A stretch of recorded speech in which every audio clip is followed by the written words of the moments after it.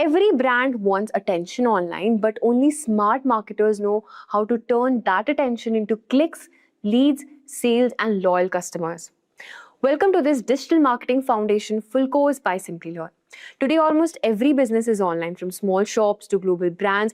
Everyone is trying to reach the right audience, get more traffic, generate leads, and increase sales. But digital marketing is not just about posting on Instagram or running random ads. It's about understanding your audience, building the right strategy, choosing the right channels, tracking performance, and improving results step by step. Now, that is exactly what we are going to learn in this course. First, we'll start with the basics of digital marketing and understand why businesses are shifting online and how digital marketing helps brands grow. Next, we'll explore different career paths in digital marketing like SEO, performance marketing, social media marketing, content marketing, influencer marketing, email marketing, and many more. After that, we'll understand the customer journey and marketing funnel, where we'll see how a user moves from awareness to consideration, purchase, and retention. Then we'll learn about important marketing metrics like CTR, CPC, ROI, ROAS. We'll also move into website strategy, where we'll understand why websites matter, how to analyze a website, and what makes a good homepage, and how landing pages are different from e-commerce website. We'll cover SEO basics, including keyword research, on-page SEO, technical SEO, meta titles, and many more. Then we'll talk about paid advertising, performance marketing like meta ads, YouTube ads, campaign planning, budget estimation.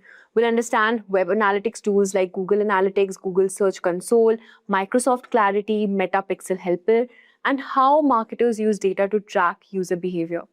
Later, we'll explore behavioral marketing and audience segmentation, where we'll learn about how to use user interest, location, actions, and intent to create better marketing campaigns. Finally, we'll look at full funnel digital marketing strategies, including the RACE framework: reach, act, convert, and engage, and how brands use SEO ads, email, content, webinars, and retention strategies together. And by the end of this course, you will understand how digital marketing works from the ground up. So let's get started. Now, before we get started, here's a quick information.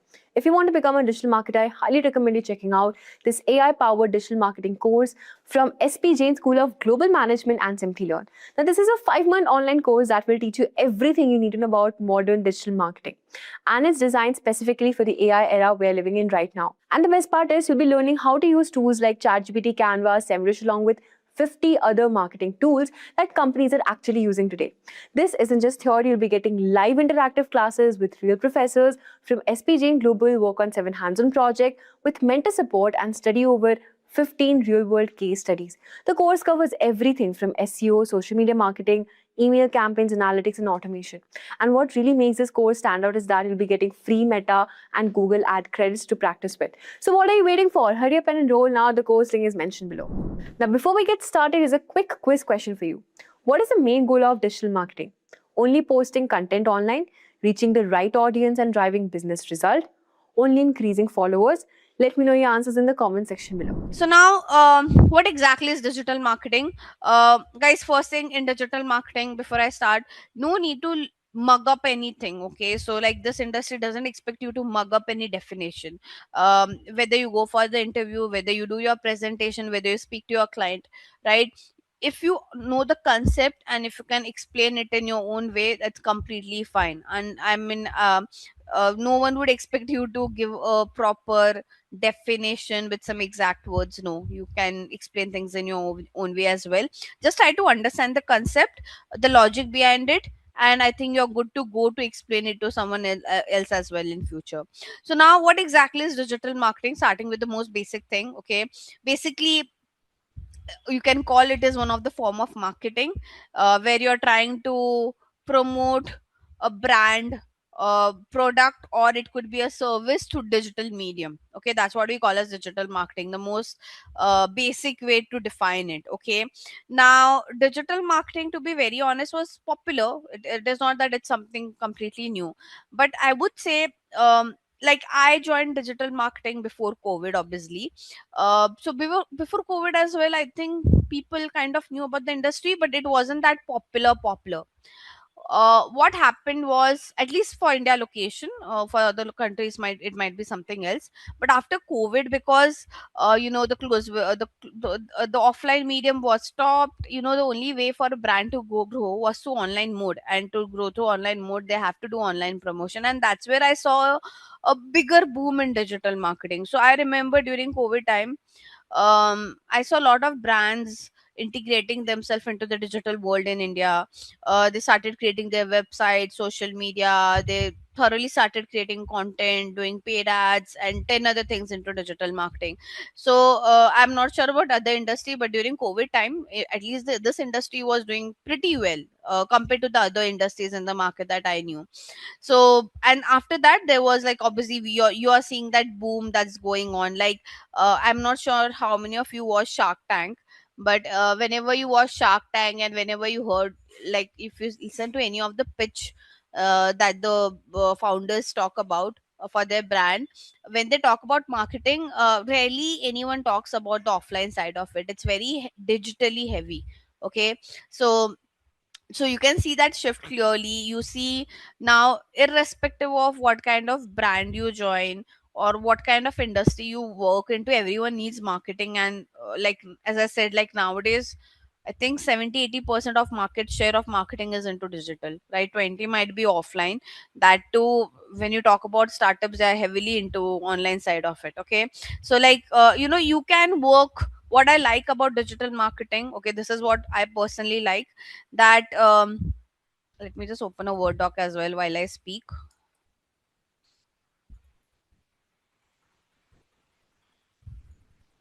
So what I personally like about digital marketing is that I can work with different industries. Okay, that's first thing. Like, I never got bored into this industry, because every year I might be working, like, Adobe has been someone for which I'm working very constantly for the last few years. But before that, I used to juggle between working with so many different industry, so many different categories in general. Okay, so there used to be time where, at a time, I used to work with one BFSI, one e-commerce, one edtech. So you will never feel bored. You would never feel that, oh, I'm doing some repetitive tasks, nothing on those line. Okay. Like, uncertain is the word for this. Like, when I say uncertain, basically you are, there's a lot of diversity in your work. Okay, so this is what I'm someone who personally like that, but otherwise I'll get bored. Okay. Second thing, so when I say diversity comes with different, industry or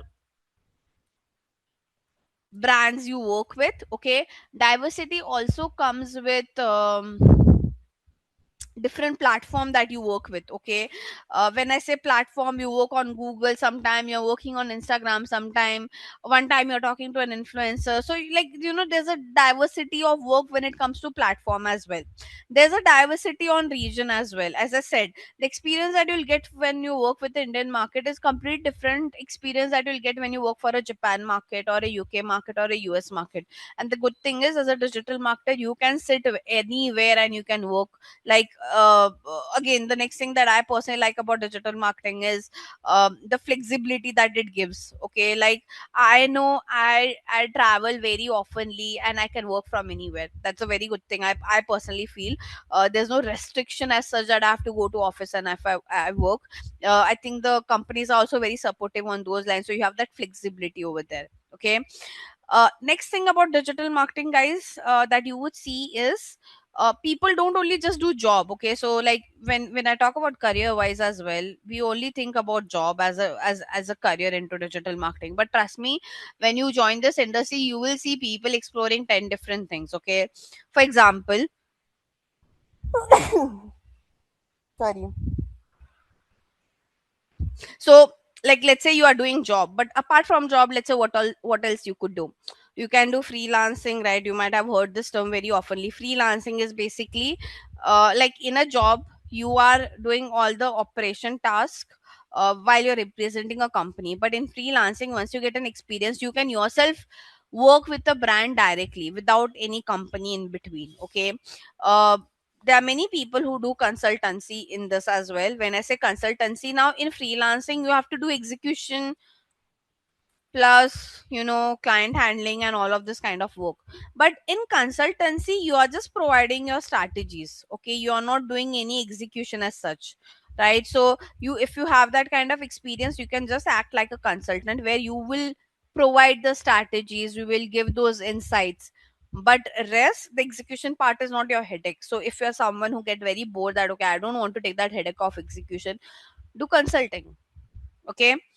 Apart from this, people do training as well. When I say training, it is like the one what I'm doing right now. There's corporate training, there's with one with edtech. Colleges have nowadays a proper subject of digital marketing, by the way. So this is there in the picture. Now people start their own business. When I say proper business, I mean they'll start their digital marketing agency, or they might start their institute, right? They can do something on those lines. Now there are many people, what they do, they collaborate with other businesses and work on revenue sharing model. Okay, so what do I mean by this?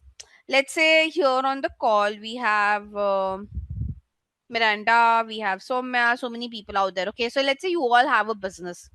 Let's say, Soumya has a skincare business. She's good with operations, she's good with creating those products, but she's not a great marketer, let's say. So, what I'll tell Soumya that Soumya, you have a great product, I'm a good marketer, we both can collaborate. So, I'll look after all the sales and marketing part, you look after operations and 10 other things. And whatever money we'll earn, whatever revenue we'll earn, we'll share. And there are many digital marketers who have done that, right? So they didn't took a fixed cost. I won't take a salary from Soumya, I'll tell her that whatever business I'm able to give her. So Soumya over here uh won't, I won't take any salary from him. I'll tell him that okay, whatever business will generate, let's share the revenue, let's share the profit. Basically, I don't need any fixed salary from you, or a fixed hourly charge or something on those lines, okay. So that's how things work here. So you can, and I mean, as I said, digital marketing is applicable in every industry. So whatever industry you personally like. So I know many people who only collaborated with those businesses for which they had an interest. For example, I am someone who's very interested in healthcare brands, okay. So I would only collaborate with those businesses because the thing is I know marketing, and second thing is I know the product, I know the industry, I have that passion for that industry, right? So that's how things work over here. Now, earning wise as well, people take some, fixed monthly charges. There are brands, there are some, people who work on hourly basis as well. There are some businesses who work on revenue sharing model. So it's up to you, like there's a lot of flexibility over here is what I would say, okay.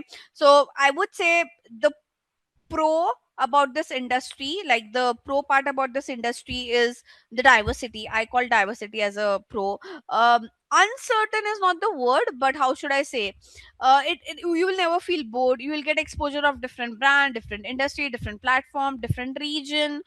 Flexibility, a very good thing, you can work from anywhere. As I said, you're not just restricted with job, you have all these other things that you could do, okay. One thing about digital marketing, and also one more thing, you can be like, so when we talk about people, there are some people who are number people, or a creative person, okay. So let's say if you are a number person, you can join this industry. Even if you're a creative person, you can join this industry. So this industry has space for both the kind of people, number and creative both, okay.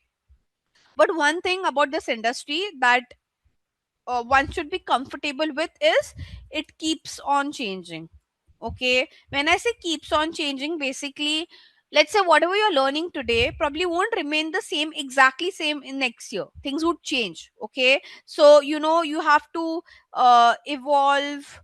Basically, you have to upskill, upgrade, whatever word you want to use, uh, quite frequently, I would say. The reason quite frequently, because if you want to keep on earning that kind of money, you have to keep yourself upgraded, otherwise other people won't entertain you on those lines, okay. Next thing, and I also personally do that. Like, I mean, it's been 7+ years, but trust me, every year I have to give my exams, okay. So what I personally do is, because I want to stay relevant in this industry, every year I give my exams, or different for different platforms. Obviously, when you work with good brands, they sponsor those kind of upskilling and upgradation for you, so that can be done.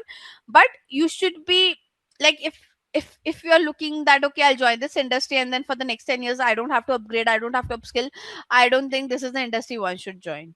Okay, so that's how this industry function. Okay, these are like some common things that you would see within this industry. Now also coming to the next part, so what all digital marketing consists of? Okay, so digital, by the way, one more thing about digital marketing is there are a lot of aspects of digital marketing that you would do, which also includes business decisions. Okay, so there are a lot of section of digital marketing where you're not just doing marketing, you're taking some business decisions as well for the brands, and I'll talk about this later on. So that is also a very good thing that you get skin in that game, like you learn business side of it as well. Okay, um now what all do we have into digital marketing? Let's try to understand this. So there are different departments. Okay, um let's start one by so I'll give a ranking from the most popular or the most high paying to the one who goes at the lower end. Okay, so currently the most popular one is performance marketing. Okay, people have given different terminologies for this, PPC, SCM, but like the current trending one, everyone call this as performance marketing. You have SEO, you have social media marketing. Now in social media marketing as well, it's divided, like some people only work towards the influencer side of it. You have content marketing, you have I think this much. And when I say social media marketing, this is pure organic, we are not talking about paid. Performance marketing includes the paid side of it. Okay, we have programmatic advertising. I'll give you an idea of all these aspects, don't worry. And then we have something called as analytics. Email marketing is also part of it, so here I'll write plus email marketing.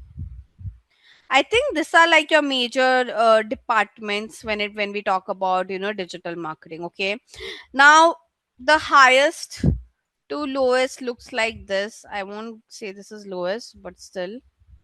Okay, now this is a major department. Obviously, there will be some small nitty gritty work, but for that, there's no department as such. Everyone works into the same section only. Okay, starting with performance marketing, guys. So, what exactly is performance marketing? Now, people have given different terminologies to it, but basically, wherever you see some ads showing up to you. So, let's say you're watching a video on YouTube and you see an ad that you can skip, or you're scrolling on social media and you see some ads showing up, right? You go on Google and you search something, you see some ads coming up. Anywhere where you see ads or sponsored or promoted, that is part of performance marketing. Okay, so performance marketing is nothing but basically promoted, sponsored, or your ads, whatever you would want to call it. Okay, now performance marketing in itself is a very big department, because like all the online platforms gives you an option to promote your brand and you can work on them. Okay, I'll give you a list. Like right now, only when write the list, you will be like, okay, there are so many things to learn over here as well. Okay, so first thing, you as a performance marketer, you have to, like, there's a lot of number thing that you should be okay with, plus there's some creative role as well that you can work on. Okay, now in performance marketing, people work into different there's a lot of things. So starting with search engine, so you work on platform like Google Ads, Microsoft ads, Yahoo ads, etc. You work on social media paid side, which is you're running ads on Instagram, uh, Facebook, LinkedIn,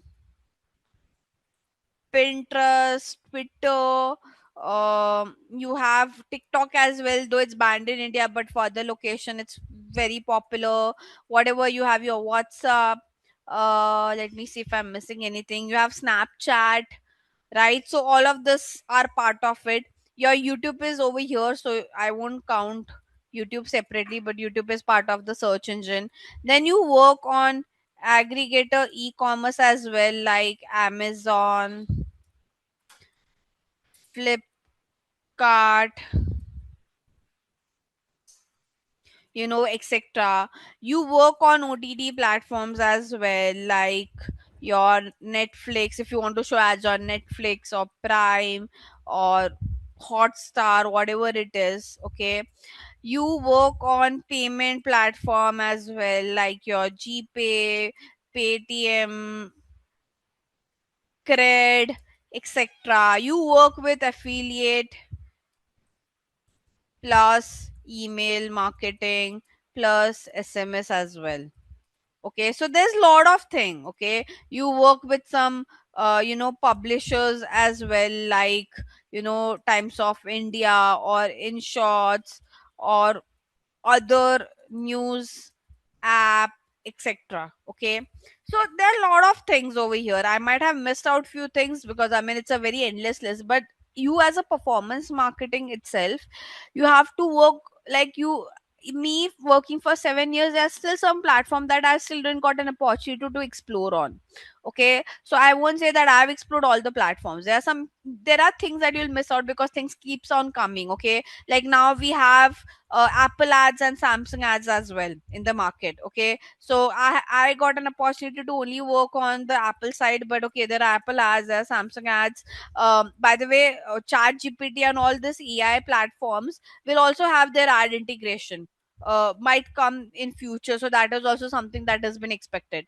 So performance marketing itself, it's such a big department. Okay, where you are working on so many different things. Now, by the way, all these platform names that I've wrote, they keep on getting updated. Okay, so it is not that okay, I've learned Google Ads today, it will remain the same next year. No, there would be upgradation and I have to be updated with it. Now, why this field or why this department is popular? When I say popular, I am saying that it is popular plus high paying as well. Okay, uh,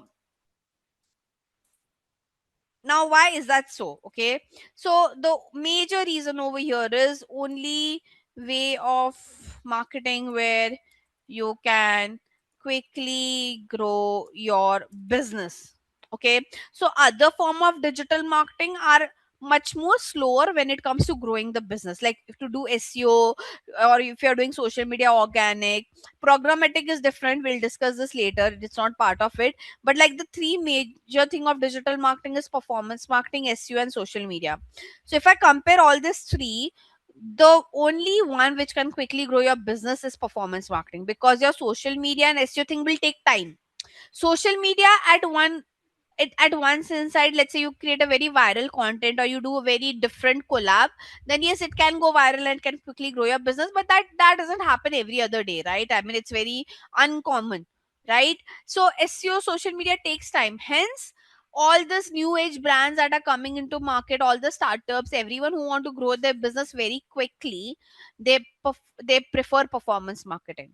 Okay, so it is popular, it is high paying, but high pressure compared to other departments. Okay, when I say other department, when I'm comparing it to SEO and social media, and but what is the reason, what do I mean by pressure? Because as I said, this is one of the most popular way to quickly grow the business. The brands obviously wouldn't take chance, wouldn't allow any major mistakes as such. Okay, second thing, the brands pay two ways on performance marketing. Okay, first one is service charge of the performance marketer. Okay, so basically, let's say I'm a performance marketer, the brand would pay me for my service charge plus,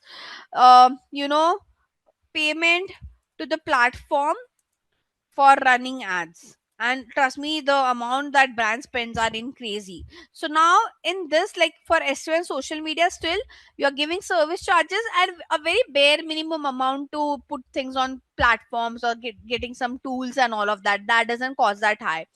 But here the cost is not only like first thing they're giving me for my service charges. Apart from that, they have to heavily spend a lot of money on Google or social platform to show their brand product, to promote or to sponsor that brand product. So they're paying double the amount, so they expect that kind of business growth, they expect that kind of revenue jump.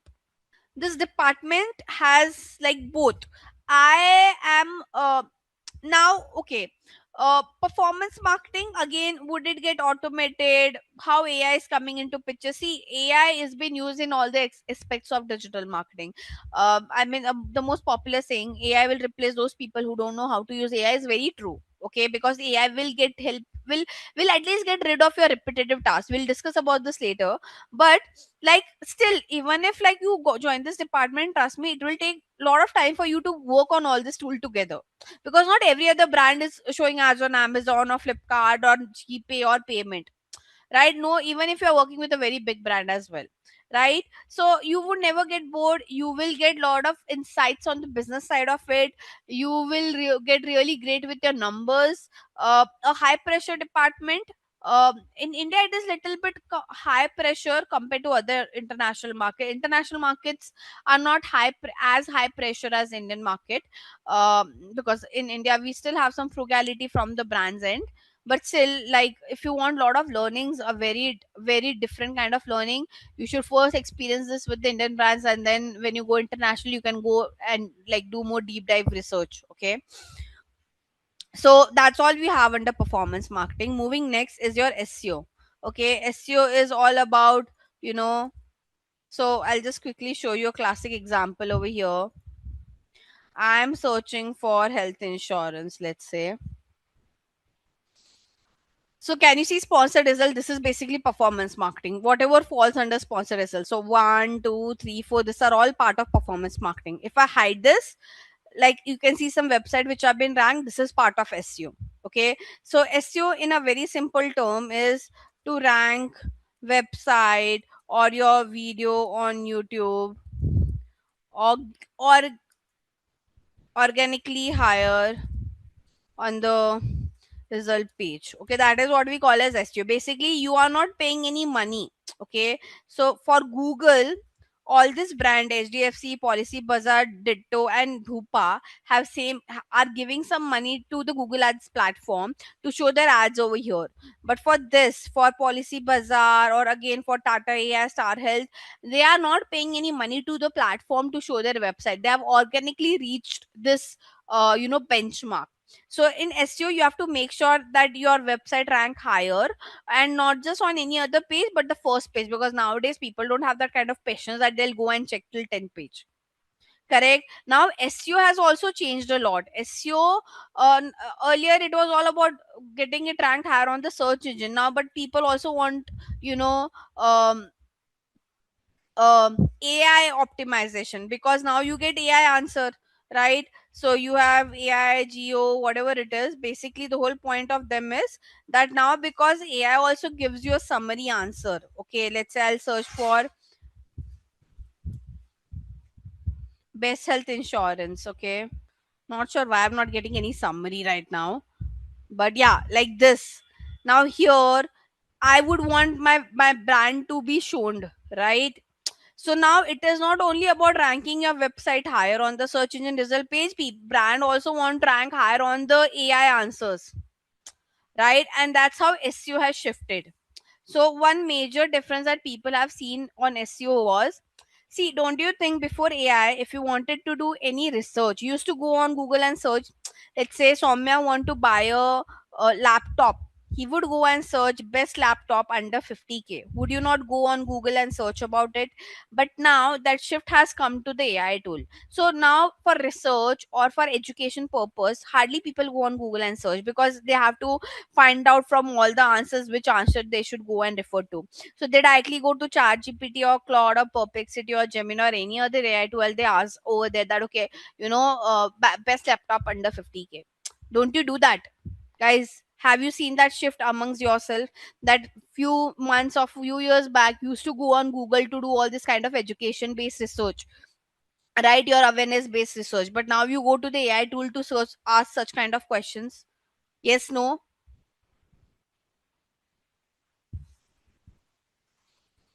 Correct. Miranda, you don't go to AI tool to ask any do you still use Google a lot compared to AI tools?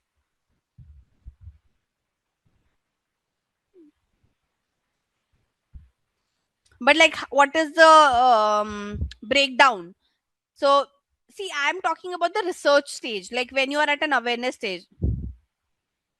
So you go on Google and you list down from so many websites and then you chooses what you're saying. Like you still don't completely rely on AI much, is what you're trying to say. Okay, interesting. But the cases are again very few. Like out of all the answers that we have seen, it's only Miranda probably who's still relying a lot on Google compared to the AI tool. Okay, obviously he would have his own reason. Could AI obviously does give a lot of wrong answer. It also hallucinates you. There are 10 things that the AI does. But again, correct, correct, correct. I also agree. I use AI very frequently, so I know it hallucinates you. Sometimes it also gives some wrong answers because the model is still getting trained, right? But there are some AI tools which does a really good job. I really like Claude personally compared to ChatGPT and all of that. I've been using Claude for a very long time, and I had a very great experience.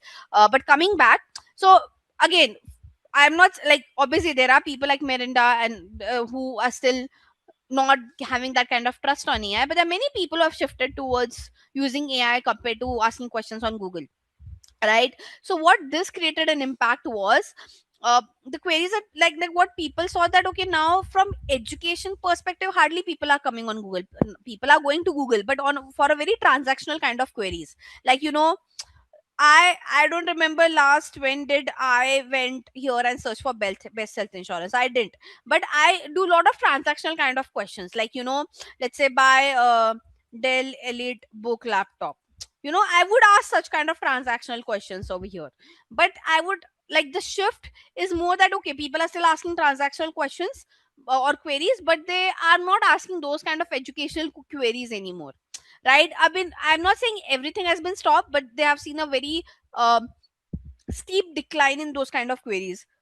So now the whole point for brand is that they want not just their website to rank here on the search engine result page, but also on the AI answers. Okay, and that's how SEO is getting shifted. Correct. So that's one thing in SEO, but SEO is still I mean, you would still need SEO. Like SEO won't go anywhere. Still would want, because see, people are smarter nowadays. They can differentiate what is ad, what is organic. Okay, on a very serious note. So what happens, like there like one some percent of your brain would trust a organic answer more than a paid sponsored content, right? So it's not that you don't have to do SEO, you have to do SEO, but you can't just completely rely on SEO. SEO takes time to grow. Okay, so till the time your business can't get impacted, so what brands do, they start their business heavily with performance marketing, and side by side they do SEO, side by side they do social media organic. And when this SEO and social media organic grow, let's say in the next 2 or 3 years, what they would do, they'll decrease their amount of money that they're spending on performance marketing, and they'll go get their reliance on SEO and social media. That's how things work. Okay, but if you're a new brand, new business, new product, new service, and you think SEO and social media will help you to grow your business very quickly, very rarely that would happen. You'll have to rely on performance marketing to do that. Okay, so the ideal strategy for a new brand has always been to heavily spend on performance marketing. While they're heavily spending on it, they try to grow SEO and social media side by side, and later on, once they both get equal, they try to reduce some spend on performance marketing, because performance marketing will only work when you're putting money. Once you stop putting money, your performance marketing will have zero impact, right? So brands don't want to blindly get dependent on performance marketing, because it like you spend a lot of money. I mean, brands spend in crores and whatnot, like obviously based on brands capacity. But there are many brands whose business 30 or 40% cost comes from performance marketing, like they're heavily reliable on this particular section of digital marketing, right? So to reduce that dependency, they are realizing that SEO and social media is also very much important, the organic side of it, and they're doing it side by side. Okay, now when you do any form of digital marketing, because it involves number, analytic is also very important. Okay, so there are basically in analytics, you don't run any ads or you don't do any marketing, but you analyze the data. Okay, analyze the data, get some insights from there, create a strategy, and pass on that strategy to the people who are working on the operation side of it. So analytics, obviously, it's required. It's all digital, it's all number. So you need to analyze the data, get some insight, get some strategy, and share it across to the people who are working on it. Now, what is programmatic advertising? This is also one of, by the way, social media. We all know what is social media. Basically, all brands who post different thing on their page and all. Obviously, social media also, in the like, it is divided. There's influencer marketing where you do collab with the influencer. Could be paid, could be organic as well. You never know. Content marketing is basically all the content that you put on your social media platform. Okay, the strategy behind it is part of content marketing. So social media consists of all this mix. I would say a very creative field. Okay, SEO is both creative plus number, but social media is very creative heavy field. Like, you should have that creativity within you, I would say. Now, like, for example, okay, I won't say, if you're not a creative person, don't join this field. I am also, like, if I compare myself with the industry benchmark, I won't call myself a creative person, but I still learned this. Okay, so people like me who don't come up with lot of creative ideas, and it could be possibility.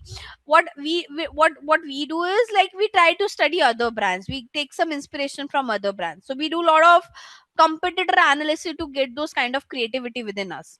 So it is not that, okay, ma'am, I'm not a creative person, then I won't join this field. No, you can.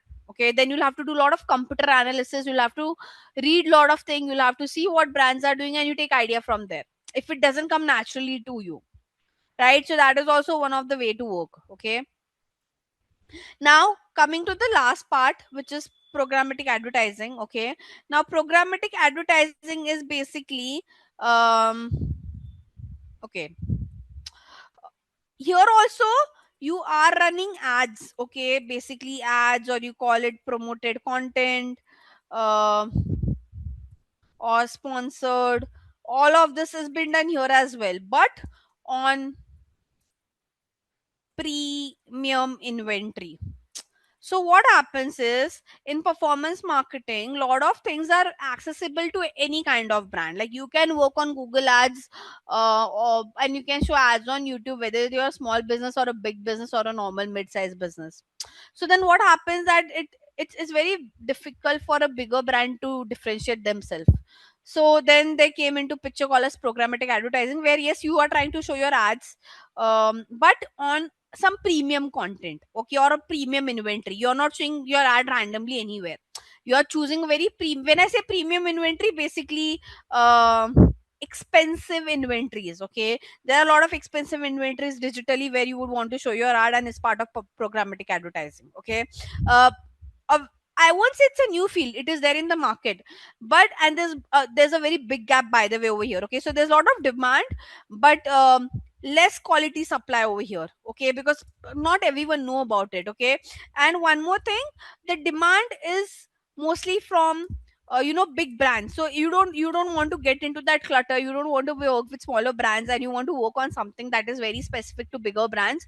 Currently, programmatic advertising is what it provides. Okay, so programmatic advertising is not done by every other random brand. Only big brands can do it because it needs that kind of money as well. So if you want that kind of exposure, you can do programmatic advertising. It is not new. It is not. It's just that not everyone knows about it. So there is a demand in international market, but I see supply wise or skill wise, there's a lot of gap. Okay, so I mean, this is all major part of digital marketing. Now, apart from this, we have email marketing, we have SMS marketing, WhatsApp, we do affiliate marketing, but all of that is part of performance marketing only. There's no separate department as such for it. Okay. When I say affiliate, by the way, you would have seen on YouTube, right? Those influencers, who share referral, who say, oh, you try to use my code, get this offer. So in affiliate, there are different ways you can do marketing, but we'll talk about this later. But again, your SMS, email marketing, all of this are part of performance marketing, and there's no specific department for it because all of this is automated, right? You don't need so many people to work on email or SMS or WhatsApp. It's all automated. Okay, now, um with within all this part of digital marketing, guys, AI is been integrated. Okay, I'm not saying AI is not being used. And if you would ask me, am I happy, am I sad about AI, I'm happy about AI. Okay, because I hate doing boring repetitive manual tasks. Like I am not for the initial years of my career I did it because that was a need. I was an intern, I was at an executive position, so I had to do it. But I find it very boring if you just tell me Jigisha, like to do one kind of task for a very long duration. I can't do that. Okay, I need that. I need strategy, I need brainstorming. So with AI coming into picture, I got rid of all those manual tasks. So anything that is very manual repetitive, it got automated. At least it, by the way, not every brand is able to do it, only some brands are able to do this. And the brand that I work with, uh, they have automated a lot of manual repetitive tasks. So I'm happy because that gave me more time to look into strategy, client handling, relationship building, and 10 other things. Okay, so I'm in favor of AI because I don't have to do those boring tasks anymore. Okay, and you will have to integrate AI, okay, without like it is mandatory. Like AI integration in digital marketing, I would say you should do from day one. Okay, so for initial few months do some repetitive tasks just to get an hand and understanding on it. But rest anything that is manual or repetitive, like doesn't need creativity or strategy, I believe should be automated. And that's what AI is doing. Okay, so I'm someone who's very happy because I have so many things to learn. Okay, I'll be only able to learn all this so many things when all this manual tasks get rid of it. And trust me, you can't survive the market if you are just doing some same repetitive tasks. The world is very uncertain, it is changing. The jobs are changing, the way people work is changing, and you have to adapt accordingly. And one of the adaptation is AI integration. Okay, so the classic line that AI will replace those who don't know how to use AI is pretty true. Like I'm seeing a lot of impact over there. Coming back to the other part. Okay, now in digital marketing, guys, as I said, either you can work, there are different ways. Like as I told you, either you work with the brand directly or you work with the digital marketing agencies. Okay, now all my career I worked with an agencies. I didn't work directly with the brand because I want that exposure and diversity. As I mentioned, obviously everyone has their own requirement. By the way, you can work with the platform as well. Okay, so you, if you are doing job, okay, I would say you can work with, okay, so you can work with some established well-known brands. You can work with digital marketing agency, you can work with platform. When I say platform, you work with Google, you do get an opportunity to work with Microsoft, Apple, Samsung. They all have, because they all have ad section. And to, so now here with this platform, you won't, like if you join Google, okay, you are not joining Google to promote Google, but you are joining Google to promote the ad section of Google. Basically, you will sell businesses that they should use Google ads, okay, or they should use any other platform that Google has developed when it comes to ads part. So once you get that kind of experience, you do get hired by Google, Microsoft, Apple, Samsung, and there are many other platform who have this section. Okay, startups again, they also have an opening.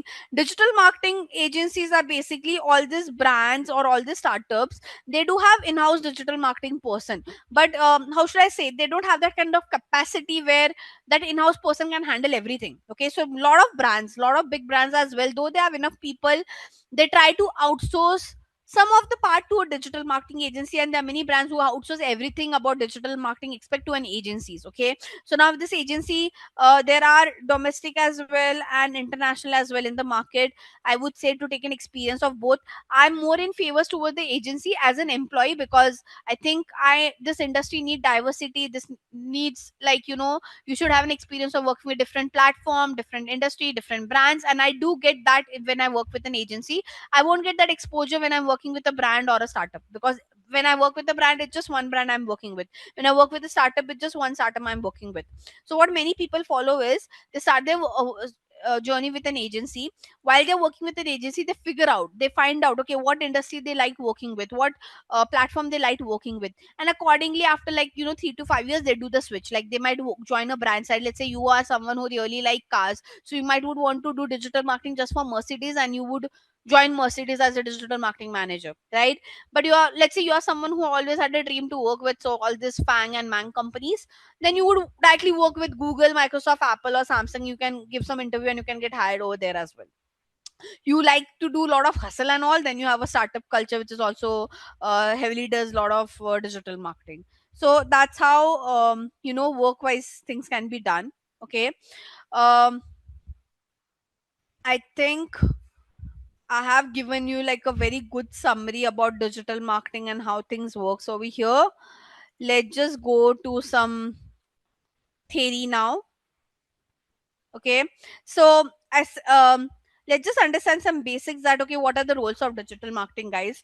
So role wise,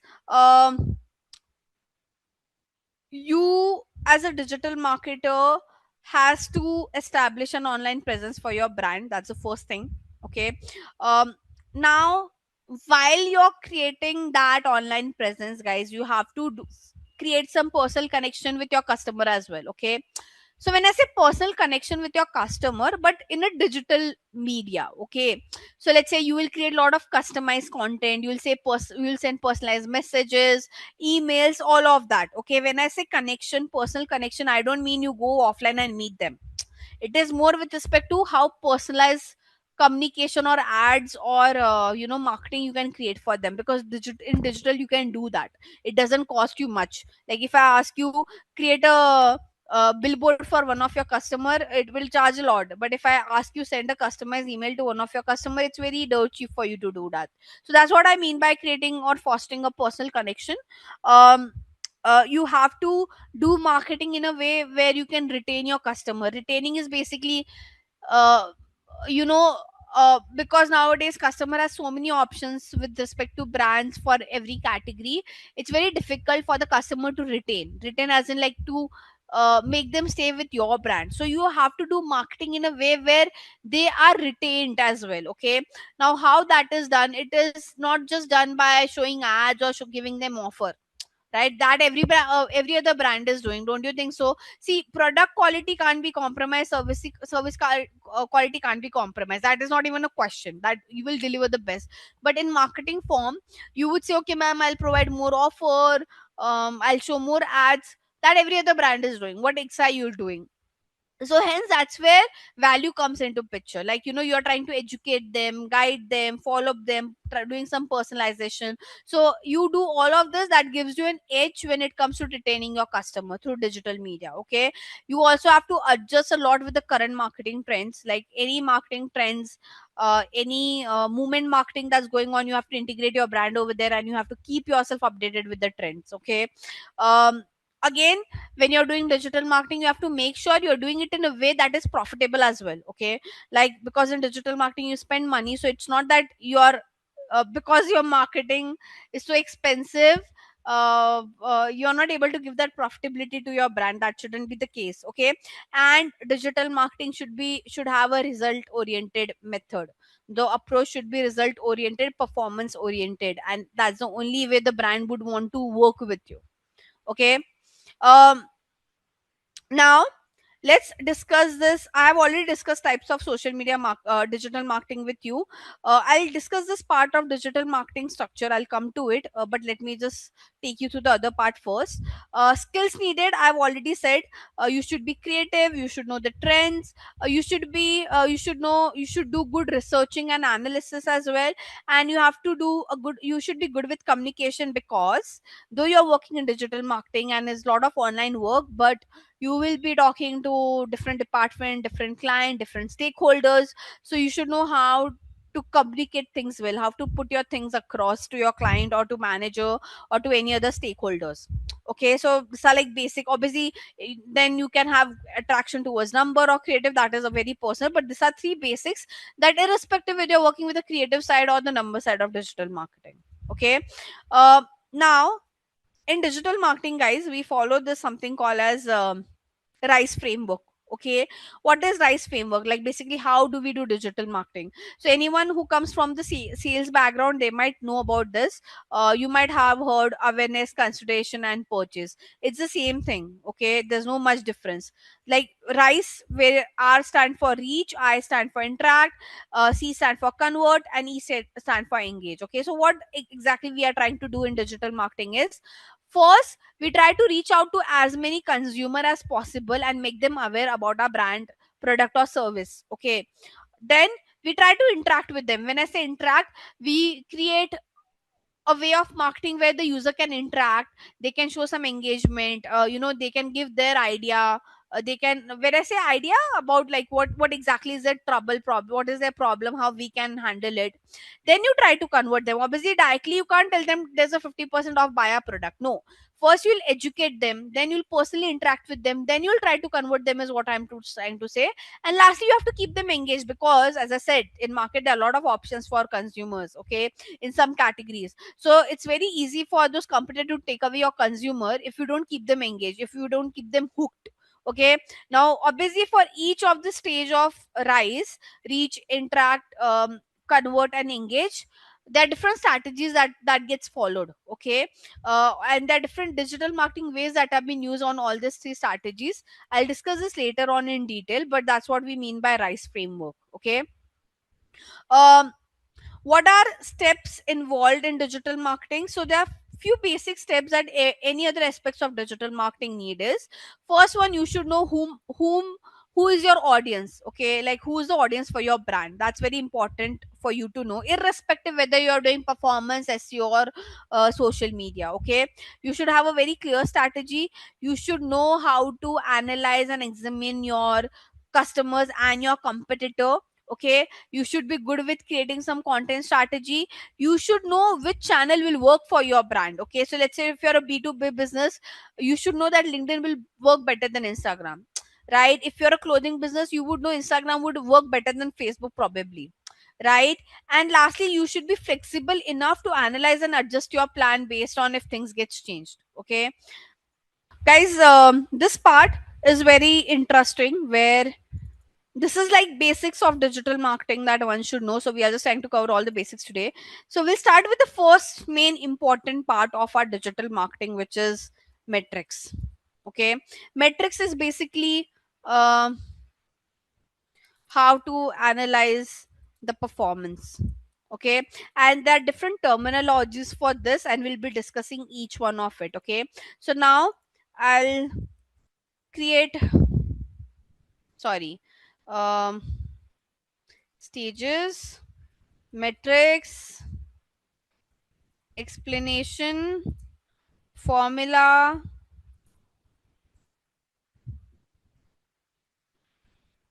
and any further comments. Okay, so basically for every stage of user journey, as I said, we have awareness stage, we have consideration stage, and we have purchase stage, and lastly you are trying to retain them. Okay, retention stage.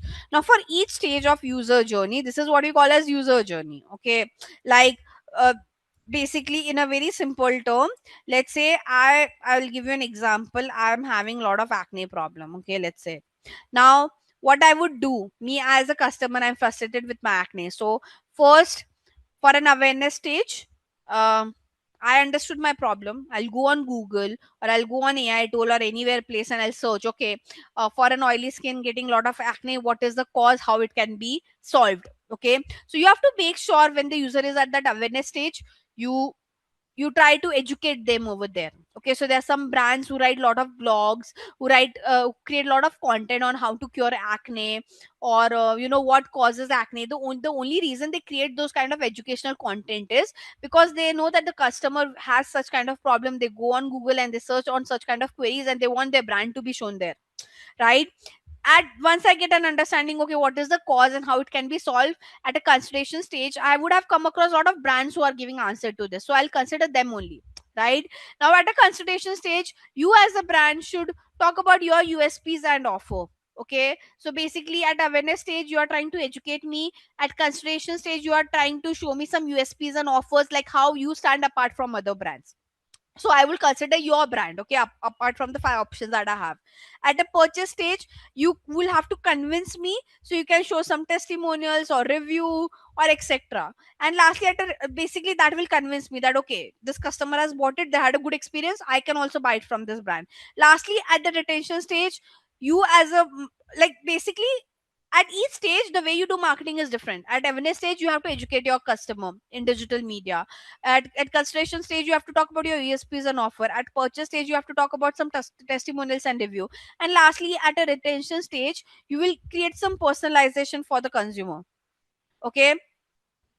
Now, at all these stages, there are different metrics that we see to understand, okay, did good awareness or not, or did good consideration or purchase or retention or not. Okay, so how would I understand that okay, whatever awareness activity I've done is good or not, or how whatever consideration activities I've done has been good or not? So for that, we check some metrics. Metrics is to understand whatever digital marketing activity we are doing, how are they performing.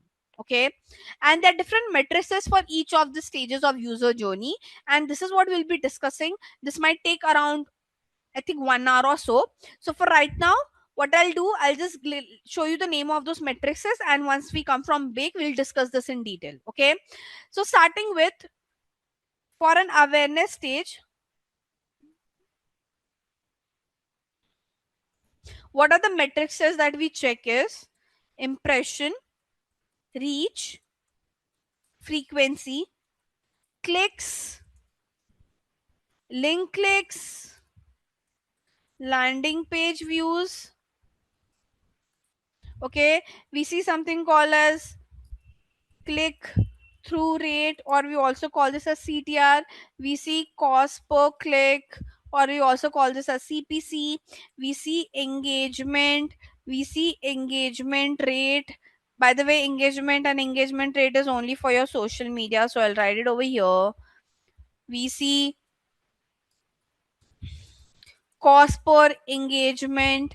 We see views, which is very specific to YouTube. We see view rate.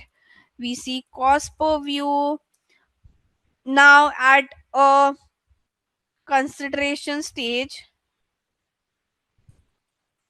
or a purchase stage, we see metrics like results or conversion or leads or sales. I mean, there are different terms for it.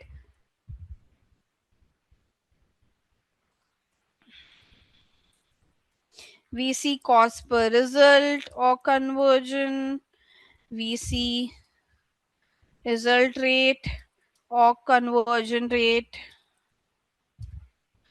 Specifically for e-commerce, we see something called as revenue, return on ad spend, which we also call as ROAS. We see AOV, which we the full form is average order value.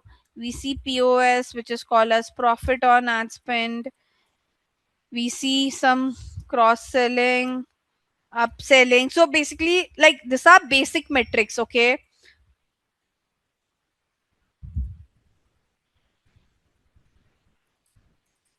and these are all, you know, basic digital marketing metrics. Okay, for platform to platform, there are other additional metrics as well. Okay, I'm just talking about the overview right now.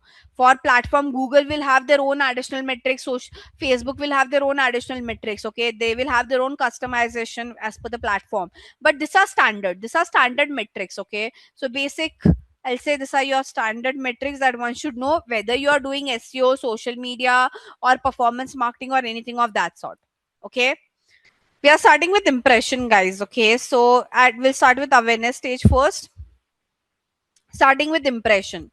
What is impression? So all these three metrics are correlated to each other. So I'll explain all these three metrics together, and then I'll see if you have any questions. Okay, impression, reach, and frequency. Okay, what is impression, what is reach, and what is frequency? Okay, so now impression is, I'll write a line also over here. number of time your ad has been shown to the customer. Okay. Reach is number of unique users who have seen the ad. So no need, but this means number. Let me just write properly.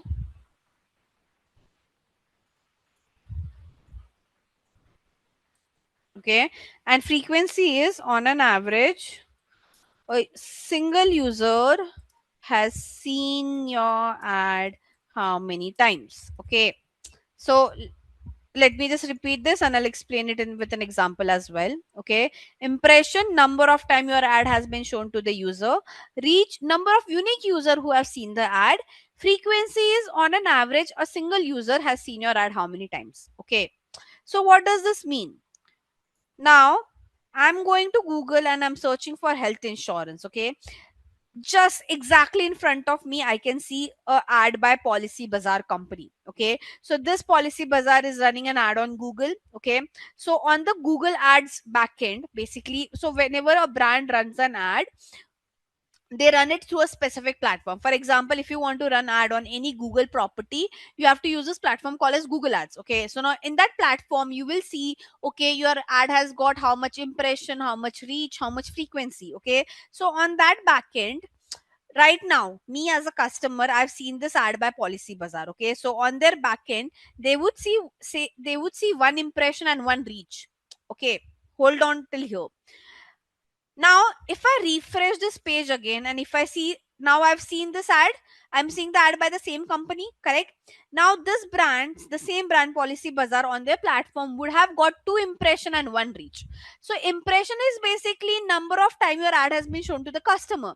So, this ad to me has been shown two times, but reach is unique user who have seen the ad. So the ad has been shown to me two times, but I am just one user, right? So my reach, this platform, this particular brand on their platform would see two impression and one reach. One reach because I am the same user, two impression because to me the ad has been shown two times.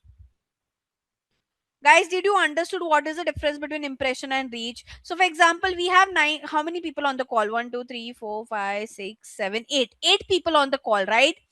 So what I'm right now, if I'm doing a promotion, my reach is 8 because you are 8 people, all 8 of us, you are listening to me. Okay. But my impression would be basically, let's say each one of you have seen my ad 10 times or 12 times, that makes my impression. So impression is basically how many times my ad has been shown to a customer, but reach only calculate the unique users who have seen the ad. Okay. And that derives the next metric, which is frequency. Now frequency is used to understand this correlation that on an average a user has seen the ad how many times. Now why this metric is required is because when a brand spend in crores, they get a lot of impression, they get a lot of reach, so it is very difficult to do the maths, right? Hence this metric has been derived called as frequency. So for example, guys, let's say I'll write some numbers. Okay, hypothetical numbers, these are the hypothetical number just for your understanding. Let's say for XYZ brand,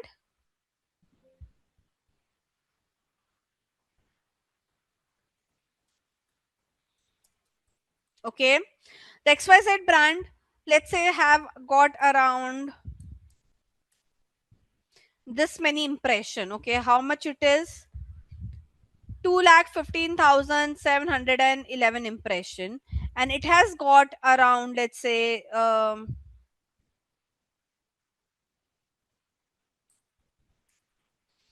this many reach. Okay, can you tell me what is the frequency? You can't do the maths, right? Frequency is basically you have to tell me on an average this user 98,267 user has seen ad how many times. Okay, one user has on an average seen ad how many times. Can you do this maths by just seeing this number? No. Hence you need frequency to calculate it. So how does the frequency gets calculated? You have to take your impression divided by your reach. Okay, so here impression divided by reach. So what is my frequency? The frequency is coming around 2. So what I'm trying to say is On an average, each user has seen my ad around 2 times. Okay. Apart from this, the use case of this frequency is all these brands, okay, who show you ads on Prime or YouTube or Instagram. They set this frequency at the back end, so they are not randomly bombarding ads to you. They set a frequency on the platform that, okay, to this user we want to show our ads 2 times, but for another user I would want to show my ads 5 times. Again, how does a brand decide this? It depends on how active you are on that brand's website or on their app. Okay, so let's say you are someone who frequently goes to Amazon and check, binge watch those products, check those products randomly. You're seeing 10 other products, so Amazon would feel that, okay, you are very active on the platform and they'll show you the ads multiple time. But let's say I'm a person who don't have Amazon installed on my phone. I only go to Amazon once or twice a year.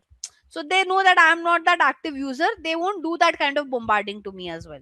So the brand decide that how many times they should show ads to you based on how active you are with the brand, or if there any major offer or sale is coming on, like Black Friday and all, or the Diwali sale. So the brand keeps on changing this frequency based on different events and to different users.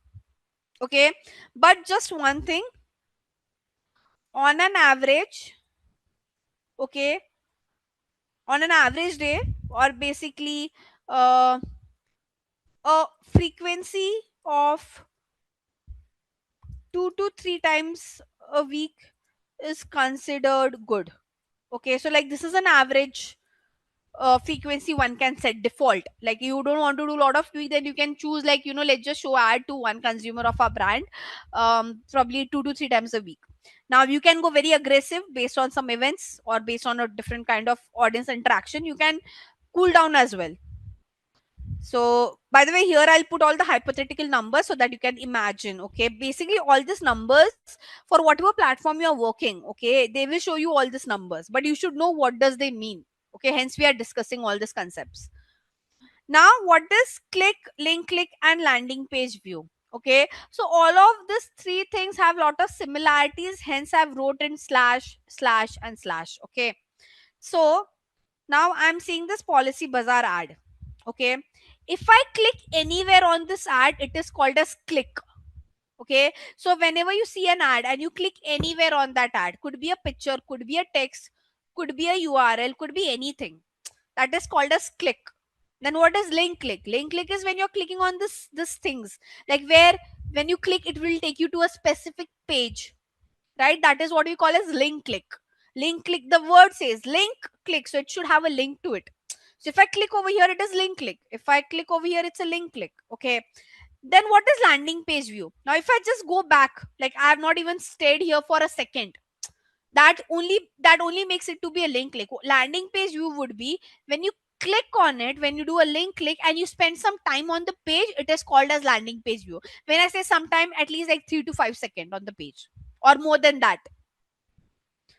So if I just click, if I just do a link click and tapka, like in not even 1 second, in fraction of second I bounce back, there's no landing page view that has happened. Landing page view means that the user has spent some time, at least over and about 3 to 5 seconds. Make sense? So click, link click, landing page view. Click is like you're clicking anywhere on the ad. Link click is like you're clicking on a specific link which will take you to a destination. And landing page view means whatever destination you have visited, if you spend some time, that is calculated as a landing page view. Otherwise, it won't get calculated. You just go back to your original page in fraction of second, then there's no landing page view. Am I clear?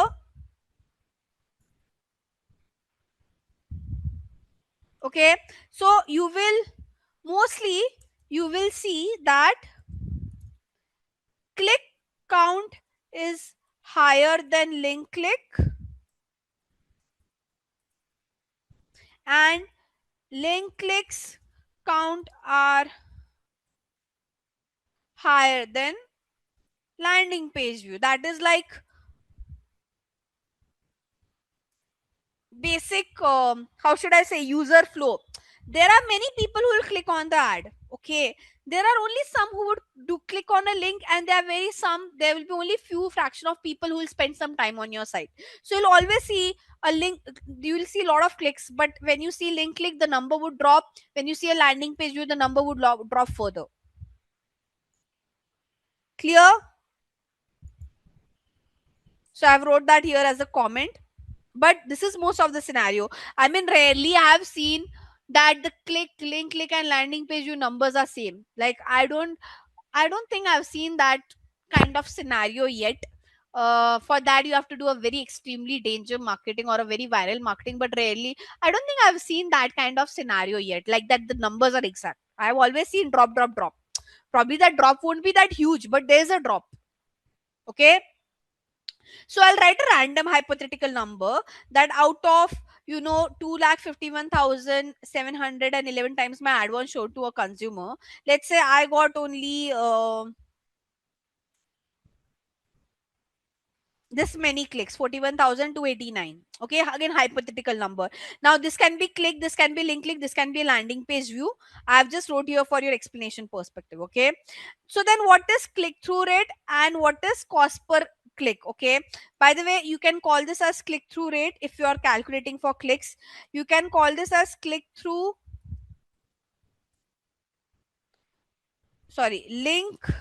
click through rate if you are calculating this for link click, and you can call this as a landing page view through rate as well if you are calculating this for landing page view, whatever you would want to call it. Okay, you can call CPC as well as cost per click, or you can also call this as cost per link click, or you can call this as cost per landing page view. Okay, it depends on what you are calculating, but the formula and the concept remains the same. Okay, so now what is click through rate and what is cost per click? Okay, so now when you, like, let's say you are my client and I'm explaining this to you guys that see guys, we have got around 2,15,711 impressions, and out of that we have got 41,289 clicks. Can you make any conclusion out of it? No, right? Like, you won't understand what she's trying to say, what does she mean, right? Like, because this numbers, it's very difficult to, and these numbers are still small in digit. Let's say if this in crores and all, it's very difficult to understand, right? So hence we have this formula or a metric called as click through rate, which will calculate, okay, uh, you know basically will give you an idea that out of number of time your ad was shown to the user, how many of them actually clicked on it, but in percentage format, so it's easier to understand. Okay, now how do we calculate this is, we take clicks, we divide it by impression, and we do into 100. Okay, so if I have to calculate this, I'll take this clicks divided by impression. Now I won't do into 100 because in Excel I have a percentage sign, but it is 19%. So now instead of telling you that we have got so many impressions, so many clicks, I'll just tell you one number, which is our CTR is 19%, instead of making it so complicated. Okay, am I clear? What is CTR? CTR is basically in percentage we convert that out of the number of time my ad was shown to the consumer, how many people actually clicked on it. Just to make it easier to understand, we convert into percentage and we explain. Okay, so right now you can see my CTR is coming to 19 percentage. Okay, so then don't you think you should have a question that then, ma'am, what is a good CTR? Right? Like, what do we consider as a good CTR? Don't you think so? Don't you have this question in your mind? That okay, you are telling us that right now the CTR is 19%. Is it good? Is it bad? Is this percentage good or bad? Right? You would think, right? Okay, 19%, but should we consider this as good or bad percentage? Okay. So, and there might be some clients you would work with, and they'll, let's say you're working for any brand, and they'll tell you, see, we need a 50% of CTR.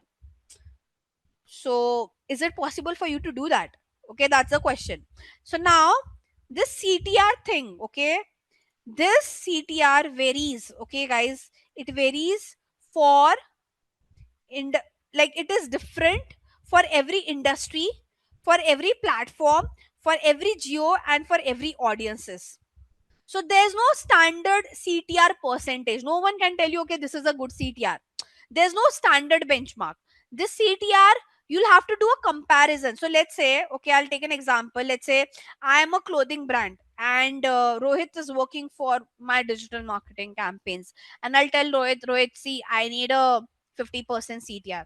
Now, Rohit shouldn't give me this commitment. What Rohit will have to say is, okay, ma'am, let me just go check what is the industry benchmark for this e-commerce companies or e-commerce industry for the location that we are planning to target and the platform where we want to do our advertisement. And then I'll give you a commitment that can we get the CTR or not. Okay? Did you understood this? There's no standard answer that okay, 50 should be the CTR. Now, from where do you get this number? Okay, first thing, to understand this number, guys, you need an experience. Okay, like you as a fresher, no one would ask you in general, because it you get this learning over with an experience. But let's say you say, okay, ma'am, we are a fresher, we still want to know this. Then there are some blogs. Okay, so every year, all this platform like Google, Instagram, all this platform, they release blogs that okay, to do for any industry, to do any advertisement, what kind of CTR they can get, or what is the CTR benchmark on their platform. So you can take that as your standard number. For example, okay, I want to know for a clothing, for a e-commerce brand, what is the CTR benchmark. By the way, this is released every year in 2026 for Google ads. Let's say for Google ads it will be different, for social it will be different. Okay, so you can go and read such kind of blogs, and there it will tell you. So you have to go down, you have to see for CTR. This is the CTR picture, if you could see. I'll zoom it. This blue one is e-commerce, if you could see. And what is the CTR percentage? It was, I believe, around, see this, we are here. So what it says, again, in Google ads there are different ways we can do advertisement, but on an average it is around like 2.69, right? So now this is your benchmark. But as I said, it is not just platform and the industry. There are two more factors: the audiences and the geography. So all these benchmark blogs that you see are considered US as like the benchmark is considered for US location. This is for US location. So then you are doing advertisement in India, then what would you do? You take a lower number over here. So you don't say 2.69, you might say between 2 to 2.4. But now let's say in India also you are doing promotion only in tier 3 cities, then again this will be different. Your target audience for clothing is not Gen Z or millennial, it is older age group, then the CTR would be more different. It will be much more lesser. So your CTR, like, though you get this benchmark for a platform and industry, you'll have to see what geo and what audience you're targeting, because that also impacts the CTR, right? So now for e-commerce, if someone would tell me that okay, Jigisha, you run Google ads for our clothing brand and you get us a CTR of 50%, I would straightly say no, not possible, because that is not the industry standard for Google ads. If they would see okay, then try to get this on social media, I'll again go, I'll see okay, for Instagram, what is the CTR standard for e-commerce brands. You, anyone who will come up one day and will tell you, get you to give you XYZ CTR, you can't say yes to them. You have to do a research that for that industry, for the platform they want to do advertisement on, and for location and audience, for that, for their brand's location and audience, you have to tell them, let me just go and find that number. There is no standard answer to it. Okay, but just one more thing, a higher CTR always indicate that the campaign or the advertisement is performing well. Okay, and one should always aim for a higher CTR. Basically, if more people, if for the, let's say I increase this click count, okay, I make this to 1 2, don't you think so? What I'm trying to say, the number of time of your ad has been shown to the consumer, if more people are clicking on it, that will automatically improve the CTR, right? Don't you want the number of time your ad has been shown to the customer, at least 50 or 60% of audience should click on it? right? So higher the CTR indicate that you're doing a good advertisement. Okay, so if you're getting a CTR higher than your industry benchmark, that means you're doing a really good job. But if you're getting a very poor CTR, that means there's something wrong with your advertisement. Okay, and by the way, in digital marketing, this is what you get paid for. You are getting paid for to increase the CTR or to improve the CTR. No one brand don't just pay you to do some operation tasks. They want improvement. They want improvement on month basis. They want improvement on quarter basis, right? So to show that, you have to, like, you would say it, let's say your industry standard is 2.59, right? So you have to tell your client that, okay, we will improve this. We'll start with 2, we'll make it 2.2, we will try to get to 2.59 as well. You have to show your growth trajectory to your client on all these metrics. Otherwise, why would they pay you? Let's go to the next part, which is CPC. Now, what is CPC? You call this, like, by the way, you can calculate CTR for you can calculate link click through rate as well. You can calculate landing page view through rate as well. The formula remains the same. It's just that you have to replace click with link click, or you have to replace link click with landing page view. The concept also remains the same. Okay. Now, what is cost per click, or cost per link click, or cost per landing page view? Basically, on an average, how much you are paying to the platform for each click, okay, or link click, or landing page view. Okay, so basically here comes the math that, okay, for whatever clicks I'm getting, how much I'm paying to the platform. Whenever you do advertisement, whenever you run ads, or whenever you do performance marketing, you are paying money to the platform. They won't do it free of cost for you. Google won't Google won't tell you that, okay, we won't charge you anything, you do advertisement. No, right? They'll ask you for some money. Correct. So for that, you need amount spent. Okay, amount spent is basically how much you have spent to do all this promotion. So again, I'll write some hypothetical numbers over here. Let's say we have spent around 1 lakh rupees. Okay, I'm just taking some hypothetical number again. So this, I'll put a currency sign so we can understand. Then how can I calculate my cost per click? Okay, what I have to do, I have to take that this 1 lakh divided by the number of clicks I've got. This makes my CPC. Okay, so I'll make a round figure again. I'll put a currency sign. Okay, so for to do this, you have to take total amount spent divided by total clicks, or link clicks, or landing page view. Okay, now again, is it a good cost per click? Is it a bad cost per click? Same thing. This thing also varies for industry to industry, platform to platform, geography, audience wise, all this CPC fluctuates. Okay, but ideally, it is always said that over basically you should always aim for a lower CPC. Okay, so lower CPC will indicate that the campaign advertisement is performing well. Aim for a lower CPC. Basically, what I'm trying to say, don't you want to spend less? And like, it's like, I'm asking you to take a very minimum budget but get me as many results as possible. This is what I'm trying to say. That why you want to spend so much, right? Let's say if I make it 2 lakh, the CPC increase, that means you're paying more for a click. So wouldn't you want to spend less and get as many clicks as possible? Correct. Now, by the way, see again the same thing here. Like, you have CTR, you have CPC benchmark as well. If I scroll down, let's see this. Okay, this is a CPC benchmark for e-commerce. What is it? Is $1.16.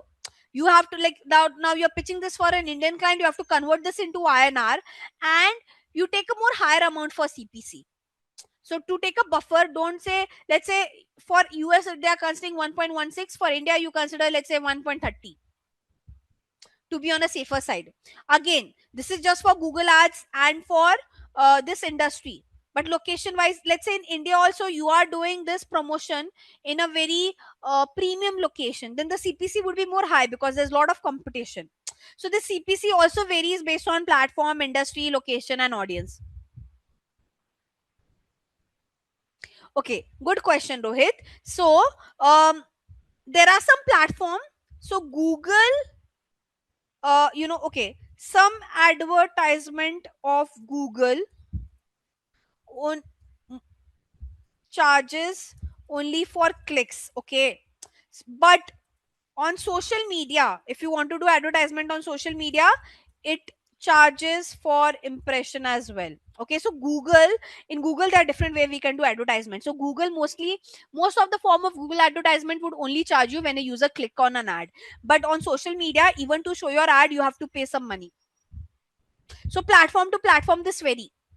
There are some platform which charges you for impression as well. There's some platform who doesn't charges for you for any impression. They charges you for only when the user click on that. So this differs for platform to platform. Okay, am I clear? So now if someone would tell me that Jigisha, for India location, get me a cost per click of 2 rupee, I can't get it for the e-commerce brand, because the standard, if you just convert $1.16 to INR, and for a prime location the CPC be much more higher, right? So I can't give a commitment, I'll have to do the research. So you should never give a blind commitment that okay, I'll give you lowest CPC, I'll give you highest CTR. No, obviously a client would want high CTR and low CPC. That is what they want. But how much high CTR you can get and how much low CPC you can get, you have to do your research. You have to tell them, let me see, you first tell me on what platform you want to do advertisement. You tell me what is your location that you want to target and who's your audience. You give me this C data, I'll tell you what is the CTR and CPC that I can achieve and how I can make it better month on month or quarter on quarter. Clear? So obviously you are not giving this fixed commitment. Your client, what would, let's say if I'm giving this commitment to my client would expect that quarter on quarter or year on year I increase the CTR and I decrease the CPC. And that's the only reason they'll pay me the salary or they'll give me money. Otherwise, what's the use case? If for every year I show them the same number and no improvement, would the client pay me for that? No. So your job as a digital marketer is not just to do operation. You have to optimize. When I say the word optimize means you have to make your existing work better. When I say existing work better, I'll have to create advertisement in a way that my CTR rise and my CPC decreases. Obviously, considering the industry benchmark. Okay, so we have discussed so far till cost per click. Now on social media, we also see metrics like engagement rate and cost per engagement. What do we mean by engagement? Now engagement means your total of like, share, comment, save, scroll, any interaction basically, and other interactions, okay, apart from click, is called as engagement. Because on social media, see, this is only for social media, because only on social media you can like a post, you can write a comment, you can save it, you can share it, right? You can scroll around. So that is what we call as engagement. Okay, and this is only for social media platform. It is not for search engine like Google, Microsoft, Bing, and all. Okay, then what is engagement rate? Again, the same thing. That number of time your content was shown to the consumer, how many people have actually engaged with it. Okay, so number of time your content was shown to the users, how many of them have engaged with it, again convert in the percentage format. Okay, and lastly cost per engagement, basically same thing. How much you are getting charged for each engagement. So this same metrics is only for your social media platform, not applicable for search engine. Okay, now on YouTube, okay, we see, this is again, I'll write yours for social media. For YouTube, we also have one more additional metric. So see, these are some additional metric that the platforms ask to check, hence I've wrote it separately. On YouTube, now we know views are very important, right? Like everyone want to see the don't you think you decide by checking the views that okay, should you watch the video or not? Okay, so now, by the way, on YouTube, whatever views that you see, it is not just organic view, it is paid view as well. Okay, so what do I mean by paid view? Basically, let's say this particular video. Now this particular video has got 2.6 k views. Okay, this doesn't mean this is all organic view. This, what this person might have done, this particular video, He might have run this video as an ad, and he would have garnered this views. So because he also know that most of the people decide should they um, see the video or not by seeing the view count, right? So on YouTube you should see, okay, view rate is basically again number of time your content was shown, how many of have actually went and watched that video for some duration. Cost per views, again how much you have paid to YouTube to run this video. Like basically cost per view mean, now right now I'm seeing this ad, so how much YouTube is charging this brand, I believe what brand it is, I don't know. Well, it's not by Apple, it is by some a different company altogether. So basically how much YouTube is charging this particular brand to show this commercial to me is called as cost per view. Okay, so again this is also something that the we as a digital marketer try to calculate. By the way, a fun fact or a very interesting fact you should know, it is dirt cheap to run this kind of ads. Okay, so the you have seen this kind of ads, right, that you can skip in 5 seconds. So to run this kind of ad and to garner views for India location, the cost per view ranges from 0.30 paisa to 1 rupee, by the way. So I had worked, when I used to work for Indian brands, there were brands, what they used to do, there was this, I can't disclose the name of the company, but there was a mutual fund company. Okay, they used to create a lot of boring videos about mutual fund. I mean, the videos were not that interesting. They uploaded it on YouTube, and they saw that okay, they are not getting a lot of views on that videos. So what that client used to do, they used to give me 1 lakh, they used to allocate 1 lakh budget for each of those videos, and they used to ask us to run that as an ad and increase the view count.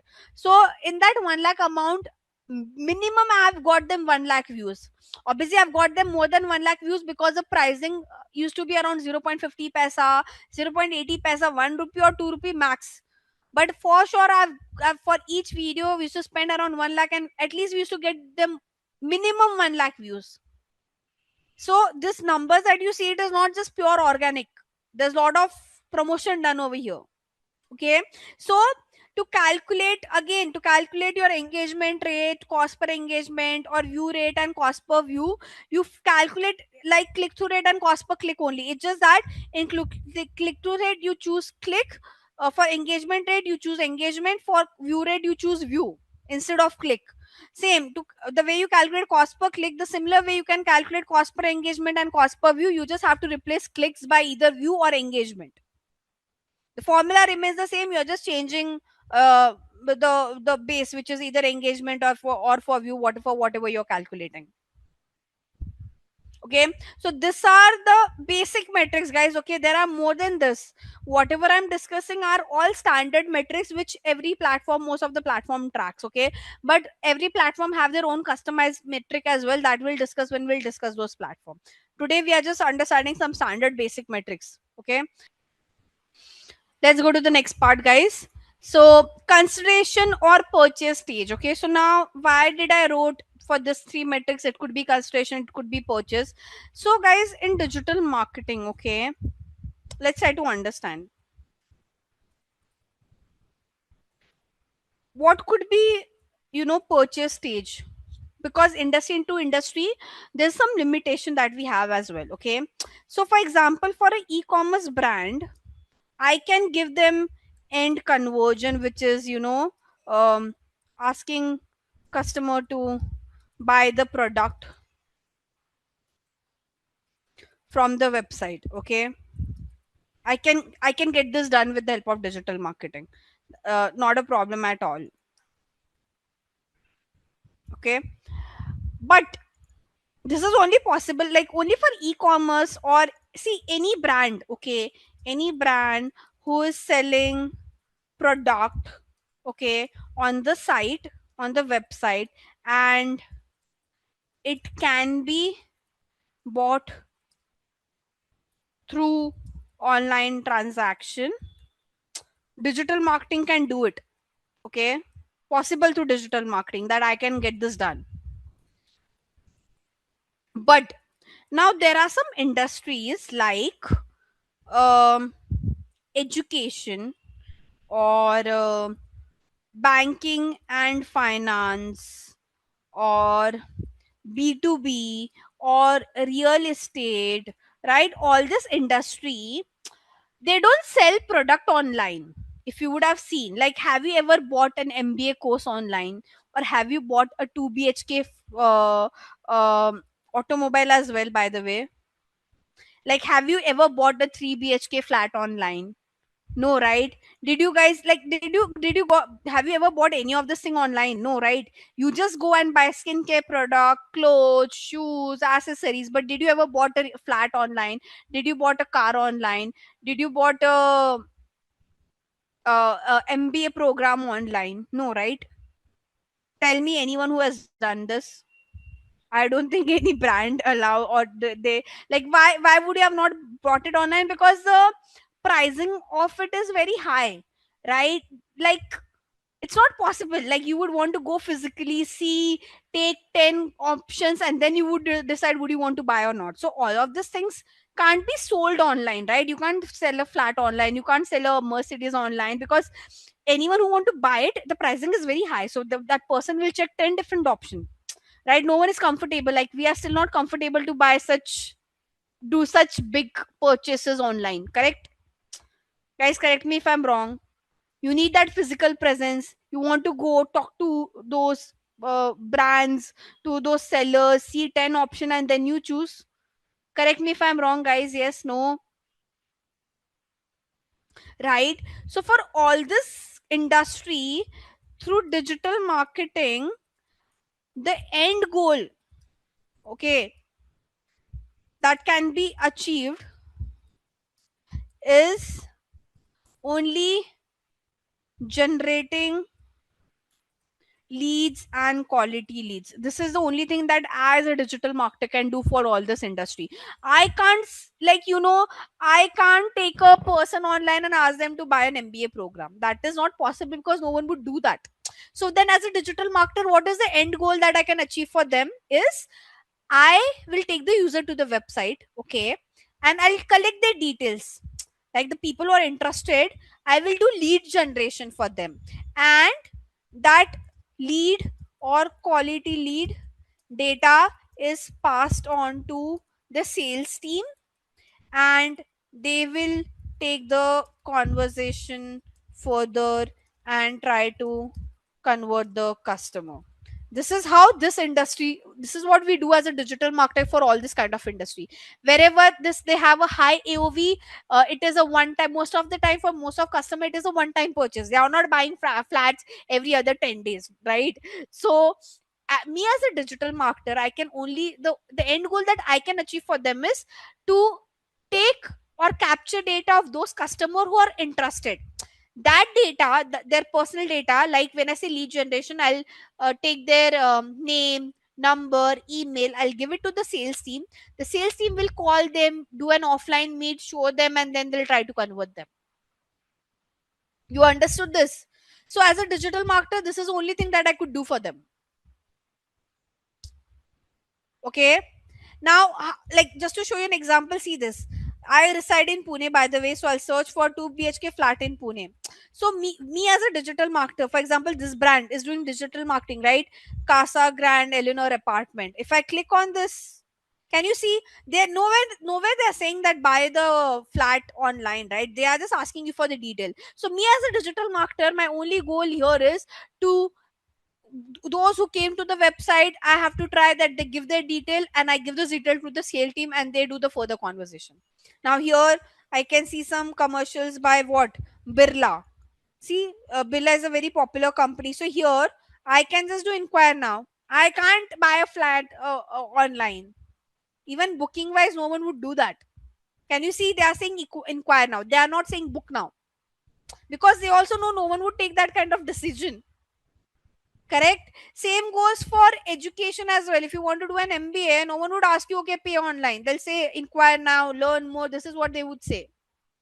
Right? Even for B2B, if I'm selling a digital marketing services, you won't go and buy online my SEO service, right? You will give your detail, we'll do a Google Meet, we'll speak, I'll understand your requirement, then we'll see whether you want to take my services or not, right? So me as a digital marketer, hence here you would see I have wrote result stats conversion. Now the meaning of result stat conversion is very different for every industry.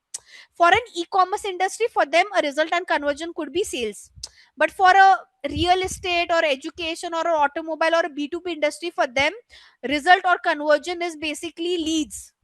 Okay, so the reason I've wrote it this way is what I'm trying to say, the meaning of results and conversion is different for every industry. Now let's say there is a company like mm, okay, so now there are brands who has app as well. Okay, who have, who also have apps. For them, me as a digital marketer, what I can do, I can help them with app install and in app uh, to get some in-app event done. Okay, basically, let's say, okay, I'm doing me as a digital marketer, there is a brokerage brokerage brand. Okay, so investing brand. Okay, let's say there's some investing app brand. Now for them, me as a digital marketer, what I can do, I can get the app installed, okay, from the customer, and I can also do some push for some in-app event, as in, let's say, just downloading the app won't help, right? I would want people to use that app, so I'll put some notification by asking them to open their account, the brokerage account, or buy one product from there. This is what I can do for them, right? Hence I've wrote app install in-app action. So the meaning of results and conversion is very different for every industry. It could be reads, it could be sales, it could be app install, it could be in-app action. By the way, it could also be offline conversion. It's a very different ball game altogether. I don't want to get into it, but the meaning differs. When I say result conversion, there's no one definition for it. Industry to industry, the definition varies. So you also, as a digital marketer, for few industry you have limitation, like not for e-commerce I can do it. Like even for furniture, there are many brands, there are many customer who won't be comfortable to buy a premium furniture online. So for them also you can do only lead generation, and you can ask the team to call them and try to convert them, right? So it depends. Now, so this is what I mean by conversion. Result and conversion is basically the end goal for whatever xy action, or for what, for event you are trying to get that end conversion. Okay, so now here, let's say I'm talking, let's say all these numbers I've wrote for an e-commerce brand, okay, hypothetically. Okay, so then when I say conversion here as, let's say, um 10,000, if it's an e-commerce brand, I'm trying to say that I've got 10,000 purchase from the website or from the app, whatever it is. Okay, but if this would have been lead generation, I meant that I've got 10,000 leads from my advertisement. Okay, what is cost per result or cost per conversion? How much I have spent to get this number, how much I've spent to get 10,000 sales from my website. So how can I calculate this? I have to take my amount spent divided by my uh, number of conversions that I've got. Okay, so let's say if I make it 1,000, it becomes 100. I'll write the formula over here. So formula to calculate this is, you have to take your amount spent divided by total conversion or results. Okay, now again guys, your client would always ask you to decrease this cost per conversion or results on year, like basically it could be year on year basis or month on month basis. Okay, so see, don't you think, let's say right now you are getting a cost per conversion of how much? This is my cost per conversion. Right now I'm getting a cost per conversion of 100. Like in future my client would want me to make it to 500, 50, right? So again here, there's no standard answer that this is good. You have to see your industry benchmark, and then you have to give the commitment to your to your client. Okay, I've taken a very optimistic number, I'll change it. Okay, then what is result rate or conversion rate? Result rate, conversion rate means, again, um, out of number of time your ad was shown to the user, how many of them have actually converted is what I'm trying to calculate with this. So how to calculate this? You have to take your conversion or results divided by your impression. Sometimes people divide it by impression, sometimes they divide it by clicks, and they make it into 100.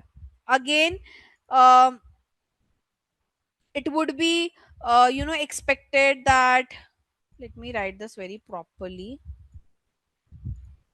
it would be expected to increase this result rate or conversion rate, because a brand would want more conversion, right? Higher the percentage of conversion rate and result rate would mean more people are converting. So what I would do, I'll take this conversion divided by, now there are people who divide it by impression, there are people who divide it by clicks as well. It's up to you, or for brand to brand this differs. So right now I'm dividing by impression, and I'll make it into percentage. Now why it is coming zero? Because it is in decimal value. So right, my conversion rate is very low, 0.191%. My client would want me to improve this. Am I clear what is conversion rate? What is, so like your CPC, the way you want your, so the way you want your CPC to be less, your cost per conversion or your cost per result also should be on a lesser end. The way you want your CTR to be high, your conversion rate or your result rate should also be high. But again, how much high, how much low is different for every industry. Now e-commerce brand, because see, now as I told, majorly for e-commerce or online transaction we can get the end result done. So now because we are getting the end result done, there are some more metrics that we will have to check. Okay, hence this additional metrics for e-commerce. Okay, this is for e-commerce only, but for again the purchase stage. Okay, that what are some additional things that the e-commerce brands check? The first thing the e-commerce brand check is how much revenue you were able to generate. What do I mean by revenue? Okay, basically, some price of all the product that was sold through the advertisement is revenue. Basically, when I say I have got 411, let me just make this better. So here you could see that I'm saying that I've got 411 conversion. I mean, from my website, 411 products have been sold out. So what do I mean by revenue? Revenue means that whatever these products have sold out, each product would have a price. One would cost for 100 rupees, one would cost for 20 rupees. I have to take sum of all that price, and that makes my revenue. Okay, so let's say hypothetically for this e-commerce brand, we are only selling t-shirt. Okay, let's say I'll give you a classic example. We are only selling t-shirt, and all the t-shirts are priced at 300 rupees. Okay, so then what would be my revenue? Average order value means what is the average uh, order that the person is giving. So for us, as I mentioned, our t-shirt price are all 300 only, there's no difference. Then what would be my revenue? I'll have to take 300 into the number of products I've sold. That is my revenue. Okay. So whenever you want to calculate revenue, you have to take some price of all the products that were sold from the ads. But now revenue is not the end goal for e-commerce brand. Okay. Like, see, mostly the e-commerce brand won't give you a target that, hey, I want monthly 10 lakh revenue. Because let's say I tell this to Rohit, you do advertisement, you do ads for me, and you try to get 10 lakh revenue per month. But don't you think Rohit can spend 10 lakh and get 10 lakh revenue for me? So then there's no profit and there's no loss for me. So e-commerce brand won't make it easy for you guys in this way, that they'll just tell you revenue target. No, they will give you this. Most of the e-commerce brand gives a ROAS target. Okay, many of, at least in India, you will rarely see a brand who will give you revenue target. They'll give you return on ad spend target. What does this mean? So return on ad spend mean that if you are spending, okay, my 100 rupees, I want 5x return. What do I mean by that? At least I need 500 revenue. So return of ad spend means that if you're spending 1 rupees of, like if you're spending 1 rupee on advertisement, at least I need five rupees of revenue. That makes it as a 5x return. So most of the e-commerce brand, they give you a target that, okay, we need 5x return, we need 10x return, we need 11x return. They won't tell you, okay, we need 10,000 revenue or 10 lakh revenue. They'll tell you irrespective of how much amount you're spending for us, at least make sure we need a x return of 5x or 10x or 20x or whatever target they have set. Make sense? So now how one can calculate this return on ad spend? To calculate this, you have to take your revenue divided by your amount spent. So right now, I'll just write the formula over here as well. You have to take your revenue divided by your amount spent. So what is my, I've hardly got what 1.2x return. Okay, if I increase this revenue number, if I increase this by any chance, let's say if I make my average order value to 1000, or I increase my number of product I've sold to 1000 again, automatically I've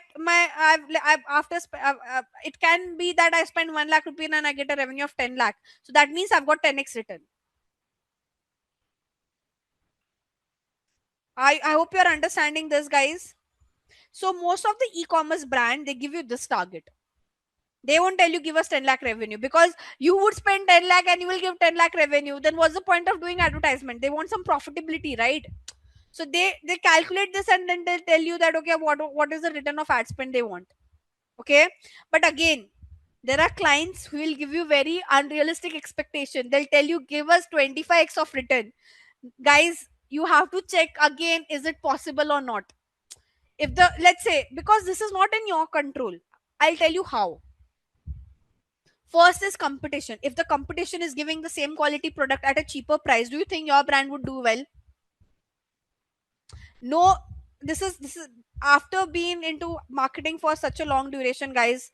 This is my answer. Okay, if your product is not great, no matter how great marketing you do, it won't sell. At some point of time, you won't be able to sell your product. One time a customer would try it out, but if that product is not great, you can't sustain the market. And now, because customer has so much choice, they won't bother to come back to you. There's no monopoly. If your brand doesn't have that monopoly and you're selling a very bad product, trust me, no matter whatever kind of advertisement you do, it won't last. It will be very difficult for you to survive. I have worked with many brands who had a lot of money, but the product wasn't great, and I couldn't do any marketing. I couldn't achieve that marketing for them because the product wasn't great. The competition were giving a better quality product at a cheaper price. I can't, no kind of marketing can beat that. Right? So this is what I believe. And I have experienced this. I have seen brands who used to give me a lot of budget. We did all kind of advertisement that we could do, but we couldn't sustain that industry because the competitor were were giving a much quality better product at a better price. So I couldn't beat that. Right? So you have to be very careful while giving such kind of commitment. See the product, see the brand, see what the company are doing, and tell them clearly that see, these are the factor this which will impact the return on ad spend. You fix it, then only I can give you the commitment. Because if you give any wrong commitment to your client and you take them on board, you can give some unrealistic commitment to your client, you can take them on board, but if you don't deliver those results, trust me, they'll like, they will make your life hell. You might come across some clients who will make your life hell for it.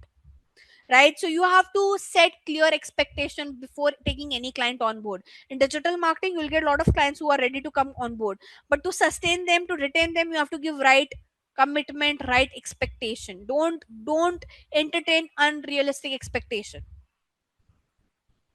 Okay, just to take that client on board, because it will be headache for you only in future. Okay, and there's a good chance they will default your payment as well. Coming to the next point, which is POS is profit of ad spend. Now again, there are many brands who are very smart. They give you POS target. What is POS? In POS, here in the revenue, okay, they'll take revenue, but they will divide it by the advertising spend plus, okay, product making price plus other rent thing that they are doing plus employee cost, everything. So anything, okay, anything on which they're spending money, profit of ad spend is basically you have got me a 10 lakh of revenue. Correct? Now here they won't just consider spend as this. In this 1 lakh, they'll add their product making cost, they'll add their employee cost, they'll take their rent cost, they'll take their electricity cost, they'll take all of this average number, and what is the actual profitability is what they would want to know. So if you are giving them a 10, of let's say you got a ROAS of 10x, expect the profit of ad spend would be half of it, because there are so many additional expense that is coming into picture, right? So brands are very smart. What they do, they give you a very high ROAS because they want profitability as well. The end profitability should also look good. Let's say here, if you get a ROAS of 5x, trust me, the profitability will go to zero or minus, because they're adding so much cost.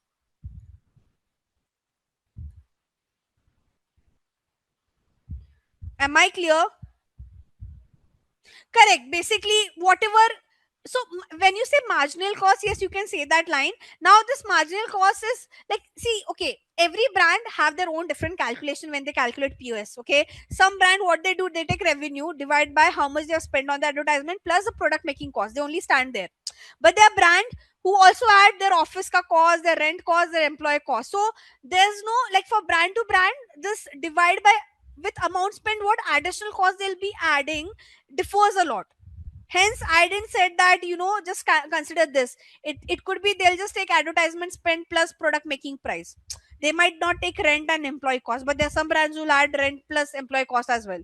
I can't tell you, like, that I've worked with brands and who have made very irrelevant POS calculation. But anyways, it differs from brand to brand. So is what I'm trying to say. When they calculate their POS, what they'll add more than their ad spend is something you have to leave it to them, and very difficult to debate as well most of the time. But this is what brand does. I usually don't prefer to work on POS basis, because, see, it's none of my business. With respect to what is your Wi-Fi pricing, internet pricing, me as a marketer, I can't give such kind of commitments. I never get into POS, because brand do, if you are working with a very unethical brand, they will add very weird calculation over here, and you will have to do that debate with them, and I try to avoid it. I'm very okay to give ROAS target. I never get into involved into POS target. Yeah, it's not my lookout with how much you're spending to create that product, how much you're paying to the employee. That is your headache. You look into it, right? My campaign shouldn't be just based on POS basis, right? Because it's not under my control. Guys, you're understanding this? So whenever, if a client asks you to work on POS basis, I would say run off, guys. Run off, because it's a next level headache that you'll take. Guys, am I clear? Yes, no.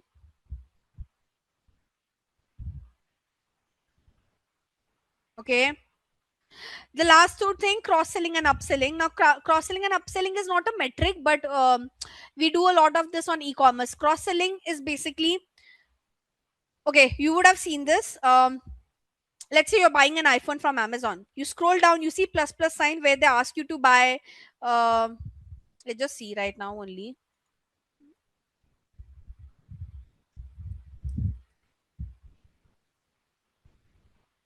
So I want to buy OnePlus 15R.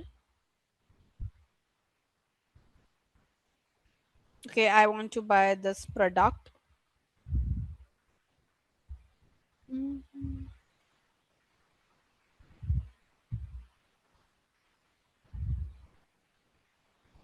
Okay, now for this,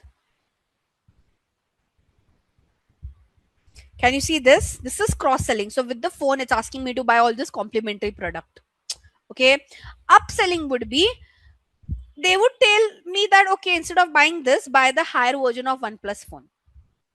Okay, so cross selling is you're selling a complementary product. Upselling is you are selling a upgraded version of the same product. Now, why it is done? Why do we do cross selling and upselling? The whole point of doing cross selling and upselling is to increase the AOV. Basically, if you buy with the phone, if you buy a charger, earbud, and all of that, it will increase the average order value. If the average order AOV increases, leads to revenue increase, and that leads to better ROAS and POS.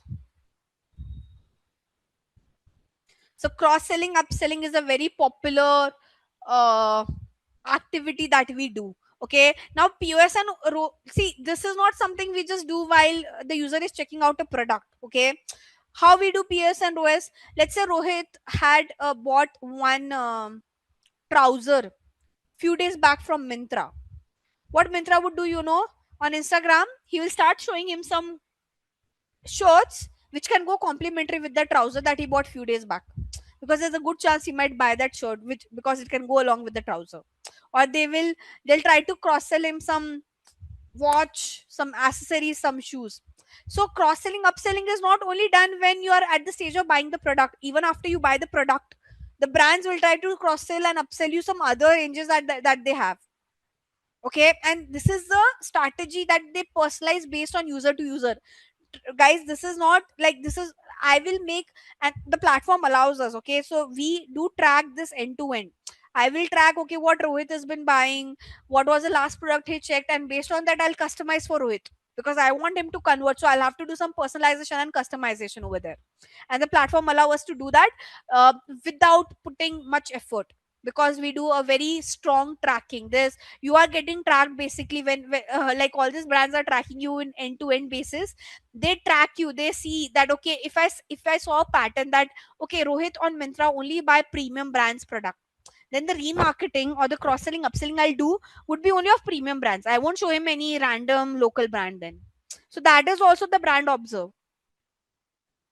Okay, so like in digital marketing, all this end to end tracking is done, and there's a lot of customization, personalization that the brand offers to make sure you help with increasing the AOV, which will lead to a better revenue, which will lead to a better ROAS, and a better ROAS also leads to better POS. So all of this are correlated to each other.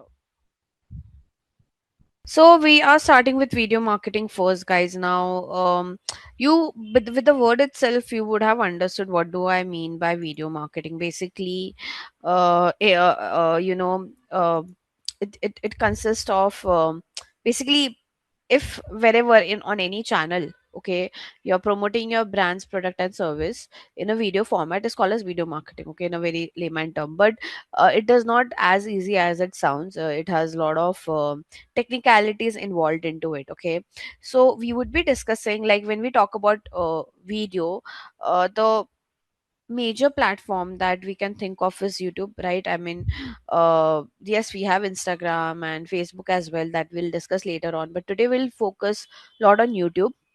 For Instagram and Facebook, we'll have another day to discuss that. Now, what exactly, how things work on YouTube? Okay, so we'll be covering the ads part today, and I'll try to take you through, from basics to advance of this. Um, Now, when we talk about video marketing, guys, okay, uh, on YouTube, you all know, there are brands who have different channels.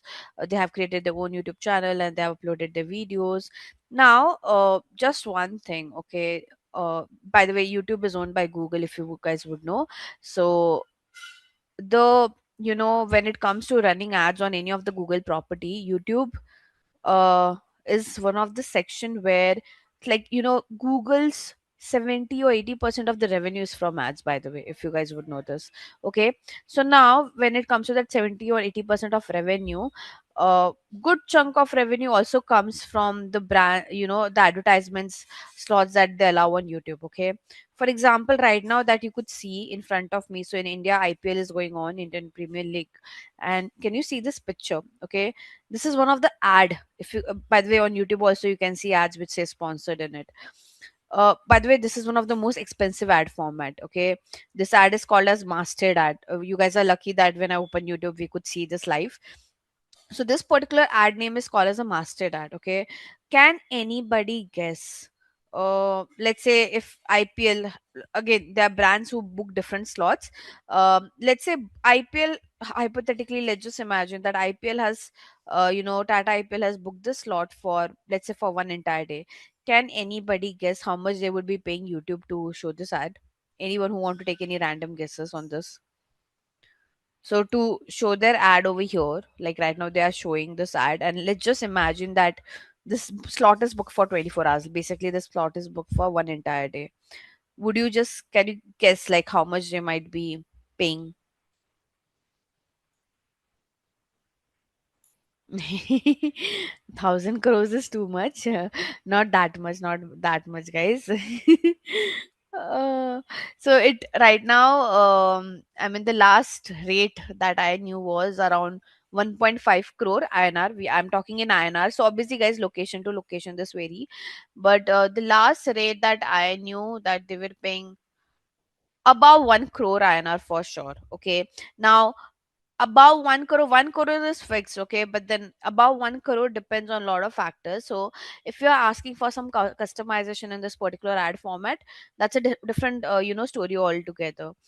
Yeah, Kranti, you were somewhere close. Okay, now um but why I'm calling this as an expensive ad format, you'll come to know when I'll discuss all the different ad formats. Okay, so on YouTube, like there are these are six major ad formats, where you can run your ads. Okay, basically you have a channel, but you want to increase your view, you want to do that promotion on YouTube. So these are some different ad formats where you can run your ad. Okay, and I'll try to take you through each one of this, and at the end you'll realize that why this is the most expensive one and there are other alternatives which works well. Okay, so starting with the first ad, I'll give you the link. So guys, whatever link I'm giving in the chat, make sure you bookmark somewhere for your reference. Yeah, I will be doing it anyways. I was just about to say that. Okay, so you guys keep or I'll just suggest that whatever links I give in the chat, okay, you create an Excel sheet on your end and you try to register it over there. So in future, whenever you want to access anything, you can just like go to one Excel sheet and pick that link from there. Okay, so it's better you guys maintain one Excel sheet or doc at your end. Now here, by the way, so this particular link is by Google itself. So again, it's not that the data or the whatever it's been mentioned over here would be incorrect. Okay, because it's about their own platform. Now, what are the different ad formats? And you would have seen some of this. Okay, starting with the most popular and the one that I love. Okay, I love skippable Instagram ads. What is skippable Instagram ads? So these are the ads that have been run. They are which are run between your videos. Okay, and after 5 seconds you can skip it. Okay, so the name skippable means that after 5 seconds you can skip this particular ad. Okay, now you would ask me why is this my favorite ad format. Okay, so in India, and for other markets also I have run skippable ad format and it has worked well. When I say worked well, with respect to views. Okay, so YouTube, whenever we do any kind of promotion on YouTube, we never think it from conversion perspective. Okay, so yesterday we discussed, right, what is conversion, what is results. So whenever a brand is doing some promotion on YouTube, their main goal is not conversion, like people will click on the ad, go to the website, they'll convert. No, it is more to do awareness. Okay, so all the brands who majorly do advertisement on YouTube is for awareness perspective or consideration perspective, because when we try to get some conversion from here, it's very difficult. Okay, like rarely people will, let's say, imagine you're watching a video, okay, and I show you skippable ad. How many of you would have ever um you know clicked on it and went to the website and saw the product? Rarely, right? So on YouTube, the goal of running any of this ad format is awareness and then consideration, if you can create that kind of video. Okay, but not conversion. I have run conversion based campaign. When I say conversion, that I want people from they see my ad on YouTube, they click on it, they go to the website, they buy my product. That has never happened. I mean, it has performed pathetically bad when it comes to conversion, but for awareness and consultation it's good. So whenever anyone asks you that, okay guys, we want to do awareness for our brand or considerations for our brand, you can pitch YouTube.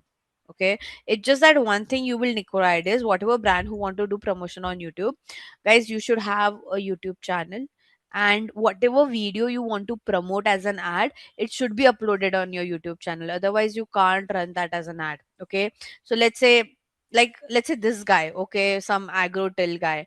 Now if he want to run this video as an ad, okay, first thing, this guy should have his YouTube channel. Second thing, he should upload this video, should be uploaded on the YouTube channel, and then only he can run this as an ad. Otherwise he can't. Okay, so these are two rules.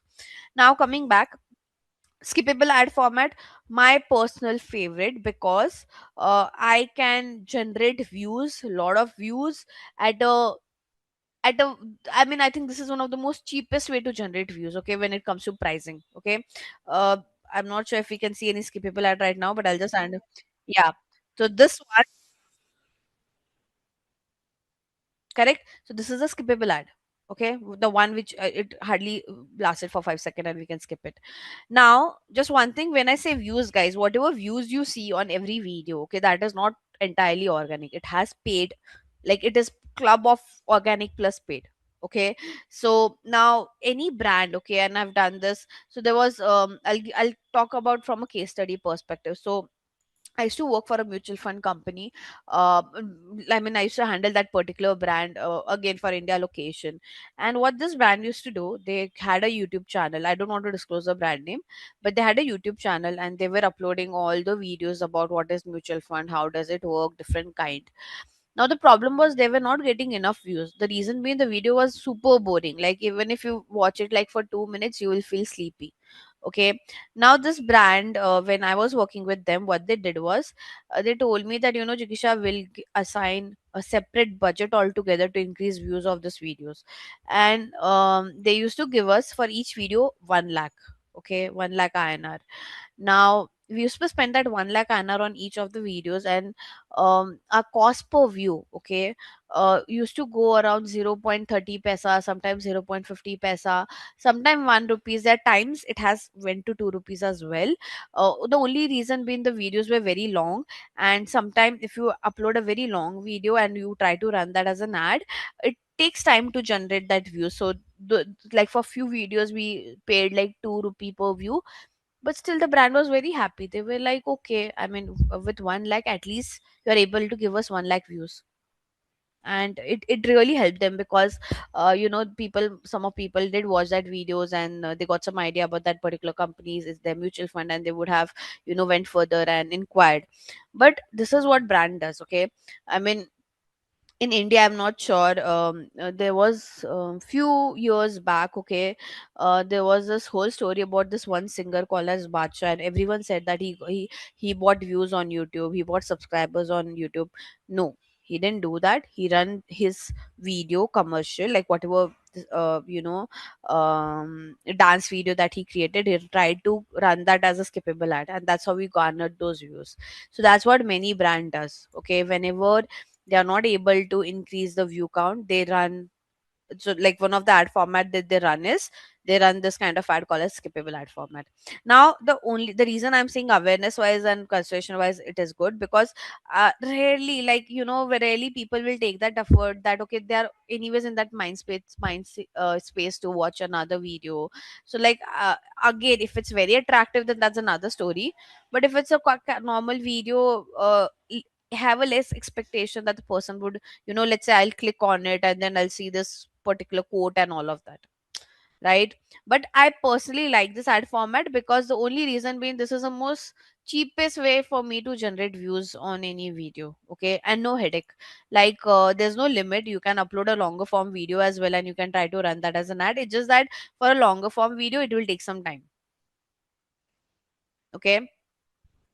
Now, going to the next one. So, you have skippable. Now, the way you have skippable, guys, similar way you have non skippable and bumper ad as well. Okay. Now, see, try to, and again, you should know all these technical things. Okay. This is what you get asked in the interview. This is what they ask you to check your knowledge. Okay. So, skippable, the only thing you should know about skippable ad is this particular ad run within the video. Okay. It can be skipped after 5 seconds. Okay. As you could see, there's no maximum video length there, they are saying. So they are not telling you that okay, whatever video you want to run as an ad, there should be a length to it. They are recommending below 3 minutes and all. I have run a skippable ad where the video length was around 15 minutes, 30 minutes as well. So for those videos for which anything, if the video is about 10 minutes, or anything about 10 minutes, you will get views, but it will take time. Okay, so you can decide accordingly, but I've done that as well, and I could achieve a good result compared to other ad formats that I've run. Now going back, you have non-skippable and bumper ad. Okay, now non-skippable and bumper ad, both of this ad are something that you can't skip. Okay, so first thing is like you can't skip any of this ad. Second thing, this ad are also run between the videos. Okay, so if you see the picture, with picture you will see like here it is showing between the video, here it is showing between the video, here it is showing between the video. This one you can skip in 5 seconds. Non-skippable bumper, both of this ad you can't skip. Okay, so then someone would ask that, okay, then what is the differentiation between both?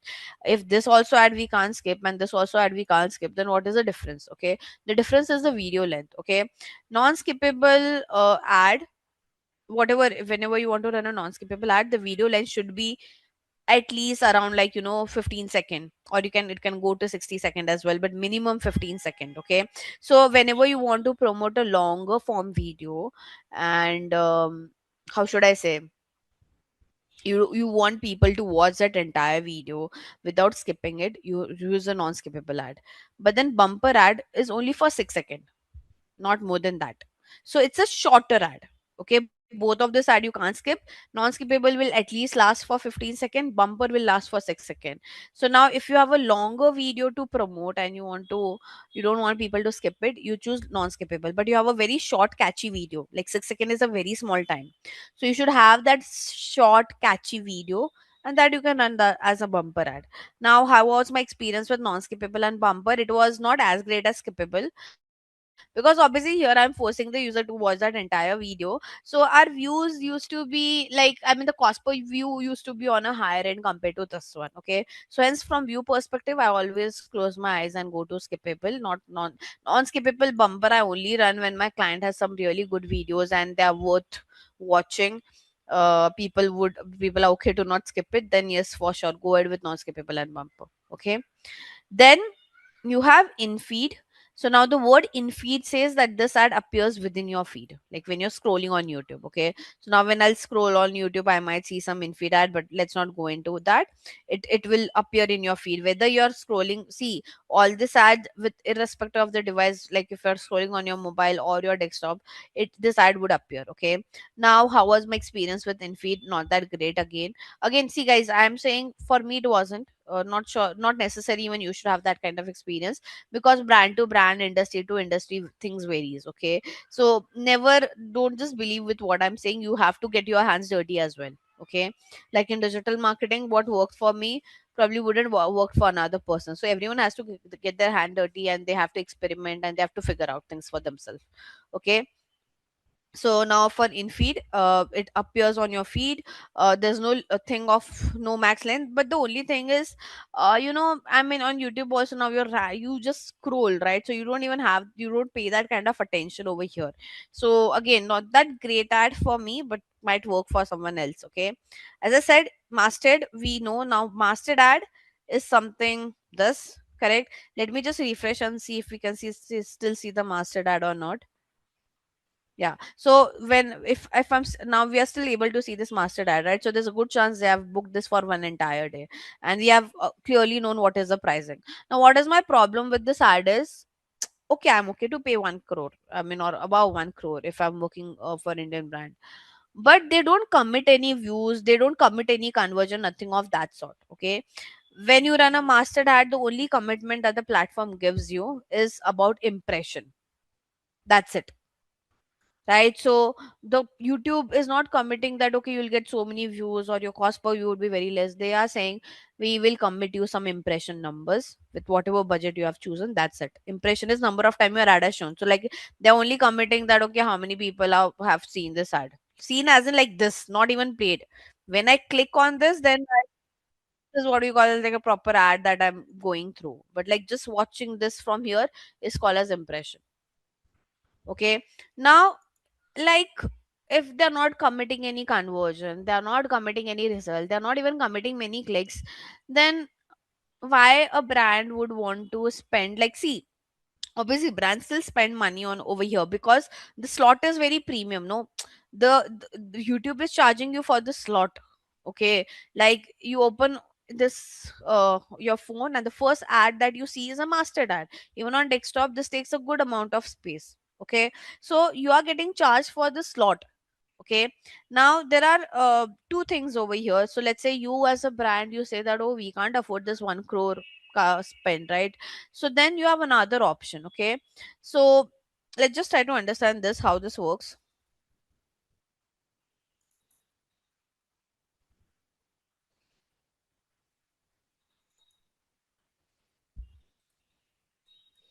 Either you take a 24-hour slot with pricing about 1 CR plus. Okay.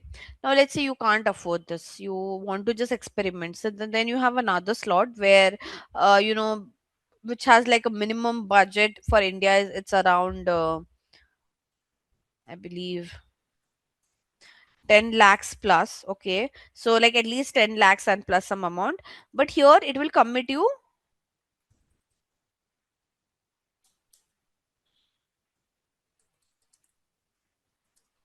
1 crore, around 1 crore impression. Okay, so here it is clearly telling you that you will get an impression of around 1 crore, somewhere around 1 crore, and you spend this minimum budget of 10.5, 10.6, different based on any other special customization you need within your ad.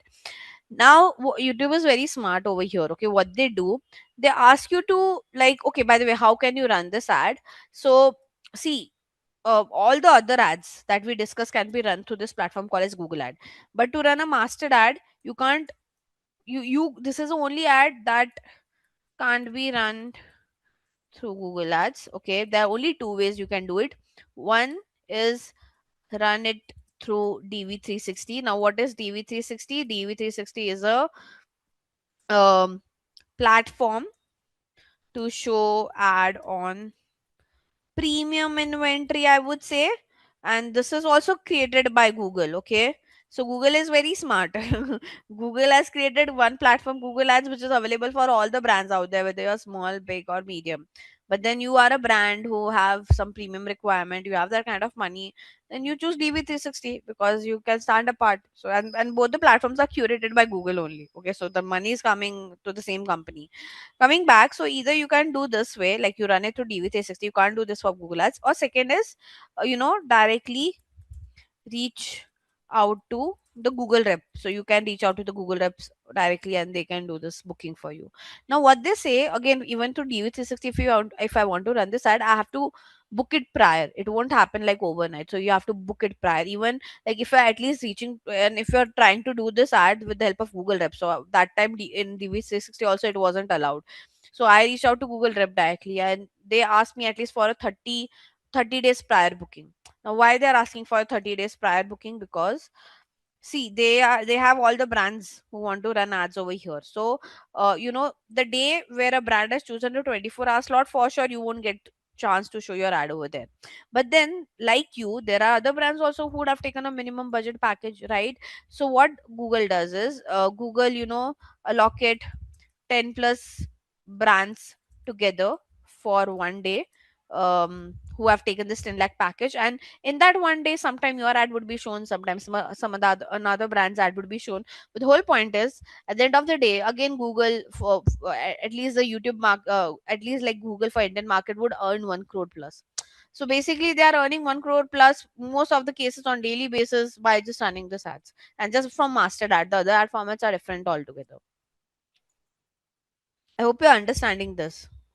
So, like now coming back to the question, then why one would want to run a mastered ad? Okay, like if because it's so expensive and it is not even giving result. Like imagine if I spend just 1 crore for running a skippable ad, I'll get much more better result than running this one. So I did run this ad, and for 1 month we saw good amount a spike in our traffic on our site. Okay, I saw, people are coming to my site, but from next month onwards there was no um like I run the ad, and like for the next month I saw some spike in the traffic for a few days, and then again it came back to normal. So my client wasn't happy with it because it was a mutual fund company. Okay, they didn't find it to be profitable to run this ad, they just wanted to experiment. So if your brand is such who want to get that end goal or end conversion, you should never recommend a master ad to them, because you're burning your money over there. But yeah, there are some brands who have like the startups or FMCG or like the Tata IPL. Now Tata IPL is doesn't want any conversion, right? They just want to create an awareness that the IPL is coming up. You have to go and watch the match. That is their goal. Their awareness is the only goal for Tata IPL. Hence, for them, it's fine. But for a mutual fund company want to sell their mutual fund, they don't just want awareness, they want people to go and buy it as well. Correct? For so any, if you are into entertainment industry, or like where the awareness is all only about watching that video or watching that commercial or watching that particular sports, it is a good start. Second thing is you have a lot of money in your pocket. So there are brands who have a lot of money allocated into marketing and they want to experiment and things, they obviously do it. Okay. But yeah, if you are a brand who's very frugal, who want to spend each and every penny very smartly, I would never recommend a master ad to them. Even like I would tell them, if they want to do awareness, instead of doing a master ad, run a skippable ad at a very low price and try to get awareness from there. Clear? So when you get experience, the whole point is, now I can vouch for all of this because I have got my hands dirty. This has been my experience and I can consult. So your consultancy yesterday I was talking, right, consultancy. So for any person to consult in this way, they should have for some on ground experience or in hand experience. Okay, then only you can consult in the similar way. Again, this is even when you consult to a brand by sharing your personal experience, at the end you have to tell them that, okay, this was my personal experience for the over the period of time. There's a good chance for your brand it might, could be different, and we'll have to test it out. Because whenever I speak, I always say this, and even every other people in the industry would tell you that, okay, for us this was our experience, but it's better you try to test out for your brand. You never know, it could work for you as well, right? And I've seen it working. Like there are times there are some ads didn't work for me, but it worked for my colleague. So since then, and when I saw that pattern, I was like, I will share my opinion, but at the end of the day, we should say that, okay, we should try it and see if the same thing works or doesn't work for you or not. Are we clear?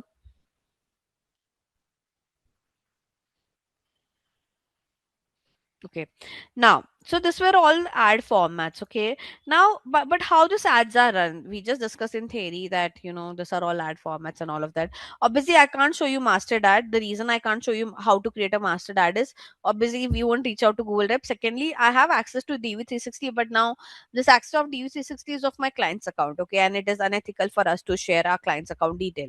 So apart from mastered, I will show you how the other ads are being created at the backend. I won't show you what the DV361, because no one can show you, not just me, no one can show you the DV360 part, because DV360 is a premium platform. Like not every other brand have an access to this platform, and the brands who have access to this platform, they're very premium, and it's a very strict rule that it's unethical to share the platform or show the platform to anyone. Like we are not allowed to do that. So I'll show you the remaining ad format on Google Ads. And again, Google, see, whenever you are trying to whenever you'll work in this industry, guys, make sure, whether it's your friend, whether it's your colleague who's working with different brand, never give access to your accounts. Okay, whoever it is. Okay, it should only remain between you and your client, because if something goes wrong, you will be accountable, and there are a lot of things that goes wrong over here. I'll try to discuss this later. But so I'll only show you like how other ads are created in Google Ads platform. But that Google Ad platform is also my personal platform, so I'm not showing you through my client's account. Again, unethical, the word is unethical. If you're working with any client, you are not you that data or that platform should remain between you and the client, no other third party person. So even when you work in future, never share it with anyone, never give access to anyone out there, because something goes wrong on this platform, trust me, you are reliable. Now what goes wrong on this platform is, because you are running ads, right? This platform is to run ads. When you are running ads, we are paying money to the platform, right? So what goes wrong is, I'll tell you. Okay, like what by the way, Google Ads is a platform to and this is we were going next to. So this is you how you can go to Google Ads. You can just search for um ads.google.com. Okay, this is a link to go to this platform. Do not, you guys, because you're new, please do not try to create your account by yourself. You need some guidance to do that. So you yourself do not do it. The reason, because when you create an account on this platform, it asks for some payment details and 10 other things, and that should be done in someone's guidance, or instead of just trying it by yourself. Okay, so please do not do that. Okay. So now, by the way, but to create this account you just need a Gmail ID. So for me, my account, my I have a dummy account created. But again, to set up this dummy account, it asks you for your personal payment information and all of that. And because I work on this accounts very regularly, and I've been working it for a while, I know what are the safety concerns which are required. You guys please do not choose it. Okay. As I clearly said, do not create your Google Ads account by yourself. It will ask for some payment information. You need to take someone's guidance when you work on it. You don't have to create, you guys don't have to create a Google Ads account. At least for my any of my sessions. Probably for future session you might have to do it, but that is something that the trainer would guide you. For my session, because I want to show you all the things in detail, hence I'm referring to it. um and yeah, what goes wrong is, the thing is, this account is has a lot of payment related information. So what happens is, if you share access, if I give you this credential, even if it's a dummy account, if I give you credential and you do something wrong with the payment and the money gets spent, okay, it cost is something that you will have to bear. Okay. Secondly, when you work for a client, when your client has a Google Ads account, they add their credit card over there. So the limit, I mean, and there are brands who spend in crores. So you as a person, if you're working with such kind of brand, you can't take risk by sharing those credential to anyone, because one is like, if that person goof up, the blame will come to you. Second thing, this kind of accounts do get hacked as well. Okay. So what do I mean by getting hacked? Okay. um Okay, so I'll just share you one of my personal experience. Thankfully, I didn't got into it. So there was one guy on LinkedIn who messaged me saying he saw my profile and he was like, I saw you are into digital marketing, so and so thing. We want to do, we want to run ads to Google Ads for our brand as well. And this is a detail about our brand in a PDF, some spammy link. Hence, like, can you go check details from this link, and then we'll discuss further. And that time only I got a hint that that link is spammy, because few months back one of my colleague did it, and when he clicked on that link, and the thing was, he clicked on that link, he was with his office laptop. So that office laptop had all the login about his Google Ads and all. So now his Google Ads account got hacked. Okay, now what did the hacker do? The hacker, so he was running ad for XYZ brand, so hacker went, edited that ad, and instead of the brand URL, he added his website URL. So basically, let's say I am running ad for Pooja's brand, and in that ad I've given website URL of Pooja's website, correct? But now if Rohit hacks that Google Ads account, what Rohit will do, Rohit will go edit that ad, and then he'll remove Pooja's website, Pooja's brand website, he'll put his brand website. So what he's trying to do is, he's spending Pooja's money, but the traffic is going to his website. That is what we mean by hacking. Okay. And when such kind of things occur, um yes, Google team would support you. When I say support, they would give you reimbursement only if you have taken all the precautions. So we have to set two factor authentication. We have to make sure, again, it is not I mean, we don't access all these accounts on any random website. We have to only use it on a office laptop, 10 other things. So if we follow all the regulation and still the account get hacked, then yes, Google representative do reimburse. But it's a different, again, headache that one has to follow. So you have to be very careful wherever in digital marketing, when you're working into performance marketing as a section, Google as part of performance marketing, you have to be very careful and vigilant on all those lines, because money is involved. Make sense, guys? Yes, no?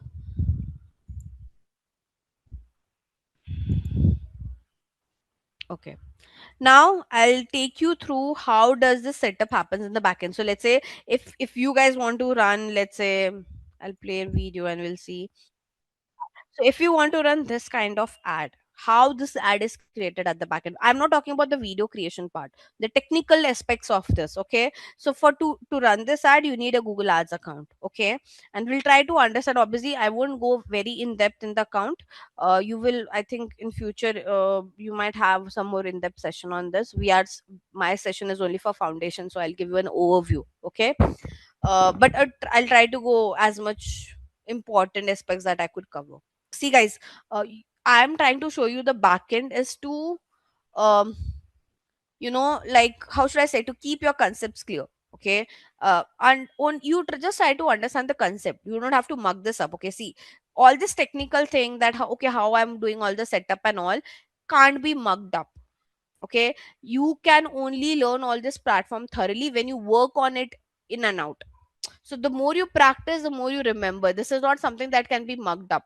It is not a definition. Working on the platform is not a definition that you'll mug up and you'll try to say the same thing. No, it comes with an experience. It's come with a lot of practice. Okay, and you being a fresher, you will get that time to do that practice. Okay, no one will in one day they'll tell you, oh, set up a campaign on Google Ads. No, even the people who you would be working with, they know that it takes time to learn such platforms, and it comes with practice. So the whole point of watching this platform and how things work is to understand the concept.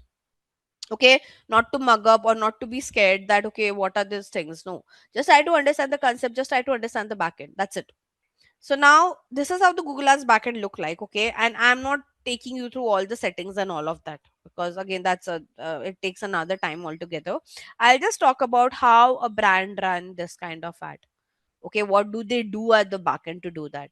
So they create a campaign. Okay, so for every, like, whatever promotion you want to do, any kind of promotion you want to do, you have to create a campaign. Campaign means like basically a promotion. Okay, now to create your campaign on this platform, you have to go to this plus sign and you say campaign. Okay, now when you say campaign over here, now once you do that, now Google will ask you list of questions. Okay, like a list of questions or settings. Okay, and you have to choose this as per your goal. Okay, like now how this get decided. Okay, so the thing is, because you guys would be fresher, no one would allow you to take that decision. Okay, because you don't have an experience to take that decision, so your manager and your client will decide all this technicalities and the setting.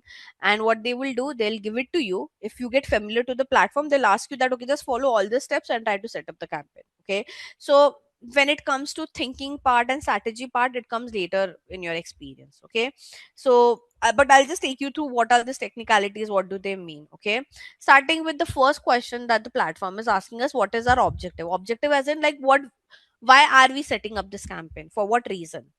Okay, like what I want for my brand. Okay, so they're asking me some basic question. Do you want sales? Sales is basically um, you want people to go to the website and buy your product. Okay, so no, we don't want sales.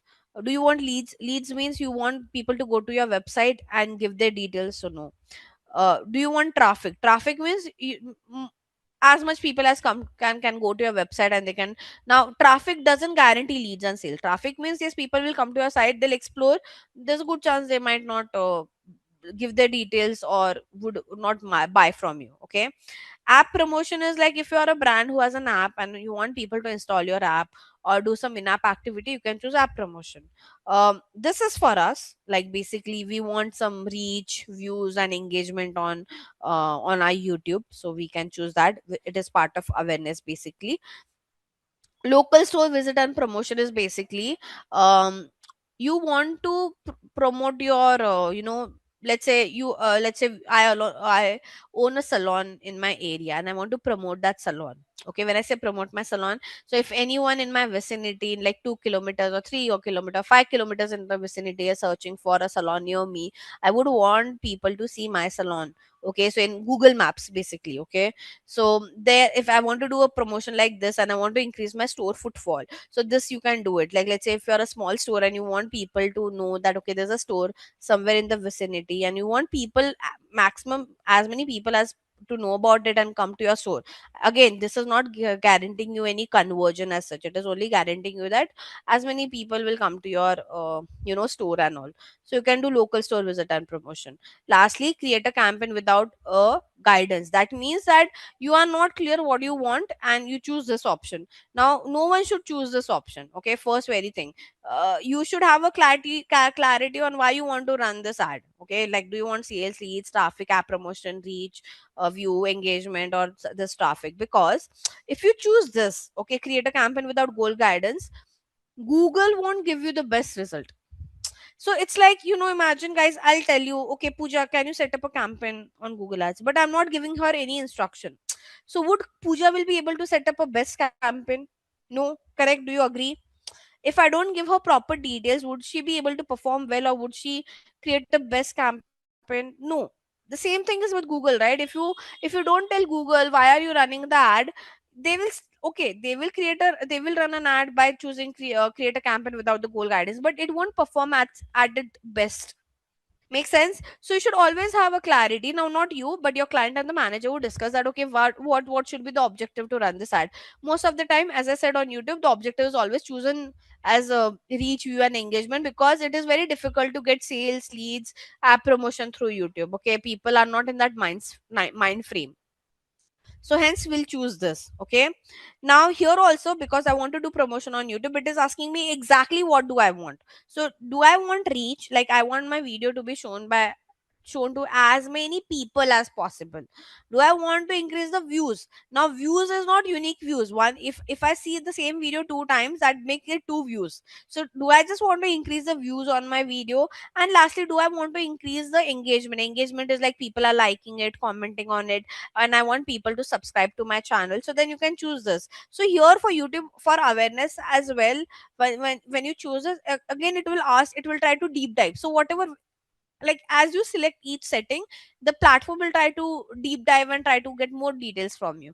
So now here you have to choose that what do you want. Okay, as I said, YouTube is very popular when it comes to views perspective. Okay, for reach and all, we have other ways to do it, but for now I'm choosing video views. Okay, and this is default selected. There's only one option, that okay, for views you can only run a video campaign. So I can't change this at all. Okay, this is the only option that I have, and I'll say continue.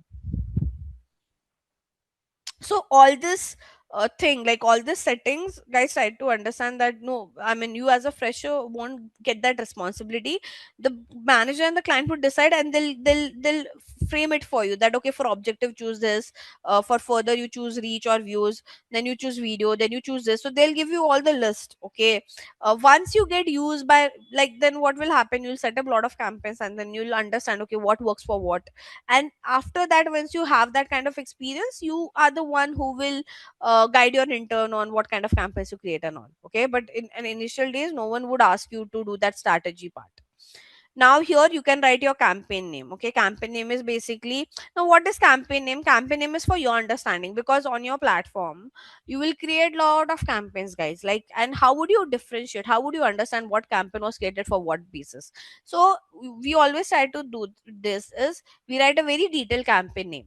Okay, so I would do the same thing. So to write the campaign name, let's say, let's take a brand and let's try to do it for it. Okay, so I'll take a brand. There's this brand called as the Whole Truth.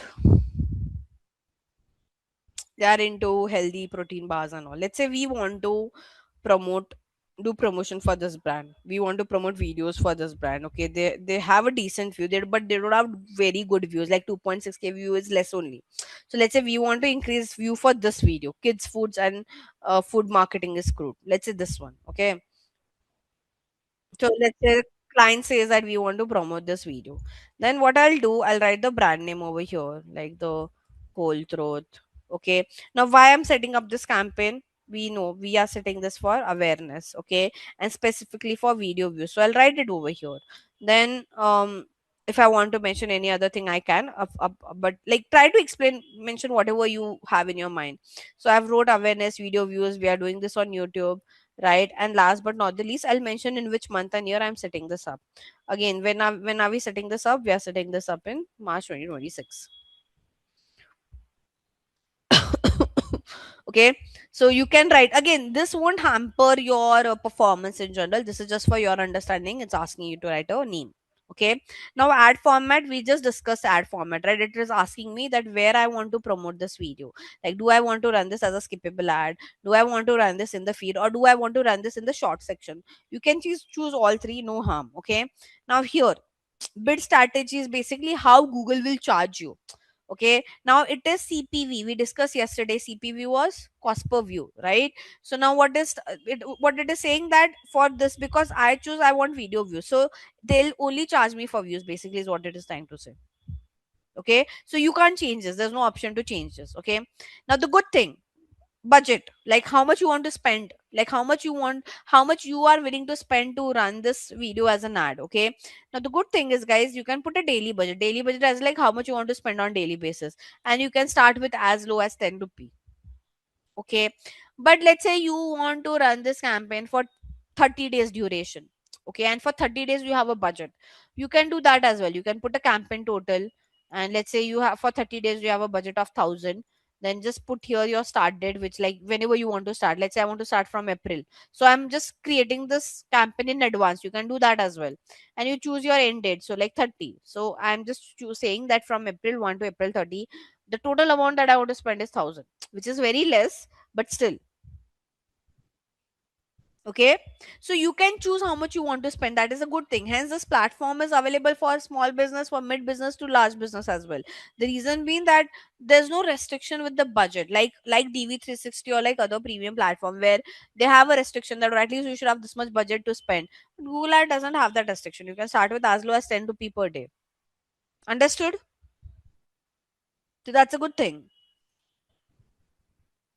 Okay, so you can choose again, guys. All this budgeting calculation and all is something that your manager will give it to you. It again, like they do lot of maths and lot of back calculation to come up with this number. Not so no brand will randomly go, okay, just like a fun fact for you guys. See, no brand will just wake up one day and they'll say, oh, we want to run this ad. This is all pre-planned. Okay, and there's a lot of calculation that has been done on this. Okay, they don't just randomly would tell me, Jikisha, set up a campaign, spend 10,000 today. No, this has been pre-planned. They do a lot of calculation. They get a lot of estimates. They find out a lot of what kind of results they can get. They do a lot of forecasting, and after that they create all this campaign. Okay, so that again needs a different level of experience, but no one will wake up one day and will ask you go set up a campaign, at least not the bigger brand. Okay, they you need some planning to go on the platform and do this work. Okay, until unless you are a very small brand and you want to experiment few things. Who decide price for such ads? Majorly the client. So the client, because see, the client is the one who's giving money, no, so they'll have some budget restriction. Like not every other brand has like you have to ask from your client only that how much money they have to spend, right? Like, because if they would like, you can't take that decision on their behalf, right? Because you are not paying to Google, the client is paying to the platform, right? You are just getting your service charge made. So let's say, Kranti, you come one day and you tell me, ma'am, we want to run a YouTube ad. I'll ask you, what is your budget? How much spend you can do, how much you are willing to experiment with. Correct, I can't decide it on your basis. Obviously, if you give me a very low budget, I'll convince you that it's very too low to get some idea. So you tell me that, oh, ma'am, for 1 month we just want to spend 1,000 rupees. Dude, that is too less amount. Like in that, see, the reason you have to spend more is to get more learning, to understand that what is working, what is not working. Now, in 1,000 rupees, what conclusion I could come across? Why? How Google? Okay, Google doesn't. There's no logic of Google accepting or not. See, Google, this is a platform that Google has created, and whatever settings you choose or add within this platform is decided between you and your client. So it is not Google will accept any amount. You tell Google that I want to spend 10 rupees per day, Google will accept that as well. Obviously, Google will also recommend you. See, if you spend very less, your the platform would recommend you for a very obvious reason, because they want you to spend more. Okay, see, platform is getting business only when a client spend a lot of money on all these ads. So obviously, Google will convince you to spend more, but they can't enforce. If you say that you are adamant that, okay, I want to spend only 1,000 rupees per month, no one can change that for you. The platform will allow you to do that, but obviously the Google rep would might talk to you and they'll tell you it's a very less amount. How would you get your learning? How would you can't come across with a conclusion by just spending 1,000 rupees. They'll try to tell all of this, and which is correct as well to some extent, but in your pocket only of 1,000 rupees, and what one can do, right? So budgeting part is first thing. The deciding factor is done by the client, because they are the one who's giving money to platform, right? So they can decide. If it's just that when the client has a very unrealistic expectation that, okay, we'll just spend 10 rupees very less amount to get any. The problem with spending 10 rupees is it is a very less amount to come across any conclusion, right? So then I'm who's working on the setup, I'll try to convince you that, if you can spend more than 10 rupee, please try to do that so that we can get better learning. But at the end of the day, as I said, in your no ads means no okay, guys, every ad is a paid ad. There's no free ad. There's nothing called as free ad. Okay, it's just that if you run a lot of ads, all this platform give you some how should I say, some offers. Okay, so if you're spending a lot of money, Google will tell you, okay, we'll try to give you some offer on it. Okay, or they'll give you a very good credit line, like, okay, like, so all these bigger brands who spend a crore or 2 crore or 5 crore every month, they have a big credit line by platform. So Google tell them that, okay, you pay us after 1 year and all. So that has been done.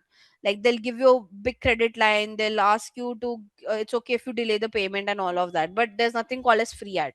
You'll have to pay someday. Even if you're spending a lot of money, you'll have to give that payment to Google one day. Okay, and if you're a very small and medium business owner, you have to pay every day. Okay, there's nothing called as free ad. Guys, please, the meaning of ad is sponsored, promoted. Okay, so you're paying money, nothing comes free. Are we clear?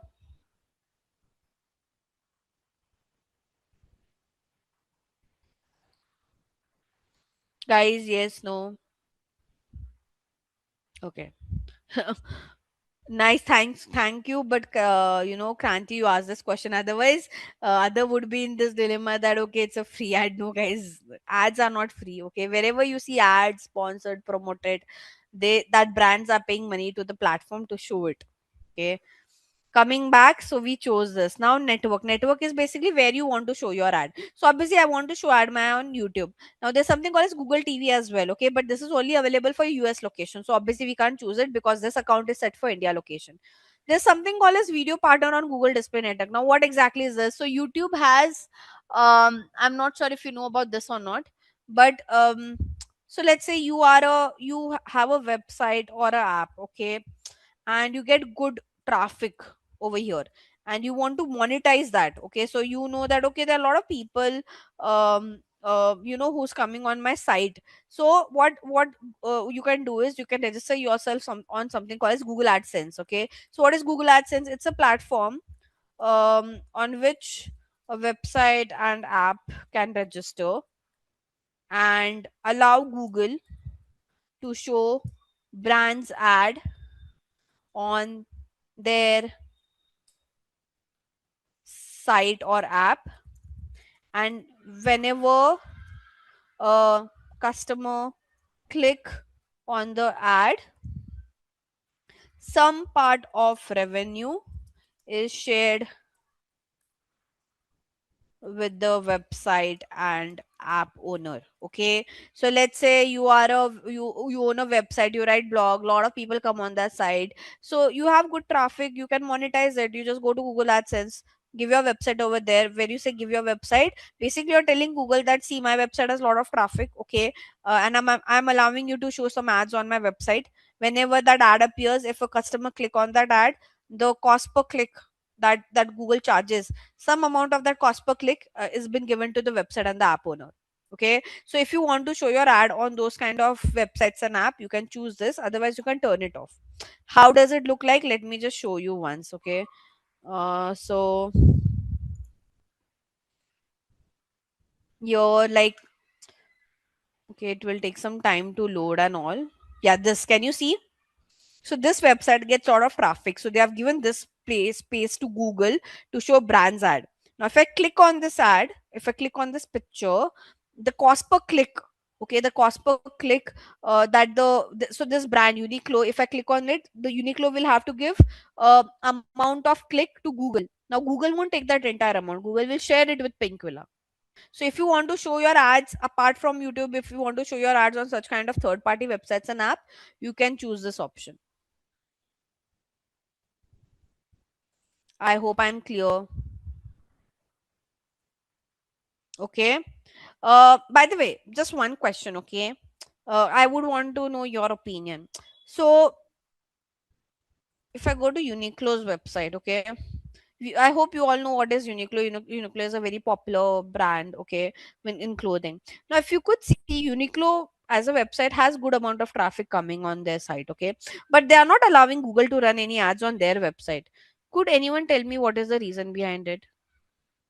So all this popular brand like Uniqlo, Veromoda, Zara, they would never allow any.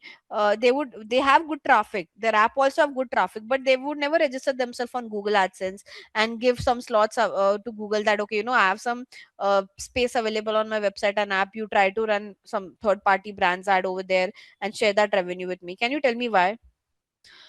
No, not about competition. I mean, competition that that is not the major reason.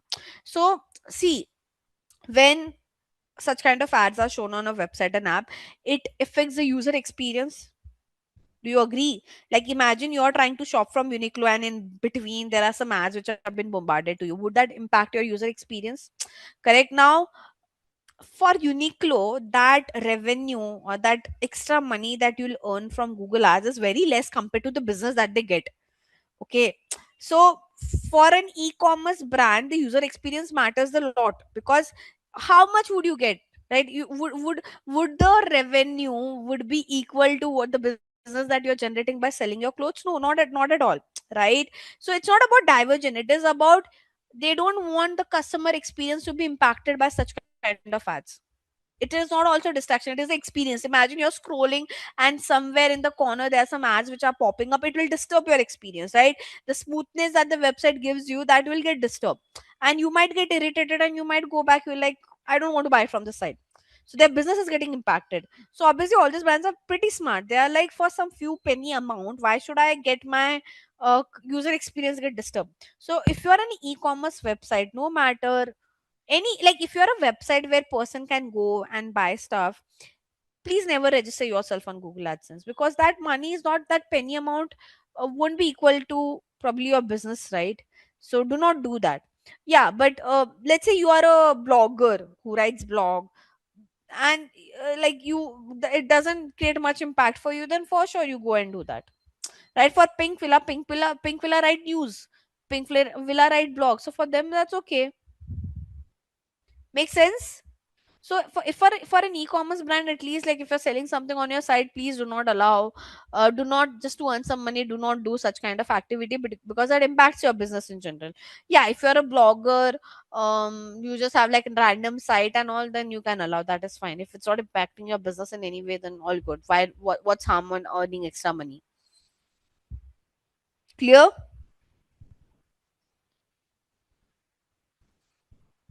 Okay. So we have discussed this. Let's go next. So I'm turning it off. I personally don't prefer. And the thing is, YouTube, when we set up, when me as a brand, when I want to run an ad, YouTube itself is a big platform, right? Let me just first cover YouTube, then I'll try to show it on some third party websites and app. Okay. Now, location, very important, where you want to show your ad. Okay. So guys, I'll just take few settings and then we'll go on a break, because it's like a long thing. So what I'll do, I'll take location, language, and till here, like till EU political ad will discuss, and then we'll take a break. Rest we'll discuss once we come back from the break. Okay. So now here in location, um you can choose where you want to show your ad, like in which location. Okay. Now what all you can choose, either you can choose all countries and territories, like at the entire world, but obviously you would not want to do that. You want to just show in some countries. Okay. Then what you can do, you can go to enter another location and you can add the country's name. Like, I want to show my ad in United States, I'll say include. I want to show ad in India as well, I'll say include. Okay. But let's say you want to, so now here, let's say, but you want to don't, let's say in India also, you don't want to show ads in all the places of India. Okay, you want to show ads in some states or cities or area, you can do that. Let's say in India, there's a state called as Maharashtra. There's one city called as Jaipur, so I can just choose that. Okay, I want to just show ad in, let's say, California, I can do that as well. In some place of California, I can do that as well. Okay. You can go as low as, let's say, I want to just show this ad in my area. Okay. Like, not even city, in my area, I can do that as well. How? I'll just go over here and write my area pin code. So I reside over here, I'll say include. Okay. Include means I want to show my ad over here, and when I click on this, see, can you see, it's getting highlighted. Okay. So that it is showing me that, okay, the ad would be shown over here, but I don't want to run in any of these places, I'll remove it. See, so this is getting highlighted. That means I can just show this ad in my area. So you can go as low as that. What's harm, right? I have done this. There are some brand who don't want to promote to entire city, right? You can do it. If you, let's say, you can do this as well. Let's say you want to show ad in the entire city. So Pune is the city where I reside, but the brand don't want to show ad in my area. Then what they can do? They can again search for my pin code, but they'll have to exclude it. Exclude means the it says that they'll target the entire city, but they won't show ad in this particular area. So you can do include, you can do exclude as well. Clear,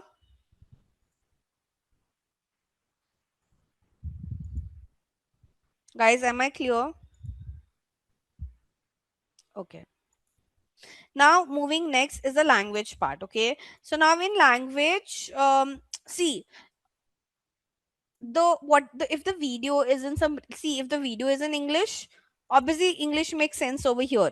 So how the language is selected is that, okay, whatever the video, the language of the video is, you choose the same language over here, and also the audience should speak that language. That also matters, right? So the video is in English, right? So I'll choose English, and most of the audience do speaks in English. But let's say the video is in any other Indian language. Let's say it's in Hindi. Okay, so here I'll have to choose Hindi, and I'll have to also make sure I'm targeting those audience who knows Hindi as well. So it is not necessary that you have to do your commercial in English only. Okay, um trust me, I have experienced this, that let's say you run one ad in English and you run one ad in the regional language. There's a good chance that the regional language video will have a better engagement because people are able to relate to it. Area name, yes, Rohit, you can do that as well. So my area name, like here, I'm in, let's say, so like when you search for the area name again, it will show you the pin code. You just cross verify if it's correct or not, or you give an address. You can do address as well. Okay, so let's say you go to radius and you write the address name. Let's say I want to show ad in the college, nearby the college where I learned. So I'm searching for it, so it will show the address. And here when you do address level targeting, no, you just have to make sure that you fix this kilometer thing. So you can choose like minimum 1 kilometer at least. Now coming back to language, I was saying that, so in language there's no, like, people think, okay, brands do only promotion in English. No, brands do promotion in the regional language as well. So if they are showing ad in some regional language, let's say if I'm working for Adobe Japan, not necessary I work on, I show my ad in English and also create one commercial in Japan in Japanese. And most of the cases I've seen that the video which is in Japanese has a better engagement compared to the one which is in English because people relate more to it, right? So thinking that only English as a language, you should only promote in English, the video should be English. No, I think those days are gone. Brands are experimenting, and the customer also react in that way. I mean, people also like it when they see an ad in their regional language, correct? So you as a brand can do that, but like, it depends. Now again, not every brand is comfortable to do this. If you are a global brand, I'm not sure, some of them would be hesitant to show ads based on regional language. But if you are a brand who's very popular in that area and all, okay, then you choose your regional language because that will have a better impact, right? So some brands won't be comfortable to create a commercial in different languages. They will have their own reason. They will think because again, see, every brand has their own mindset. They have thought how they want their brand to be perceived. So they would be like, we don't want our brand image to be impacted because of all these reasons and all of this. So it depends is what I would say. Like, but I've worked with some brands who are very open to try regional language. They don't have that mindset. But there's some brands who are like, we don't want our brand to be perceived that, okay, in regional language also they create their commercial. We want to keep that standard equal. We just want to keep it English. You can't do anything. That's your client call. You political, we are not running any you political ads, so no. Okay. Now there are some other settings also that we choose. So we can choose, by the way, you can choose on which device you want to run your ad. So like, if you want, let's say your brand is very premium, hypothetically I'm saying it, but let's say this is a very premium protein brand. So and they know that even when they do awareness, they know that not everyone could afford it, right? See, yes, you should do awareness, but then you know that the target market can't afford it, so then why would you do an awareness to everyone? So let's say hypothetically they say that, okay, we just want to show our ad on to those user who own iPhone or any other premium model, right? Then you can do that. Here in device you can choose set a specific targeting for device. Let's say you just want to show, let's say you just want to show the ad in mobile phone, you can just choose mobile phone. And here in device model you can go and you can choose, let's say you just want to show ad to people who own iPhone. So here for iPhone also you can choose the model, because see, not everyone who owns an iPhone is a premium audience. So you choose a recent one. Let's say you just want to show the one who are using Pro Max, Pro, whatever it is, 16. You, if you want, you can choose any other device model as well. Like you can choose from Android. Let's say you can just choose something from Samsung or OnePlus or any other brand. Okay, so basically the whole point of saying is you can choose to like devices as well. If you're a premium brand, you don't want to show it to everyone, choose your devices. And which is what I really like. Again, I really like the settings. I've done this and it has worked well for us.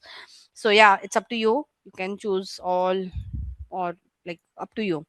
Frequency capping, if you remember yesterday I told you that the brands do control at the back end that how many times they want to show you, they want to show the ads to you. So this is what we mean by frequency capping, right? So you can, like, let's say I just want to say that, okay, I want to show my, like, I can put a cap on impression, that how many times I want to show my ad. So let's say I just want to show 3 times a week. So here I'll choose 3 times a week. I can put a cap on view as well, if not impression, that okay, I want user to see my video, but not more than 3 times a week. 3 times is also a lot, only 1 time a week, or let's say something on those lines. So you choose. So the platform won't show ad to the same audience beyond this limit.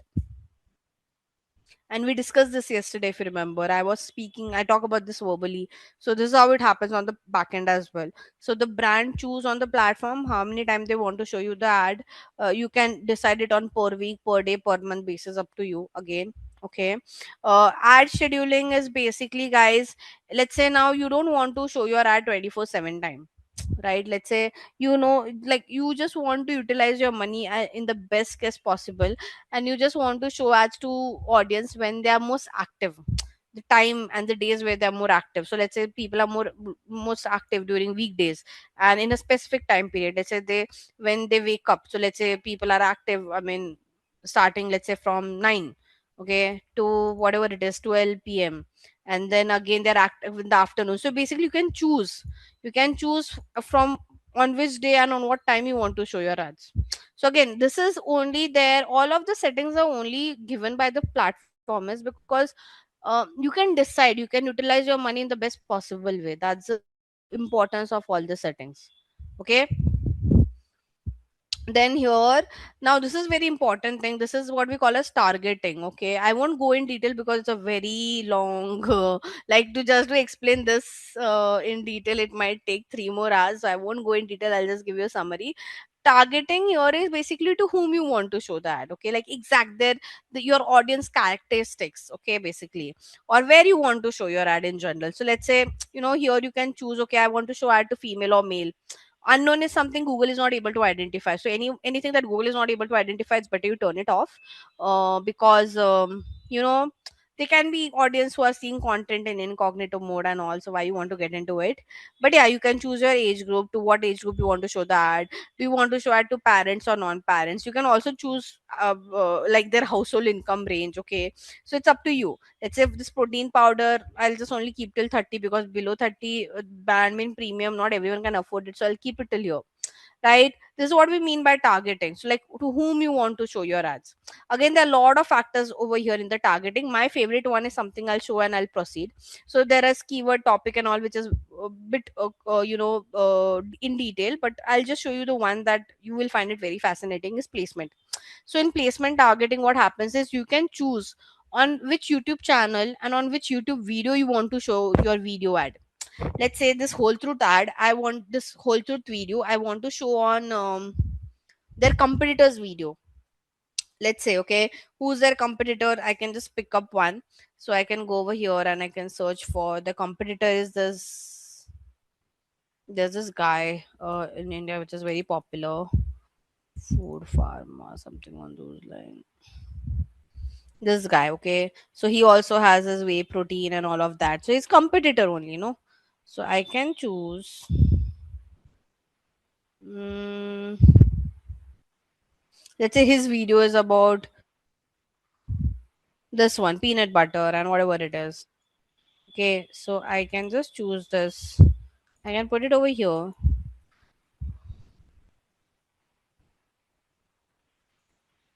This. So what I'm saying is, my this video should appear on this particular video as an ad. You can take computer channel as well. Okay, so you can search for his channel. You can take his channel link.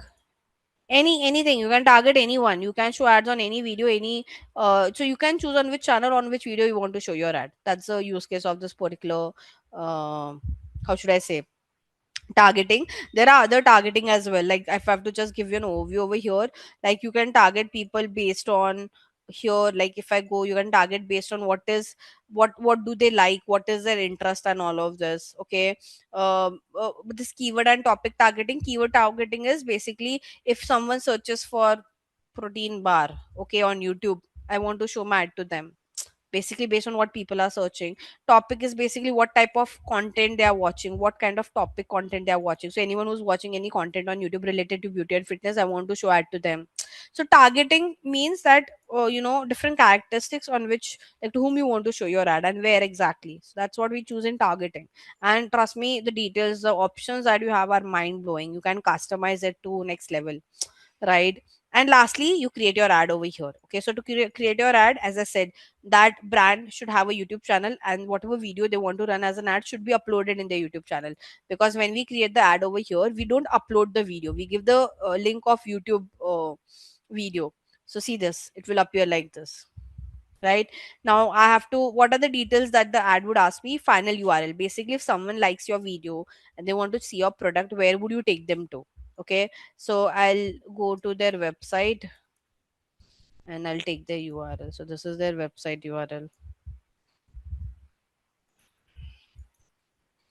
here.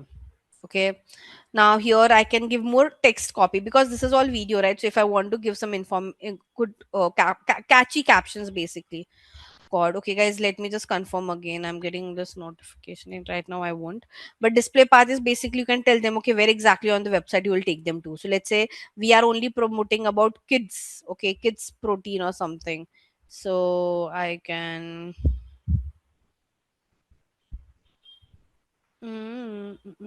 Because this video was all about kids. Let me see where do they have a section.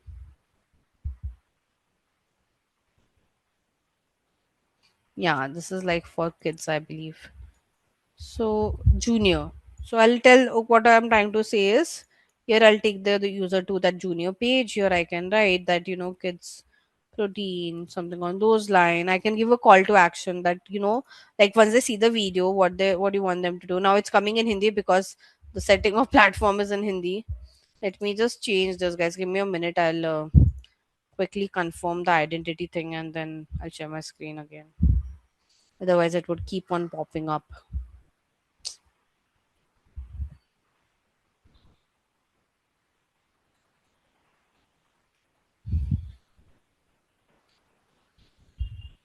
I'll share my screen again. So yeah, I can say something like this.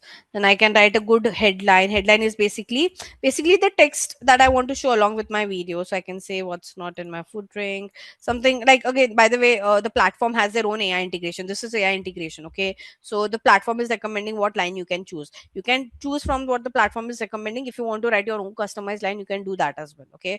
But this is how your ad would look like, basically. See, you see, so now this is how the skippable ad would look like. Okay, you can see other format as well. So this is how the skippable ad would look like. This is how this ad would look like in feed, basically where you scroll. This is how the ad would look like in shorts.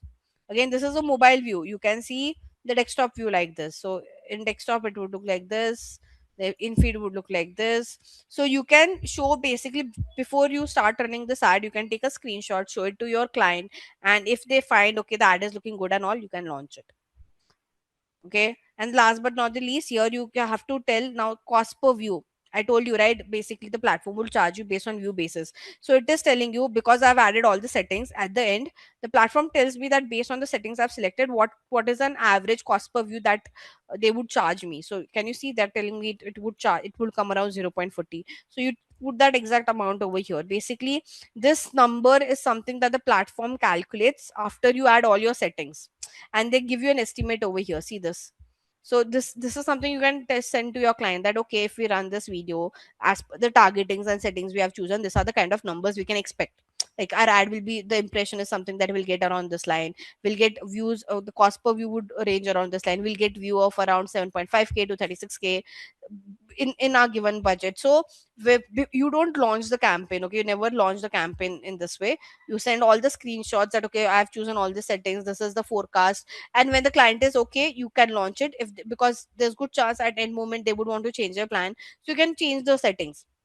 Just one thing, even after once you publish this campaign, like publish is basically you're saying okay, I want to go live with the campaign. Okay, now it won't, I've not selected all the settings, hence it won't allow me to go live. But even once your campaign goes live, okay, it you can still make changes. Like it's not that okay, you can't make any changes to your campaign, you can still edit your campaign. That's a good thing.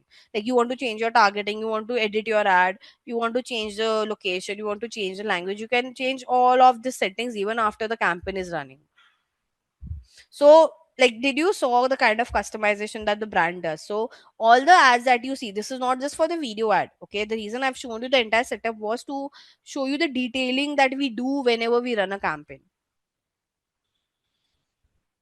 Does this make sense, guys?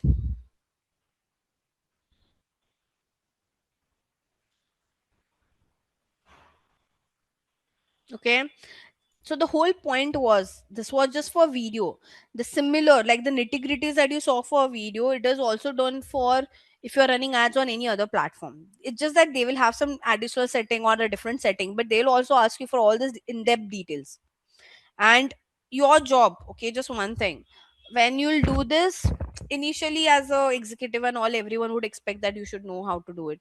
But when you get an experience, like it's like at in 1 or 2 year you would be able to do it yourself. Then why so the client is, yes, they are paying you to do all this setup and all, but setup is like something they can also do. They can watch a YouTube video. By the way, I mean, you might, I'm not sure you have heard this or not, but there's a lot of saying where they say, people say that okay, from YouTube video also we can learn all this, right? I'll open a YouTube video, I'll see what people are doing, and I'll try to follow it. You might have heard it.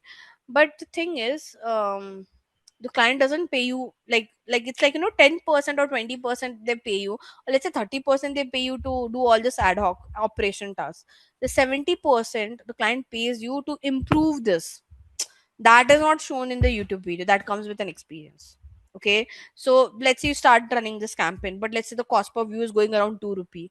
Right now the client is panicking, why the cost per view is 2, can we not reduce it?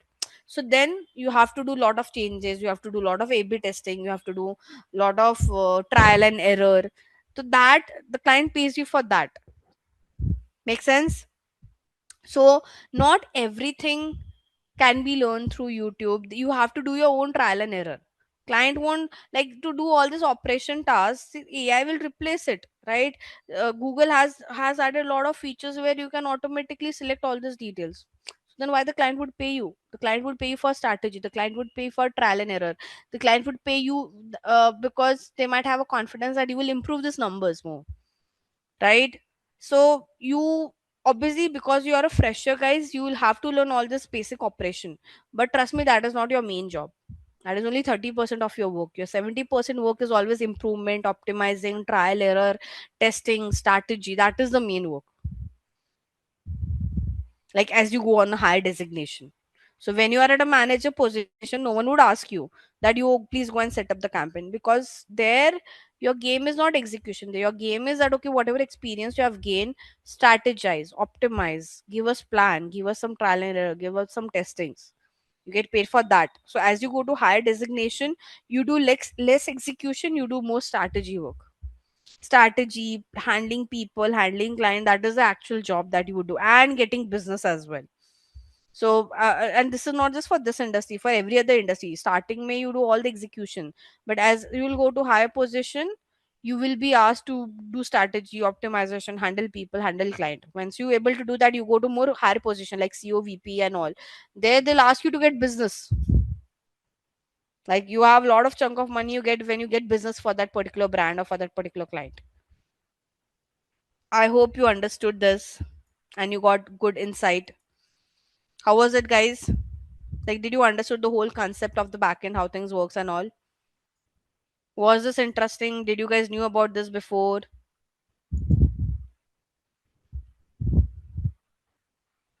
Nope. Okay, great. So let's move to the next part. Enough of this. We'll go to the next part, which is influencer marketing. Now, in influencer marketing, we'll do some activity, okay? Because I don't want that I'm the only person who's speaking. I would want you guys to involve as well. So now, what is influencer marketing? You might have heard about influencer marketing for the longest of time. Okay, basically now there are different terms in influencer marketing. People call this influencer marketing, or people call that UGC, basically user generated content. Okay, like there are different terms. Basically influencer marketing is you are getting some popular face to vouch for your brand or to share their experience with your brand, right? Now before influencer marketing, what used to happen? We used to take celebrities were the influencer, right? When I say celebrities, basically the sports player or your movie stars, right? They were the face of brands, right? We would have seen this for the longest, like, and others which include some. Okay, but now after, I think since TikTok came into picture, okay, people started creating content. When content creation came into picture, everyone started creating content, right? And obviously the celebrities were charging bomb for any brand, right? So what brands started doing? Brands were like, okay, there are so many content creation platforms. There are people who are very popular in those content creation platforms. Let's just take them on board as our brand face. And that's where influencer marketing got into picture, right? Now why influencer marketing got popular was because every influencer has their particular type of audience, which is very niche, right? Like there is an influencer who only talk about finance, right? Because he or she has a knowledge of finance. There are influencers who only speaks about sports.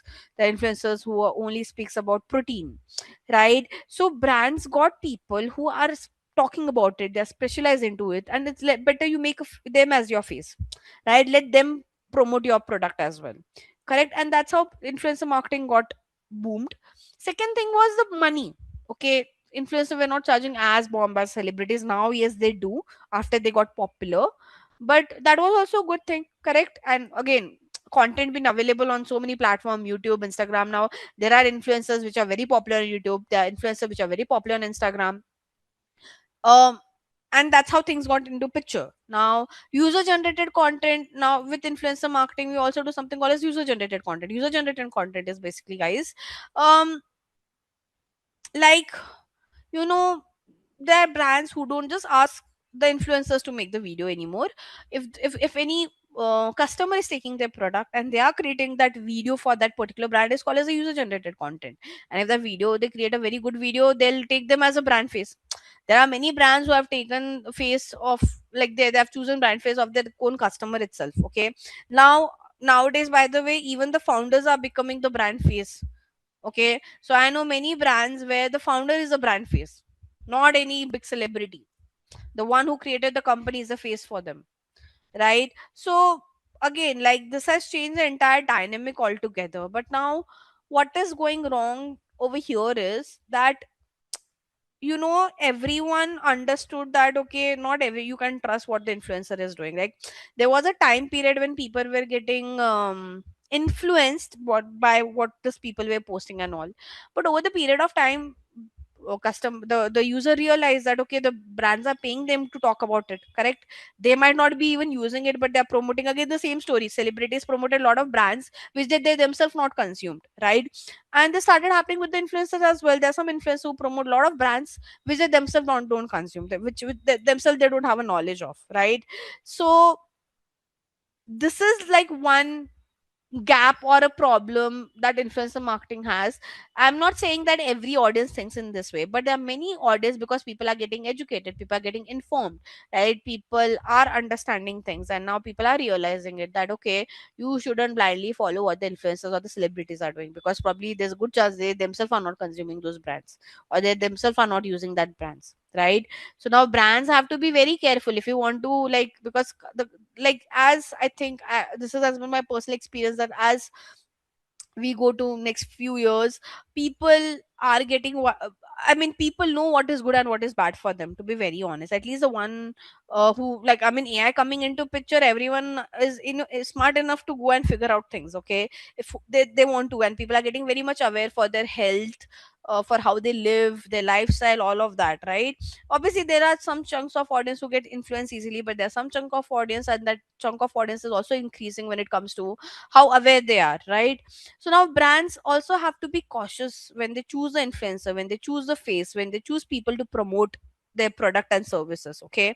When we talk about influencer marketing, we always think of big face, right? But trust me, I know brands who have taken regional based influencer and they've grown their brand, okay? So you, if you're a small brand, you can't afford a big influencer, right? You can't take Mr. Beast as your influencer, because you can't pay that kind of money to him, correct? So you'll have to find someone in your region who's popular in your region, popular in your area, and consider, you ask them to promote your brand, to promote your product, right? And that's where different kind of influencer marketing came into picture, okay? So the type of influencers came into picture. Now what are type of influencers, okay? So when I say type of influencers, I mean,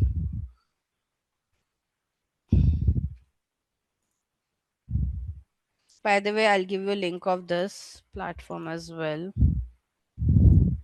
Basically, this is majorly for India location, guys. I think for other location as well, they would have their own platform. But here, basically, you can find influencer based on different following. So your influencer got divided into basically, micro, macro, then midterm, and then mega, right? Basically that completely based on their followers, okay? So micro would have a less follower, followed by macro would have much more high follower than micro. You will have mid tier, and then you have your mega.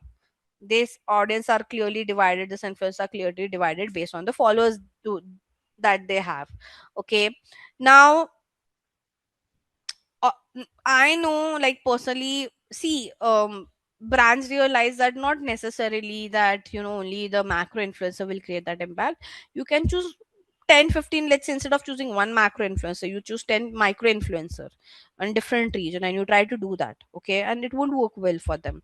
So I mean, there are a lot of case studies on influencer marketing where brands have done this kind of activity, where instead of choosing one big mega influencer or mid-tier influencer, they chose 10, 20 micro and macro influencer, and they created hype around that, correct? So a very good thing to do, okay? Now this tool, okay, like this tool, there are other tools for different markets as well, but what this tool does is, it try to help you see. Now how does influencer marketing work is, guys, first thing is you should know, um you have to pick up your influencers, right? Before reaching out to them, first you have to shortlist influencers. Now on what basis you shortlist? As obviously first thing is budget, how much you can afford to pay that influencer. Second thing, you have to decide, on what basis would you think that should you still continue working with that influencer or not, okay? So you would have seen many influencers in their video, they say, if they're promoting any brand, they say, right, that there's a coupon code or there's a link in the chart, and if you use that you will get 20% offer. Have you ever heard that?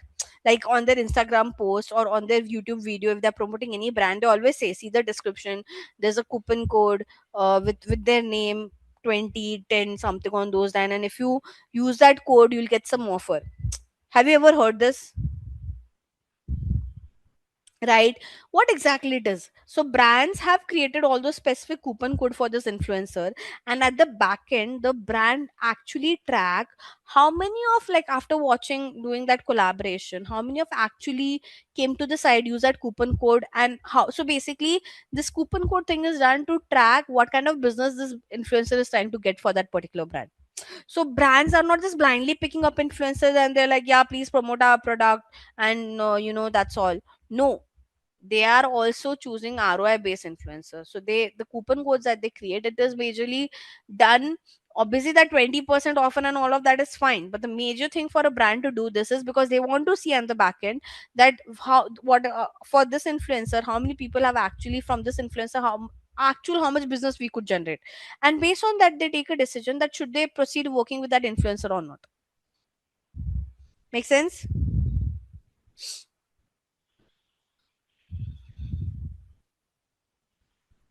Okay.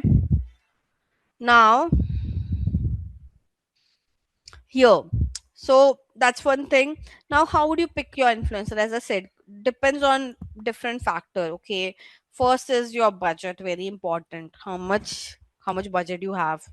Second is for what platform, because for YT it's different, for Insta it's different, for LinkedIn it's different. There are influencers which are popular on each platform, and it's better you choose on platform basis. Okay, because see, there are some influencers which are very popular on Instagram, but on YouTube hardly people would know about them, or they don't put that kind of content on YouTube. So you choose your influencer based on where you want to do that collaboration, whether it's on Twitter. Twitter would have all those smart people out there, LinkedIn will have all those professional influencers out there, so you choose based on that. Okay, so you choose your platform. um Sorry, coming back, then again, once you understand your budget platform, you pick up your influencer based on the region as well. You check their engagement. Okay, more than, like, see, people see, or will see the followers, but the problem is the followers are bought. Okay, like you can't, like, you will see, okay, they have a lot of followers like 100K, 200K, but if you see the engagement of those videos, that would be very less, right? So your priority, I always say, first check the engagement, then you choose the followers. Okay, so I always say first you fix this, how much money you have, for what platform you want, and for based on platform you choose a region as well. Like, there are some influencers which are very popular in some part of the region, there's some influencers which are very popular in other part of the region, so you choose region. But once you fix all this, check, like when it comes to number perspective, see their engagement. Okay, see how, like, then what is their followers, and obviously their costing and the bargaining, and how would you do the dealing part, very important, how would you deal with them. Okay, so like dealing happens on a very different way. The one is like you do a barter deal, very clear. Like, if I'm a skincare brand, Pooja is an influencer which has 10K followers. Okay, so let's say Pooja has a 10K followers.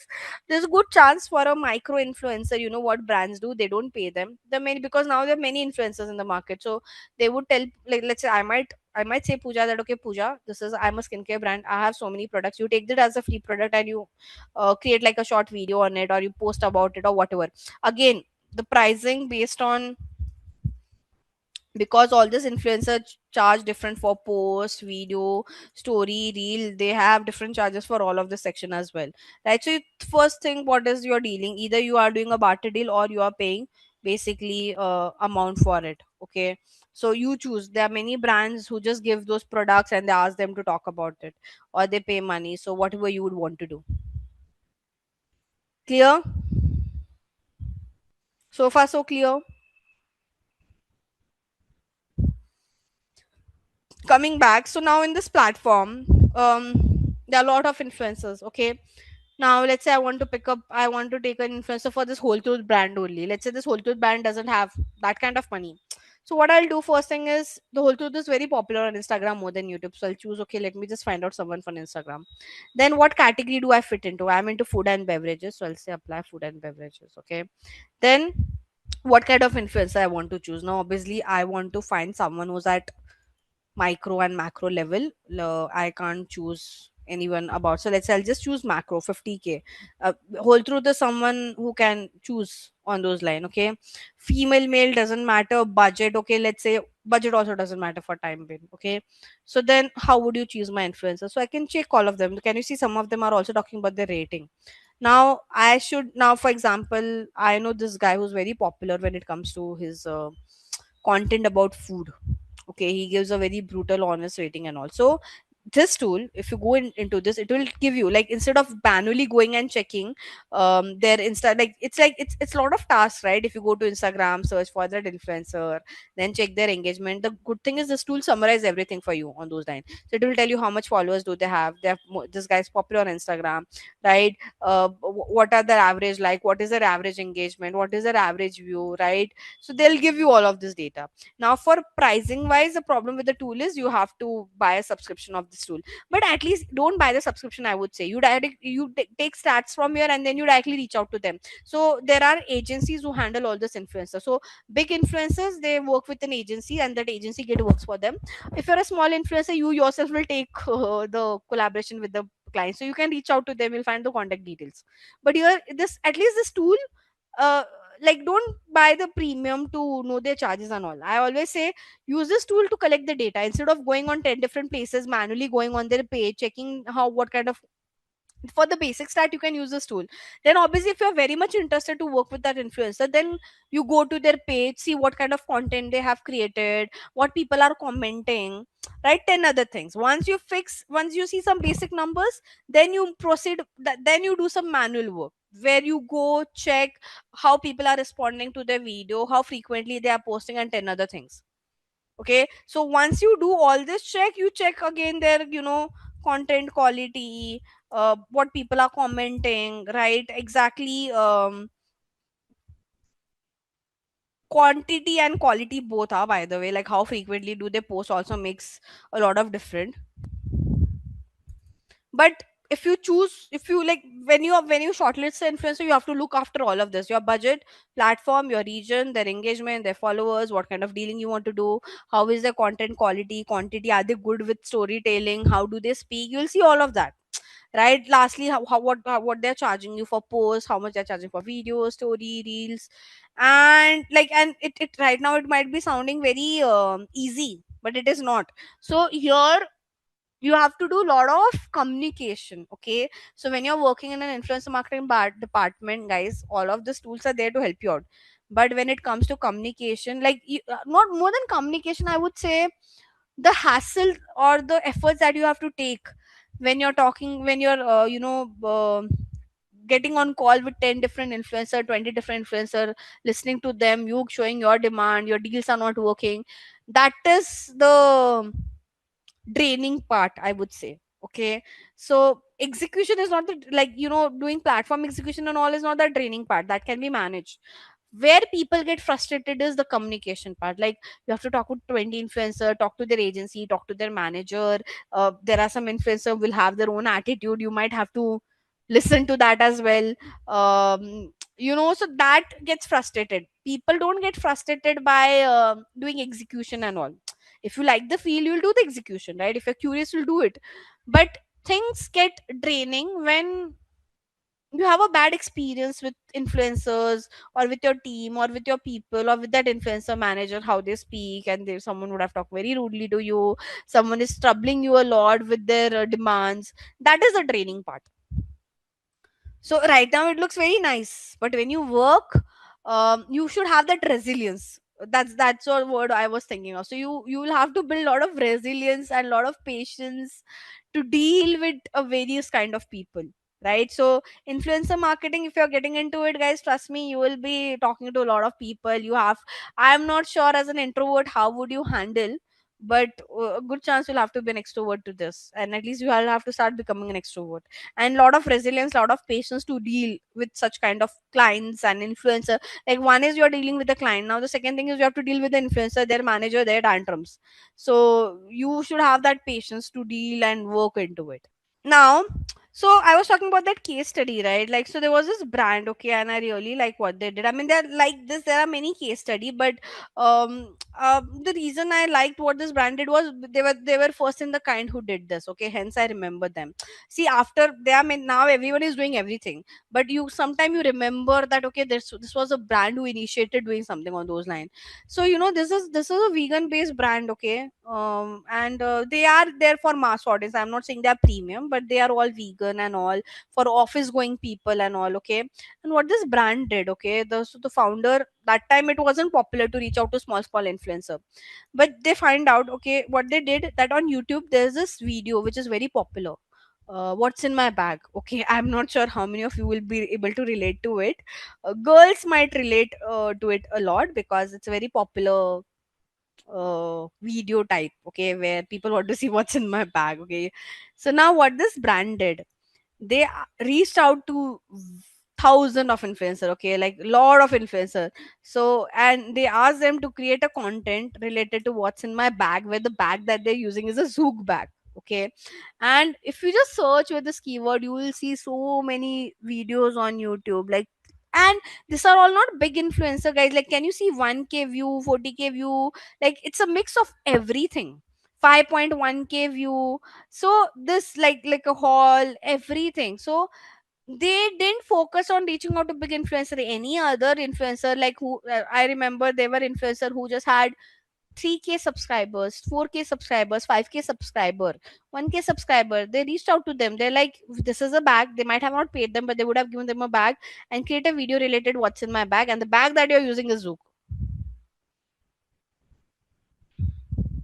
So they were like, when I was getting like when I was trying to do influencer marketing for one of my brand, this I got a lot of inspiration from this particular brand. That time I didn't see a lot of brands doing this, and now you would see, oh, like, the thing was, the trouble again, the hassle came because for them, the person who was managing so many influencer, imagine the headache that person would have taken. Correct. So this got like very, and after that, again, there are many brands who are doing something on this line where they're reaching out to regional influencers and all of that. This was very interesting. Like, they, and in India, like, because this is brand is in India, at every region language changes and everything changes, so they reach out to different states. In Maharashtra, they picked up some influencer. From Tamil Nadu, they picked up the influencer, and the influencer also created video in the regional language, not English or not Hindi. English is like, English and Hindi are the standard language, but every state has their own language.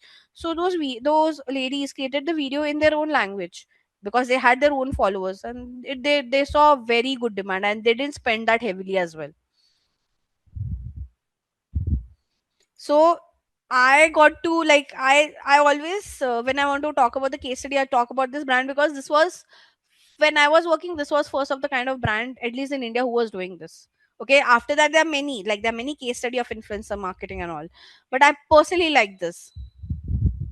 Now there are brands, what they do apart from this. Okay, so now there are brands who hire a very different face, like no one expected anyone to do something on those lines, right? So in India, there's this brand called as Cred. Okay, now Cred is basically a payment app. Okay, like, you can do payment, you can do 10 other things. Now this brand thought, instead of taking the face that everyone would expect, let's just take something very different, a different influencer altogether, which doesn't align with the brand, right? So they took this guy called as Rahul Dravid. So he's a cricketer who is very famous, popular, and his what they did was, his image is very, that he's a very calm guy and all. But the video they created, can you see this video? Here he's shouting and reacting like no one thought of that. This guy would react something on this line. If you watch this video, I'll give you the link over here. So now there are brands, and it worked well for them because no one expected something like this would come up. So you can, as a brand, you can do something completely different as well to shock the audience and to get that attention. So it can work in your favor. Sometimes it won't even work in your favor, trust me. Okay, there are times when you'll get backlashes as well. Sometimes it will work for you, that, oh, how interesting this was, this brand took a guy and they changed the narrative and no one expected. There are times when it will go viral, and there are times when it will have a backlash as well. I've seen both the kind of stories. I've seen good stories, I've seen bad stories as well, where the brand got backlash like anything. Obviously there were 10 reasons behind it, but yeah, like, you'll have to again experiment on those lines. So now I told you that I'll give you my views from today onwards. So few things about website thing, guys, that you should know is, um let me open a Word doc again. I will write it over there along with our PPT. So when you are into working in the space of digital marketing, okay, very the first most important thing is you as a digital marketer, as I said, uh, if you work with a bigger brand, would they ask you to create a website? No, there are how should I say, specialized uh, website developers. There are you know people who work into the UI UX front, which is like a different category altogether. There are many people who can work, they are specialized into creating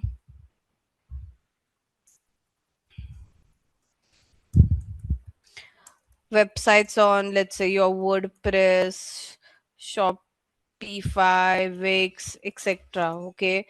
So then, like, what's the point of website? Like, why are we discussing website right now? Because as I mentioned in last lecture as well, that see, you don't have to ideally for a bigger brand. Okay, you don't need to create this. The only reason, like, practically, when would you apply learning a website creation part is either for yourself or when you're working with a small size brand and all who don't have that kind of money to afford all these people to create their website. So either this is applicable execution wise, it is applicable for your personal use, and either you're working for some small business owner. Okay, but then, like, what's the other use case of website? So when you're working with a bigger brand, see guys, like, though they would be specialized, they would know how to create a website and all, but as I said, like, whatever marketing activities you guys would do would land to your website, right? So if your website is not in a good place, your overall effort would go into waste. So you what you have to do, I will come to it, Aman, about UI and UX. We won't be discussing in detail about UI and UX. We will be just discussing the overview, because UI and UX is not part of digital marketing in general. It is not. It is never a part of digital marketing. You should just know it from overview perspective.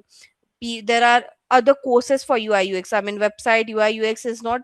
It is, how should I say? It is just like for a beginner understanding one should know in digital marketing. But when it comes to execution front, we never do UI UX or website development. Okay, so we only give suggestions and our insight. We never do the execution part for website development, UI and UX. Okay, for my last 7 years of my career, if you work into just digital marketing space, no one would expect you to work, because for this, like, UI UX and web development is a separate field altogether. It is not part of digital marketing as a field. So please be clear on those lines. Okay, I hope, Aman. So, Aman, we will be discussing about UI UX and all, but in a overview perspective, not execution perspective, because I have never done UI UX. I have only suggested or recommended few things for the brands. We never do on the execution side. There are specialized people sitting over there for that separately. Coming back to my topic, so then what's the use case? So as I said that, okay, let's say you're working for a brand and you're doing digital marketing campaigns, but you're seeing that, okay, all is going good, but once the user lands on the website, there's something going wrong and you're not getting good conversion rate. So that's where website problem comes into picture. Now what would you do, or what would the brand expect you to do? So if you see face such kind of issue, the brand would expect you to sit with their website developer, to sit with their UI and UX designer, and get the website made as per your need. Okay, so when you're working into digital marketing space, the execution part, let's say, you have seen, okay, competitors are doing 10 different things and your brand is not doing that with respect to website perspective. And if you'll go and you'll talk to the CEO or the marketing head and all that, this is where we are lacking, that other brands have created a really good website with a great UI UX, but we don't have that, and hence our marketing campaigns are not performing well. So what your manager or what your CEO would expect you to do is that, okay, you know what the competitors are doing, you sit with the UI UX developers and our web developer and you get it done, right?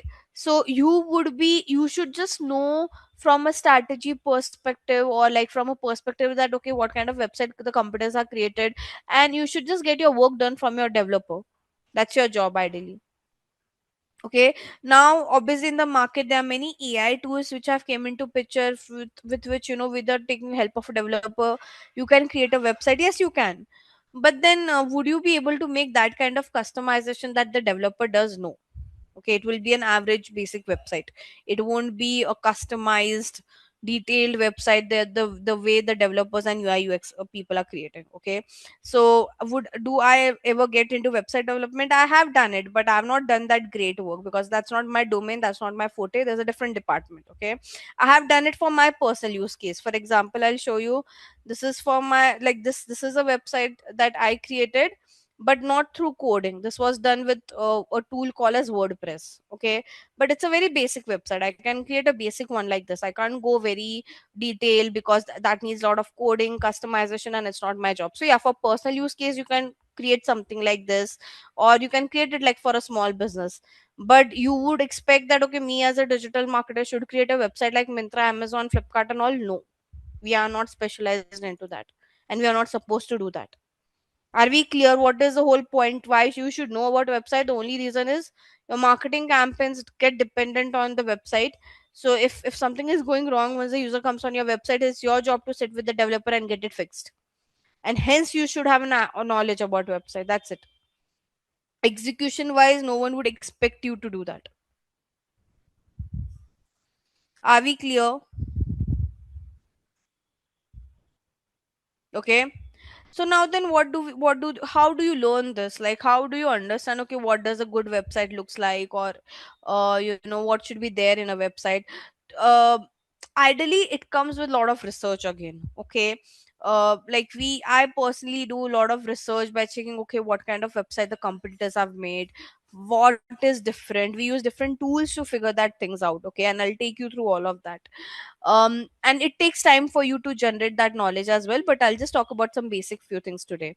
Rest, like the detailed part, is something that you learn with experience, to be very honest. Okay, now for website creation, like, okay, when we were seeing Maisha, Pair, Patola and Inji, we'll take with an example and we'll discuss. Okay, the first thing about website development, guys, is before this design and everything comes into picture, a brand, how does they create the website? They don't just start working on the tool or start coding, right?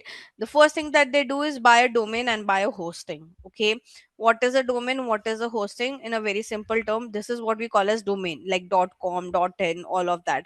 In a simple term, domain is basically the address of your website. Okay, so like, if someone will ask you, okay, like, can you give me the link of your website, that means it's like domain is basically this address of your website. Then what is hosting? Hosting is basically where, like the PR Petrol has created this big page where all this data is getting saved. Okay, so that is getting saved on the hosting. So hosting is basically where you save all the information or store all the information about your website. Okay, now this two thing is something that the brands buy first, and then they start working on the website creation. Okay, now from where do they buy? The domain and the hosting. There are many tools in the market, okay, to buy this. There's GoDaddy, there's Namecheap, there is Hostinger. I mean, there are many. Okay, I mean, again, now are this tool different? See, the domain and the hosting that they would provide would be kind of same only. Majorly people keep on changing, like obviously somewhere you might get a little bit cheaper price and all, but to be very honest, I'm not bit concerned on those line. I mean, it's like, how should I say, main, if when it comes to my website, I don't want to compromise on the pricing part. Okay, so then what do I do? Like, I've bought it from GoDaddy, I've bought it from Namecheap, but I'm someone who still prefer to work with Namecheap only based on the customer experience that I've got. Like, whenever, so because I'm also not a developer as such, so if I get stuck somewhere with my website, or if my website is facing any problem, I always reach out to Namecheap. Okay, and the customer support is great, hence I stick to Namecheap and not Hostinger and GoDaddy. My personal experience with GoDaddy and Hostinger has not been great, but again, person to person, this thing can vary. Okay, so then you just have to go to this platform, buy your domain and hosting. That's the first thing that anyone does. So let's say if I go to GoDaddy, you, like, let's say domain is basically, again, here you can type the domain, like for what name you want to, like what you want to call your website as, right? So I want to say vegan bites, then I'll have to search like this. And then again here it will tell me, okay, for different extension how much I'll have to pay. Like, can you search the veganbite.com is for this, vegan bite life is for this. They give me the pricing. Okay, now this pricing for is per year basis. You have to renew it, then this is not lifetime. So it's up to you. You can buy it for a lifetime as well. You can buy a domain for lifetime. You can buy it on yearly basis. There are some customization possible. I don't think you can do it on monthly basis. And similarly, there are options to buy your hostings as well. So like if I go back over here, right, one second.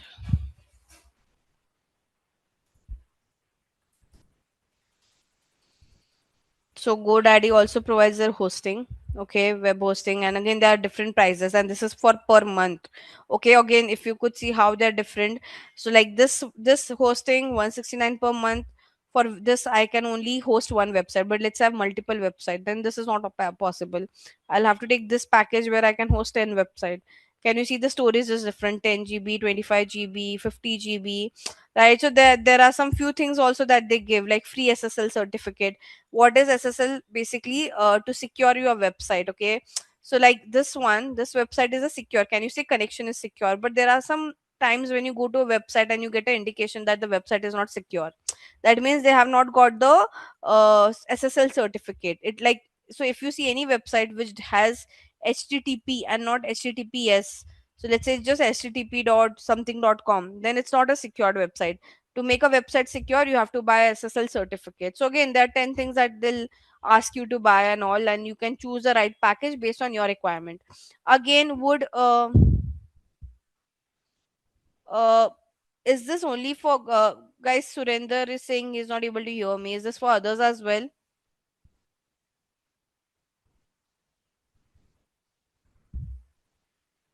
Guys, I hope I'm audible to everyone apart from Surender. Okay, thank you. Thanks, Belinda, for confirming. Aman, can you create a basic website without help of plugin? Yeah, but that will be very bad. Like it won't be worth. I mean, on WordPress without plugin creating a website, yes, you can do it. One of my student has created a free WordPress website, but it isn't that great looking, is what I would say.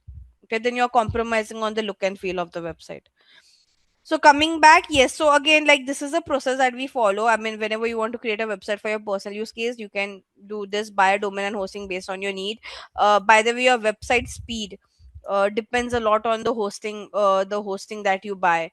So again, it depends. If you are a service kind of a website, you will buy a shared hosting. Shared hosting means apart from you, other people will also store their data. Okay. Uh, but let's say if you are a premium brand, you can buy like personalized hosting for you, where only you can host your website, but again it will have more charges. So these are the calls that the brand takes. Ideally for your personal use case, you can just go and figure out things. Again, because everyone has their own personal needs, so I can't give you a precise answer, but that is what the process you have to do. You have to buy a domain, you have to buy hosting. Once you buy domain and hosting, you can ask the then depends, where are you creating the website? Are you manually coding the website, or are you creating on tool like Shopify, WordPress and all? If you're creating on Shopify, WordPress and all, you can ask all these tools to help you out to connect with them. Like basically to connect your domain and hosting to all this platform, there are some steps that you have to follow. So these tools are pretty chill to help you out on that. Okay. But that's how the website thing works.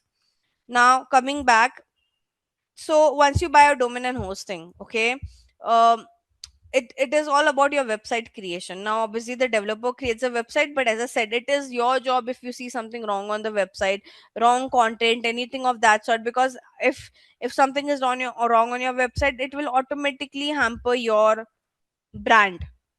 Okay. Now what do I mean by wrong on the website? So we can just evaluate each one of them. For example, ng. Okay, now let's say starting with, this is a good thing that they have added a code that okay, they are free shipping. Navigation menu, again, it's up to you. You can make it simple as well, you can make it this complicated as well. Okay. So like there's home, there's bestseller, new arrival, then again top, they have different kind of top kurta, they have different type of kurta, right? So it's up to them. They can make it this short as well, they can make it this long as well. There are people who have navigation menu in the corner. So again, you as a brand need to decide that. Now this banner, like I would, if I would have been working with NG, I would have clearly asked them to change this, because the thing is the picture doesn't make sense. Second thing is this button is also not visible because of this picture, right? Again, here the main problem is there's no model, there's no proper description about the product and all. Like it is a simple website, yes, works, but The website should not only about product, right? Show me your testimonial, show me some of your reels, show me what these products are made of, behind the story, brand story. There are so many things that you can do on the website which they are missing out on. Okay, so basically you should know what does a good website look like. Now how do you get an idea? How do I'm not able to understand, okay, NG website is not good? Because I've seen other e-commerce brands website which are pretty well. Okay, again, so you can ask your developer to work on all this line. Now for example, okay, logo is still fine. Let's say if I see Pair Patola, I'm really not aligned with this brand because the logo color says something, here the color says something, here it is something. Like there's no one. At least it's okay if your color are different, but at least you can follow the same shade of color instead of going so contrast, right? Black over here, like why would you put a shop now button in this angle, right? Why this picture is getting cut out? So you have to basically, again, pair patola is not something that I like because it doesn't look professional at all. Like the logo, the font style. See, in one banner there are three different font style that I'm able to see. So it doesn't look good, right? Here, okay, they have wrote meet your bestseller. That is fine. Some category name, but where are the testimonial? Where are the reviews? Show me behind the scenes. Show me how this brand is crafted. Nothing on that sort. But similarly, if I look after Maisha, can you see the navigation is very clear? Unlike Inji, the way it was scattered, because it looks very scattered and very confusing. So what they did, they made it very clear. Like category, they have divided like this, right? Again, for each category, they have put a picture so you can view it, which is a very good thing. Very interesting banner. So they are using this space very properly because they know the first thing that the user will land to on our website would check is this carousel, right? So now to show this carousel in the best possible way, like instead of just showing one picture, they are showing you multiple picture over here. Correct. New arrival, okay, what new has been arrived. Watch and shop is a very great thing they have done where people can watch and they can buy the product. Who are the celebrities who are carrying this bag, because they have done a lot of influencer collaboration over here, right? They are also telling you about the behind the story of this particular brand, and not just with text, because trust me, I don't think any one of you would take an effort to go through this entire box. But yeah, you might get attracted to this video, right? You might want to pause and see what this brand is doing here in the video instead of reading this out. So they have done that, right? So again, if they have other category, they're mentioning it. What their customer saying, they are mentioning it. Here they are giving you some USP like, okay, pan India, hassle free, top notch, secure payment, and all of that. So how, like, see, this is something that you learn obviously with some experience, but there are basic things that you should know. The basic things are what of website creation. First thing is your color, your font style, your font size, and your color. Okay, so first thing, the color should be in the same tone, or at least like you just follow one color.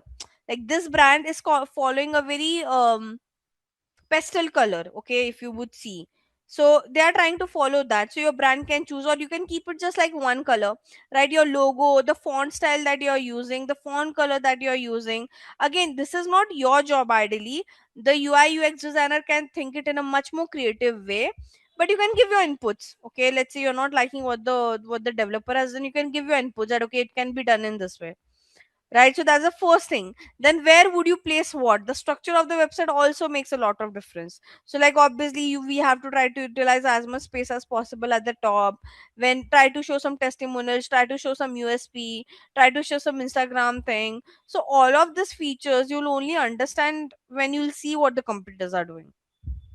As I said, lead generation website and e-commerce website are a bit different. The reason being, for e-commerce website, guys, see, it's a long process. When it comes to e-commerce website, you want people to buy your product, so you can't fit everything in one page when it comes to e-commerce website, hence you have so many pages. But then when it comes to lead generation, what many brands do is they create a page like this, which is what we call as a static landing page. Okay, now what is a static landing page? Basically from here a person can't go to any other page. Like, can you see there's no navigation menu only? Like for this page also you'll see there's no navigation menu. If you would have observed, this also doesn't have any navigation menu. So for lead generation, because see, e-commerce, I can't create a website like this where there's no navigation menu, because like they will have to go to next page to add to cart, wish list, and they'll have to do the entire process to buy the product. But then for lead generation, what brands do is they create a page like this, which we call as a static landing page. Now, the whole point of creating a static landing page is they don't want the user to get distracted. Okay, so what happen if they give a navigation menu, the person might get distracted and they might go to that page and they'll forget the whole point of coming to the site. Right, you might have yourself faced this, that there are times when you go to a website for a different reason and then you don't do that action only because you got distracted into browsing 10 different things. And that's what brand does. So whenever they want, like they want to do lead generation activity, whether it's for BFSI, whether it's for finance, whether like BFSI is obviously part of finance only, so sorry, whether it's for education, whether it's for real estate, whether it's for B2B, all this four category which heavily rely on digital marketing lead generation, what they do is they create a static landing page like this. So there's no navigation menu for me to go to other page, and hence like that's a good thing. Now, what does a good static landing page looks like? Obviously, static landing page, the word static means there's only one page involved. Okay. Second thing, then if you're creating a static landing page, what does a good static landing page should look like? Okay, first thing, if you would have observed the brand color that this all these brands are following, HDFC logo is red and white, they're following that same color theme on the entire site. Same goes for Bhupa, same goes for Care. So all good on those lines. They are not misaligned with their brand. So always see it looks professional if you follow whatever color you have used for your logo. If you use it for your website, for your text and all, it looks professional. So you should ideally try doing that. Okay, especially for this industry, which are serious kind of an industry. Like BFSI is a serious industry, right? It is not a funky kind of a industry where you can play around with colors and all of that. So again, guys, industry to industry, like if this would have been for a creative company, my website could have been a creative and different things I could have done. But again, so you have to think, like whenever you give suggestions to your developer, UI and UX people, you should also think, okay, is it applicable for that industry or not? Don't just randomly give your you don't have to share your personal view. You have to share mostly with respect to what works in the industry. Okay, so for this kind of industry, you should always like it should look professional. It shouldn't look very like funky kind of a website. And this is what the brands, all the three brands, are trying to maintain. Now, what apart from that?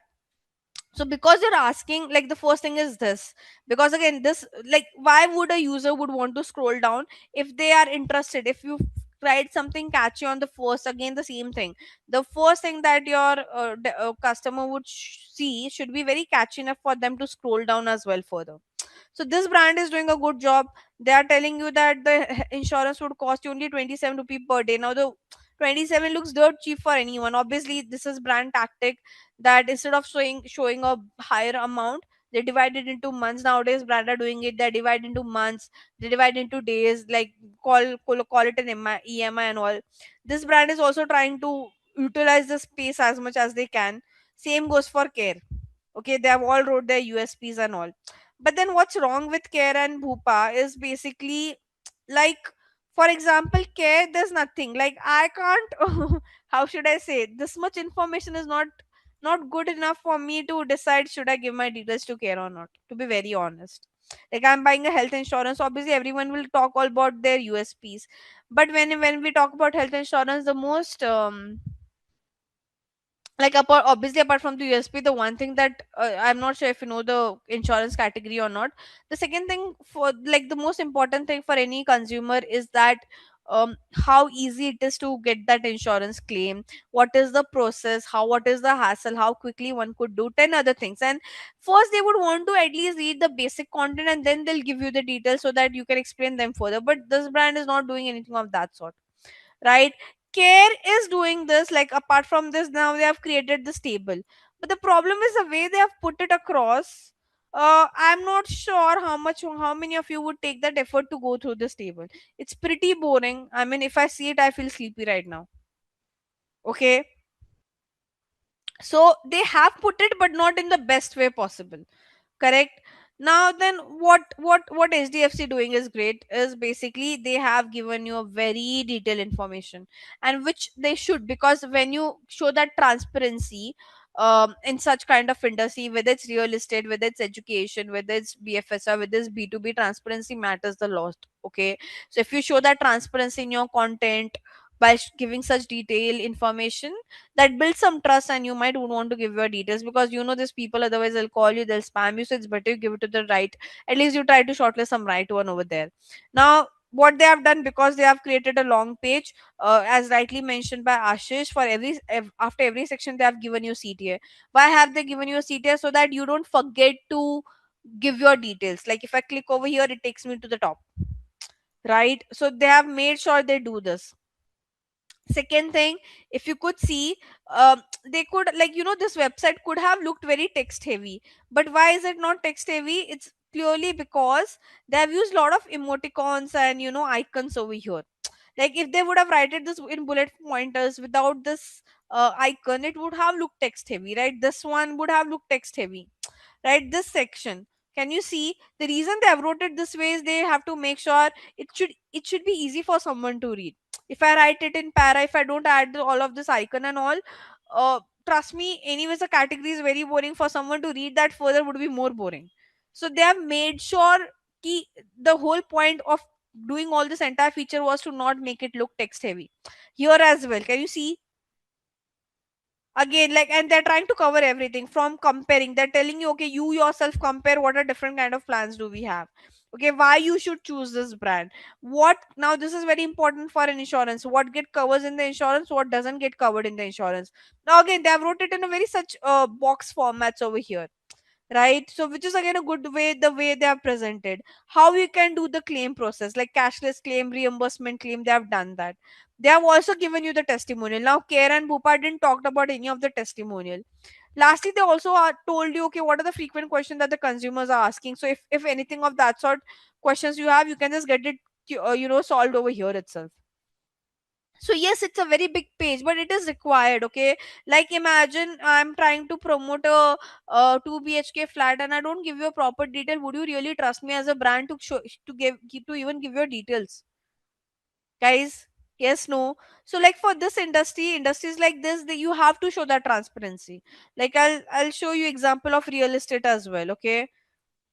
They would also do something on this line. So let's say I've just searched for 2 bhk flat, I reside in Pune, and like this is the first link I could see. Now see this guy as well, they are sharing all the information over here. Why would they do that? To show that transparency, right? Here, from here I can say, okay, request a call back. So now it depends. They didn't created a standard form. They created, like, even if I scroll, this button is not moving. So now this is what we call as UI UX feature that the developer does. Okay, like where should they keep the form? When we do lead generation, the main goal is about collecting the details. Okay, and you have to make sure the person doesn't get distracted, and they forgot to give your details. So what brands do? They create different section. Someone creates a form at the top. Someone creates a CTA button where the user goes at top. Someone creates a feature like this, someone gives you a pop-up. I mean, every brand will try out different ways to make sure it looks proper. Like, can you see here, they are saying, okay, great brochure, and there's a process they're asking me to follow. So again, this is something that you have to now, again, for this also. So see, it is, I'm not saying that a form would work and a pop-up won't work. We have to ourselves do a lot of A/B testing to find out in website as well what feature works for my website, what feature doesn't work for my website. Okay, so like probably for my brand a normal form would work, but for the another brand they have to create like a static form. Like even if they move the page, the form doesn't move, right? So the developers and the UI UX people keep on testing out on such kind of things, and you can also give your inputs that, okay, let's try out this, let's try out this, see if this works better. So you have to push your developer and UI UX people sometime to get best for your campaign. I hope you're understanding, guys.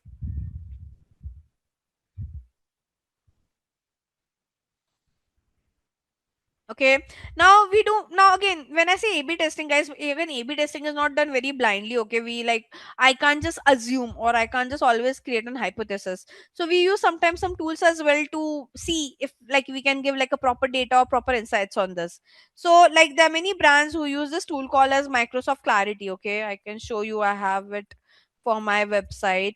I mean, for my personal that website, so I can show you how does it look like. So what this tool does is, it actually maps, like, whoever look, so whichever user comes to your site, it actually maps that, okay, on which page of your, on which section of your website the user is spending time, where are they clicking, where are they scrolling, where are they not scrolling. So we see the user pattern and user behavior as well, and based on that also we take a lot of decision, okay, on what factor of my page should be changed, on what element of my website should be changed. Okay, so this is for my that website that I've showed you that was created on WordPress. It's basically for this one. I have a Microsoft Clarity account set up on this, so I can show you basically. Though there's not a lot of traffic because it's a pretty new website, but I can still give you a basic idea. Let's say I'm just taking from here to here. Okay, now how we can see this? Okay, so there is something called as recording, and here you can see, okay, the people who came to on the website. So one user is online now, that one user is me, so it is just telling me that okay, right now I'm online, so it's just trying to tell me okay, right now I'm online. You could see that recording as well. These are all the recordings done in the past. Basically, what is this recording? Like whoever visited on my site, what action did they took. So see this, like if I play,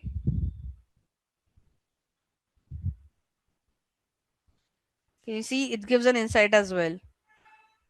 So if I play, can you see this arrow button? Basically, where did the user scroll? And it was me only, by the way. I believe this is for today only. Yeah, 7:11 p.m. So I showed you at the start,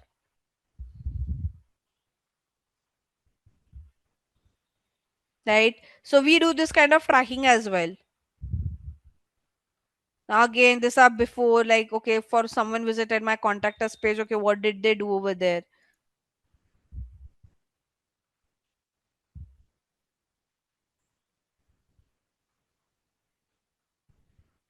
So there's hardly any action happening over here, right? But this, now here did the person did scroll later on, and it also gives you a summary. Can you see? Like it tells you the summary as well. So it records like this. It also sees okay, where people are clicking, where people are not clicking. It will give you all those detail as well. So there's something called as heat map. Heat map is basically you can see okay, on which page of website the user is spending a lot of time, where are they clicking, where are they scrolling, and that gives an insight that okay, what page of my website should be changed. Can you see, like now this is for home page, like this is basically where did the user actually clicked. Can you see? If I scroll down, it will show me further okay, where people are actually clicking. So this again, this data is not enough for me to come across a conclusion, but for a bigger brand they take insights like this to see okay, what section of my website is not getting clicked, if are people actually clicking on the form or not, and based on that they decide if they want to change some element or section of their website or not, right? Like again, let me show you more. Like okay, see, scroll, there's a section of scroll, so where people are spending a lot of time. So 100% means 100% of user days spend some time over there. As I scroll, can you see they're saying 70%, 25%? That means where exactly they're spending time. So start, the upper one are the most popular. As I scroll down, it is the least popular page, section of my page. So where are, again, attention wise, where are the, what is the attention span, where the user is giving the attention to. So all this can also gets tracked, and you can't randomly see it. So you have to, what you have to do, you can only see for the website for which you have an access of. So I had an access of this website and I set up a Microsoft Clarity on my website. So you have to set up Microsoft Clarity on that website, and then only you can see such insights. Randomly you can't see it for any random website, because what happens, Microsoft Clarity gives you a code, and that code needs to be added on your site. So what I've done, I got a code from Microsoft Clarity that put this code on your site, and then we'll be able to track everything. So I set up that code. Now you can't set up this code for any random website because you don't have access of that website, right? Okay, so we use tool like this as well to understand, figure out our website and see what changes should we do. Again, it is not randomly thought that okay, I'll change today, I'll change the main banner, tomorrow I'll change some another section. No, we take help of tools as well to give us some insights. So you, as a person, as a digital marketer, your job would be to help your developer and UI UX people to give your insights by using these tools, using some your personal insight, doing your competitor analysis. Now, when we talk about UI and UX, guys, like just understand the theory of UI UX. You ideally don't do the execution part, as I clearly said. What exactly is UI and what exactly is UX? Okay, so I mean, user interface and user exchange is what people call this. Okay, now when we talk about let's say UI is more about the aesthetic of your website. Okay, like how does your website look like? Okay, but your UX is more about how smooth it is to use your website, like how your interaction is with your website. Okay, so in UI, the UI designer always look about the aesthetic, the color, the theme, and all of that. Okay, whereas the UX person always put efforts on the experience of using the website. Okay, so like, and this is also applicable for app as well. Okay, so the UI designer will look after, okay, how good looking I have to make that app, but the UX person will try to make that app uh, as smooth as possible when it comes to using it. Okay, no blockage, no, not getting lagged, easy to navigate, all of that. Okay, so UI is basically the face of your website, which try to attract the users and try to retain them. UX is more about the experience of the website. Okay, and these are two different people. So now there are brand who just hire a UI designer, there are brands who just hire a UX designer, there are people who can do both, and it is a technical job. Okay, it is not anyone could do. You have to take like a proper, like the way you're taking this digital marketing course, you have to take like a proper course for this. It's not part of digital, it is not, how should I say, like the way we have running ads, SEO and all, it is not part of like a department. This is how should I say, over and above, we should just know what does a good website look like. And trust me, to be very honest, if you're working with big brands, they have great UI UX designer, they might even wouldn't need your suggestion. Okay, you just have to tell them that, okay, I want a website like this, and they'll get it created for you. And they will add their own features as well, they'll put their own thought process as well, so they are quite professional. Rarely you will come across such website developer to whom you have to guide. Okay, the only like, and other thing that you can do with them, let's say they are good with all of this, so at least you can set up all this Microsoft Clarity. You can ask them, okay, let's just set up Microsoft Clarity to be on a safer side, to see at least what is the user behavior pattern, right? So you can suggest such kind of tools, because probably they wouldn't know all the tools in the market. So if you know some tools which can help them to make the website great, to make it smooth, to make it better looking, feel free to talk to them about it. You can, I mean, I usually talk to the developers out there. I also understand what's going in the market. They also share insights to me, I also share my insights to them. Because see, they are good with website creation, they know what is good user experience, they know what is good UI, but they don't know requirement of specific industry. So like they wouldn't know what does the let's say you are doing digital marketing for a pharma company, or you're doing it for a textile company, they probably wouldn't have an idea that what does that industry need. Okay, so your role comes into picture, you as a marketer roles comes into picture, that okay, this is going on in the industry, we can create something on this line, right? They would know the basic UI and UX thing that they have to make sure it's good, but the industry insights or something that is which is very specific to your company or your brand is something you'll have to guide. Make sense? So you're not teaching them many technical aspects, to be very honest. You are only giving your recommendation, which are only personalized to for your requirement or for your brands. So the role of UI designer, as I clearly said, they create all this good interface. They also do research and try to understand the audience for that brand, and they try to create in that way. Obviously, if you're working with a bigger brand, they create a lot of prototypes, a lot of hypothesis, and then they see which works well, which doesn't work well. So they are the one who looks after the design part, the font part, the branding aspects of your website. Okay, whereas the UX designer is an opposite of it. So they majorly focus on the interaction of the website, the technical compatibility of the website, or the system of the website. Okay, so these two are two, like, I mean, there are many people who can do both, and there are many designers who take like a very specific role. I have seen people who does both UI and UX, and I've worked with people who just know UI and just UX separately. So it depends, like, again, and trust me, there are many in the market. Again, it is a competitive field. Like, if you want to learn, yes, it's a good topic to get into if you are someone who is really really interested into those technicalities. Okay, but then now the catch is with them as well, with website development and UI UX as well, AI tools are able to do a lot of beginner level role. Like I've personally used a lot of AI tools.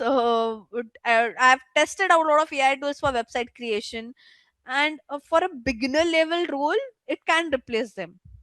Like, so yes, there would be some very great professionals who have that kind of create, because you need that kind of creativity as well. So if you're someone who's basic on this, trust me, there are AI tools who will get that work done. You wouldn't need a basic level UI UX designer to get it done. uh, like when I created this website, I'm, trust me, my sense when it comes to website creation is not that like, see, I'm not good with how should I say, the creative process of website. So I usually see, okay, what the competitors are doing and all. And like for me to get an idea about to create this website, I just took help some of AI to, with respect to content, with respect to what picture to put, what alignment to put. So a basic thing is something that the AI can also do now in the market. If you are like, you are actually, if you are really creative and you have that kind of technical compatibility, then yes, it will, for it, it will take AI, it will take some time for AI to replace that job.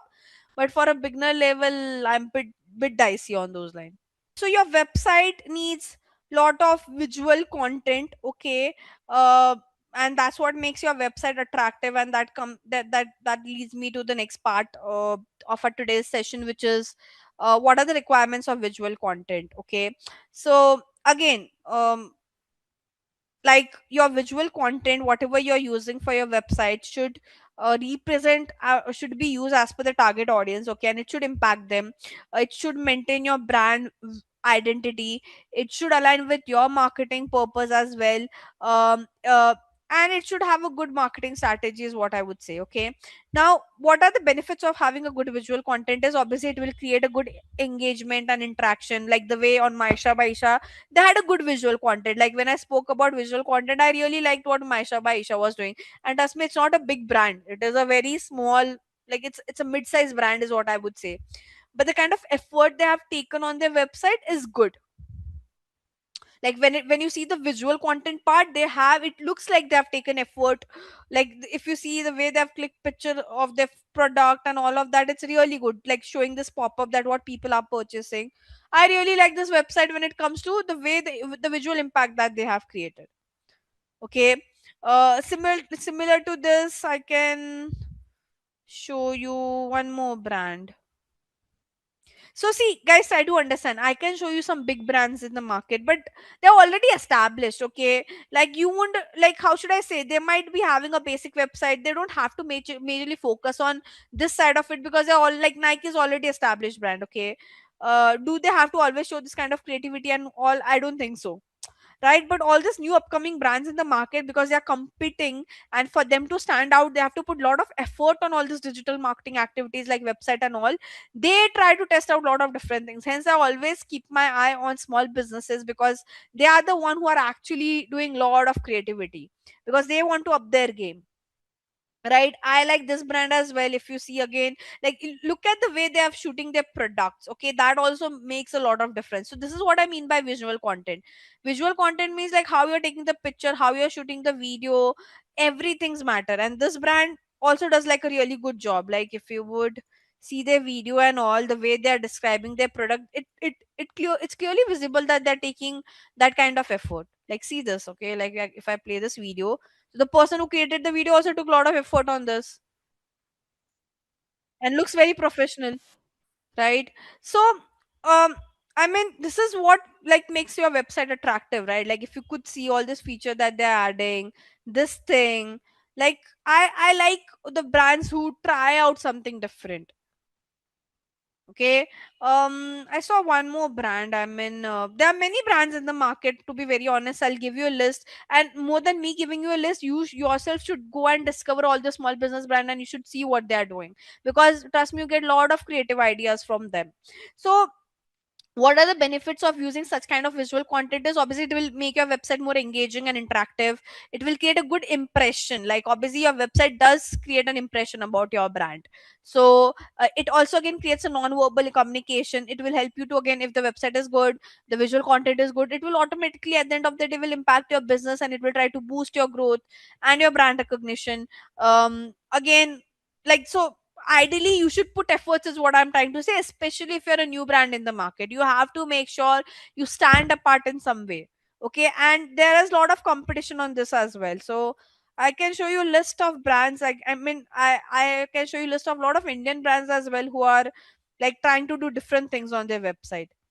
Like, they're putting that effort to show you the behind the scene videos and all. Now, like, say this brand, so this brand is basically what they do. Whatever flowers, so in India, in temple you try to give flowers and all to the deity, and what they do, so whatever those flowers which are not used, which are thrown away, they try to reuse it and they try to create some product about it. So now this is what they're doing, they're trying to create that impact, so they put it on their website accordingly. Otherwise, why would they take so much efforts? Right, so nowadays a brand has to show the behind the scene, their experience, their story, their vision, mission. But instead of just saying in a text format, this brand always show it in a video format. So if you see, like, see, takes inspiration from such kind of brand is what I'm trying to say. Can you see, like, they are taking that effort to show you how they are doing the entire process. Ideally people are not bothered about it, but this brand is taking that effort to show you, right? Again, similar like this, there are many brands. Like, I can show you one more. uh like, I have a list of brands that I can keep on talking about, but we would, like, now see this brand, like, they're trying to tell you, okay, from where they're getting their native products. Again, they'll create a lot of engaging video, the kind of, like, even instead of just putting a product picture, they'll give you detailed information about it. Like, for example, this one, okay, how that curd is made, what has been used, what was the source, who was the farmer who created it. Can you see, they're also telling you, okay, you can see how are we doing the entire process of selecting the product, what kind of testing we are doing. They also give you the report of their testing. So brands are taking that kind of effort is what I'm trying to say. And you have to beat this kind of brands. Like, if you will be, if you are working into the digital marketing side of it, trust me, there's a lot of competition as well. And you get learnings by seeing what your competitors are doing. So I always do this whenever I have free time. I always try to see, okay, what are the new brands in the market that I should go and check what they're doing and how they're doing their marketings.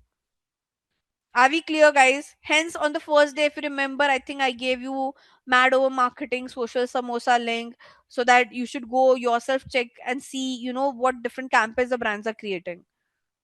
So, am I clear?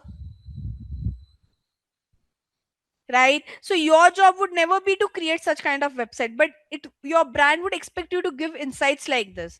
That, okay, let's try to add this feature on our website and see how what kind of impact does it create. Right, so like this, people have created cook with Anveshon, like basically how people are using their product to cook their food. Right, so you yourself, you can come across, give such kind of insights to your developer, to your CEO, to your CMO, and they'll be happy to integrate it on the website. Because they also know that at the end of the day, the people who are getting converted comes to the website or goes to the app, and they have to make sure that that page or that app is created in the best way possible, and there shouldn't be any roadblocks to it. So in future, not now, but as you gain experience, try to get into this side of business as well. When I say this side of business, you yourself try to put that effort. See, trust me, you will get so much busy with your own work that you would never have time to give such kind of suggestions to your brand managers and your CMO. But I specifically say, if you want to come in their good books, you try this extra efforts. Like, this is something, an extra effort that you would take, that over and above the work that you're doing, you're also giving such kind of recommendation, you're also giving such kind of insights that what the competitors are doing, and that ideally helps you in your future growth with this, if you want to grow in the corporate ladder.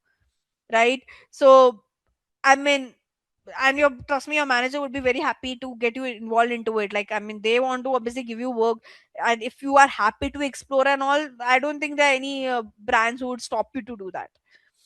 So you should get involved by yourself. Okay, like, not every time a manager would ask you to give this kind of insight, but if you give it by yourself and you give a really good insight, they might get you involved in such kind of part of work as well.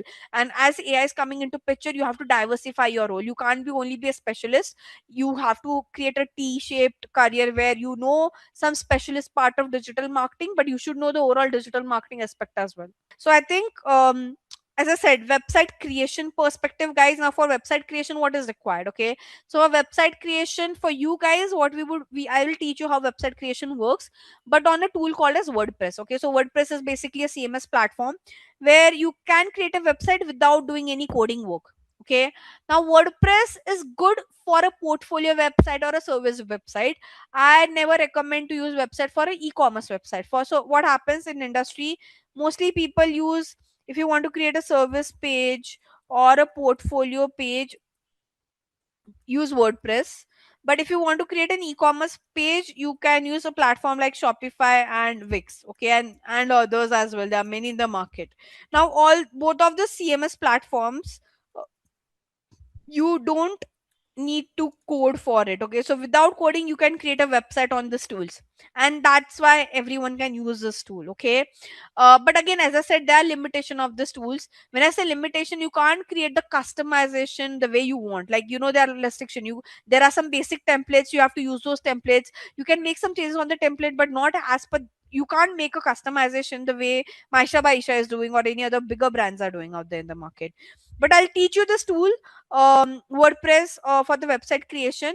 It's just that, would you ideally use it in your job?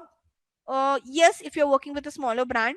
If you're working with a bigger brand, not really. You will ideally use this only for your personal use, or if you're working with a smaller brand. Okay, now on WordPress, guys, you can create a free website as well. So I'll show you what does a free website looks like. So basically, this is one of my ex student, and ex as in like she's still my student, but yeah, like we are not that much in touch. But yeah, she created a website for free on WordPress. Now, what do I mean by free WordPress website? So if you could see, what is the address of a website, it says Ahana Raghuvanshi dot, instead of directly .com, it says wordpress.com. So whenever you create a free website on WordPress will promote their name in your URL.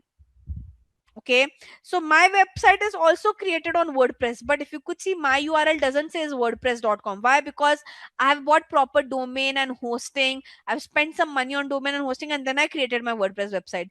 She didn't wanted to buy a domain and hosting, and she just wanted to do a practice kind of a thing. And for portfolio, she thought, okay, there's no point of paying money for the domain and hosting. So what she did, she created a free WordPress website. In free WordPress website, you don't have to buy a domain, you don't have to buy a hosting. So, but what does the brand does is, the platform use their name in your URL. Are we clear? What is the difference between a free WordPress website and like a proper WordPress website? In a free one, the name WordPress would be promoted in your domain name. Okay, but in my case, because I bought my domain and hosting, WordPress won't promote their name over there. So you guys, for your practice purpose, you will be creating it on the free one, because for the paid one you have to buy domain and hosting, and domain and hosting does have some charge, and you guys are pretty new to it. So you don't have to buy a domain and hosting. It hardly, you might probably not even use it for your future. So your practice purpose, we will create a free WordPress web. Okay, guys, so this is basically how WordPress backend look like. So this is like this is the WordPress backend of my website. Okay, my website, again, this one. So this is my website, and this is the backend on where which I've created the website.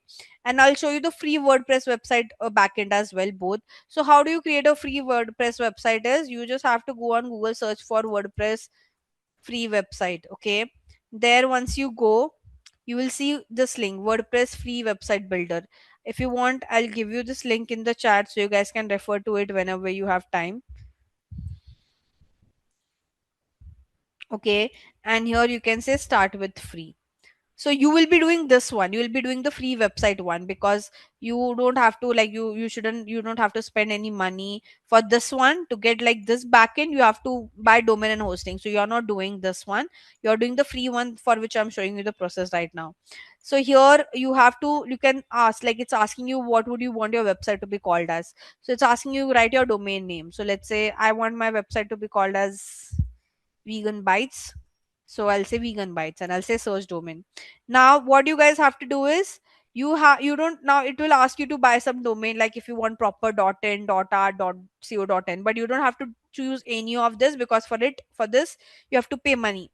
We don't want to pay money, hence we'll choose this option. Start free with vegan bytes 2.wordpress.com. So the difference is, in the free one they are promoting their platform name. In the paid one where you're buying the domain, the platform name won't be promoted, and we are choosing this one, we are choosing the free one. So I'll say start with free. Now when I say start with free, this is the free WordPress website's backend. Okay, so try to understand, I'll put this in between. This backend is of a WordPress website for which I have bought like a proper domain and hosting. This is the backend of a WordPress website for which we have not bought any domain and hosting. Okay, so then how these both are different and what are the limitations, let's try to understand this first. Okay, so obviously if it's a free website there are limitations to it. Okay, you can't do everything with the free website.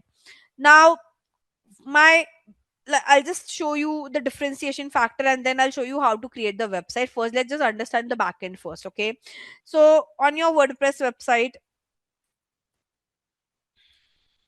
okay, the first thing, like the first major roadblock that I feel with the free one is that it doesn't.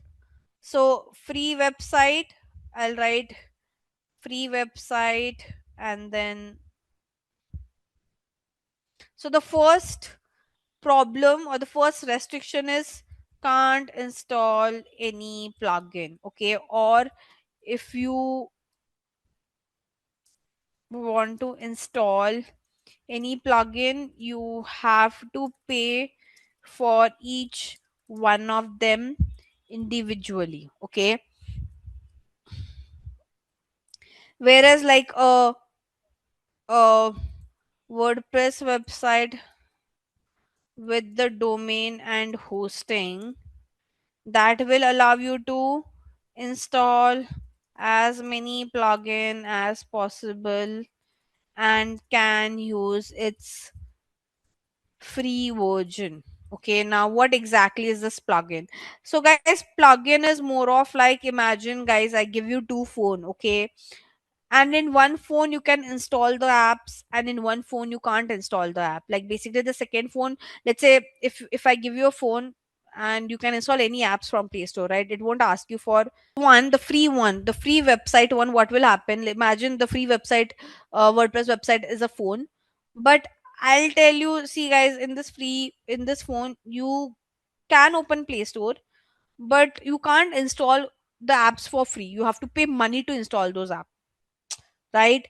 Whereas in this WordPress website where you are buying proper domain and hosting, here you can install as many plugin. Basically in the second phone you can install as many apps if you would want to, and it won't ask you for any charges. So that's the major difference. Okay, so the role of plugin is equal to like the role of your apps. Okay, what is the role of this plugin? The role of this plugin is that, see, the way you can't use your phone in the best case scenario if you don't have any apps, right? Like how would you use your phone if you're not accessing 10 different apps that you have, right? The app is the one that makes a difference on your phone, right? Where you can use different feature, you can do 10 different things. Same is a use case of plugin in WordPress website. Okay, you can't create a great website without taking plugins help. You can create an average website is what I would say. Okay, so the website that my student created, like this one, is pretty average, I would say. Like for this she didn't use any plugin, and if you would see how does it look like, it's very average.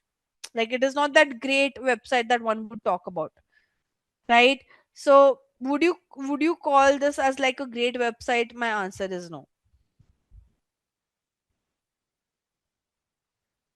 Okay, so this is how a free website looks like. So that's a restriction.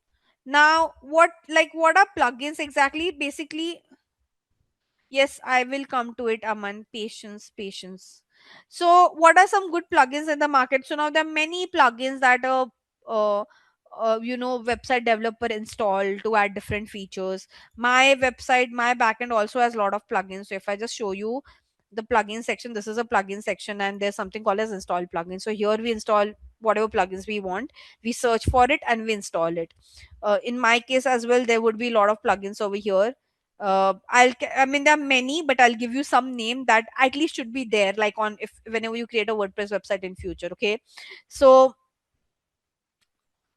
if you could see, these are all the plugins that I have installed for my website. Okay, and there are also quite few, like just like, and there are more I would be adding because this is still under development website, right? But here in the free one, if I have to show you, if I go to plugins, okay, can you see it says upgrade, access thousand of plugin with the personal plan, free domain included. So I'll have to upgrade. Like, can you see I can't install any of this? It's asking money. Like if I want to use this plugin, I have to pay 790 per month. If I want to use this one, I have to pay 616 per month. But in my case, like in my WordPress backend, it's not asking me. Like if I search for any plugin name, let's say I search for Microsoft Clarity plugin, I can install it for free. I don't have to pay any money. It's already installed, by the way. But from here you can say add plugin, and you can search for any plugin that you want to install. Okay, so in my case, if I go over here, can you see all this plugin? I can say install, install, install. It's not asking me for any money. Whereas here, there's no option of install. It's asking me to pay the money. So that means here, because it's a free WordPress website and I don't have a proper domain and hosting, I have to pay for each plugin, which is very expensive. But in my case, I don't have to do that. I can install all of this for free, and I can use all. So each plugin has their premium version and free version as well. When you install now, you can use the free version of it. They have some premium feature for which you might have to pay some money, but the free version are enough for a basic website. Okay, now what are the good plugins that one should install? So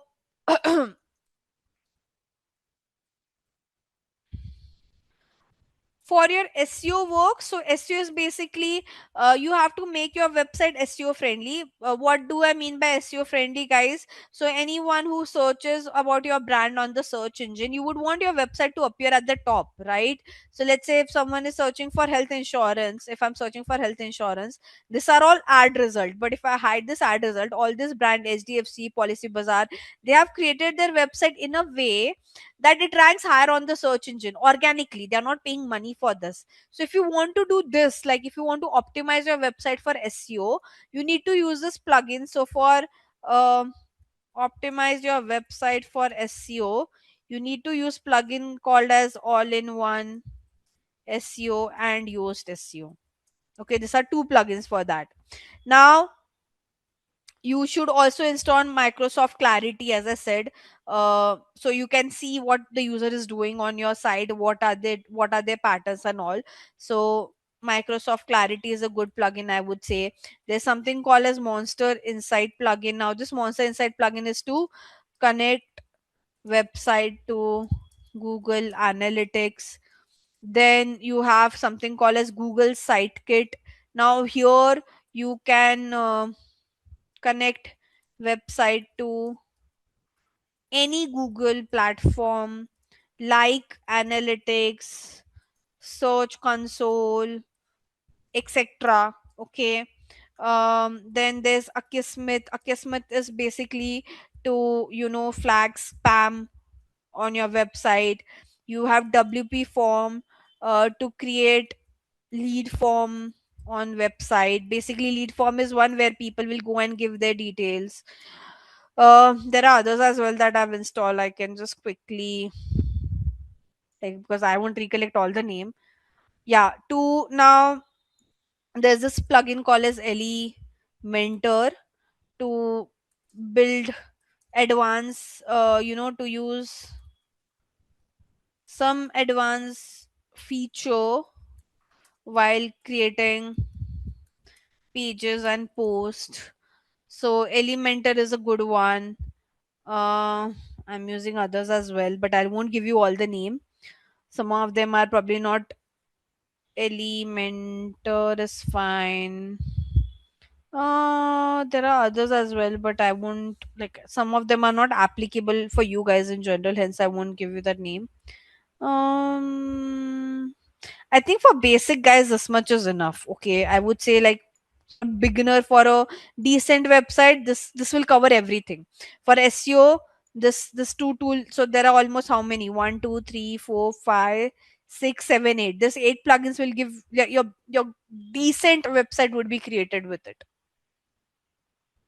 Okay, but apart from this, also there are many in the market. Like there are And like, as how should I say, there are so many apps in the market. Similarly, there are many plugins in the market, but doesn't mean you'll use all the plugins. So like if you know to do a payment, there are so many apps, like there's Google Pay, there's Credit, there's Paytm, but are you using all of those payment apps? No, you are just sticking to one that you're comfortable with, because all of them are doing the same job. So same is the case of plugin. To make my website SEO friendly, there are many plugins, but I have just shortlisted the OG one or the best one in the market, right? So for every feature there are 10 different plugins. You have to shortlist the best one in the market, and based on my personal experience, these are the best one as per whatever I've used, and I've spoken to other developers as well, and they also use this one. Am I clear? If you want, I'll give it here in the chat, because we won't have lot of notes today, so there's no point of giving you the entire word doc. So I've just given it to you over there in the chat. Okay, so that's one biggest thing about a free website and a paid website. Okay, now the second part. uh,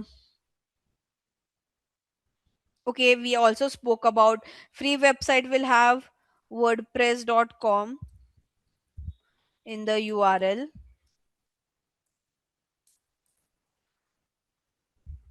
So basically,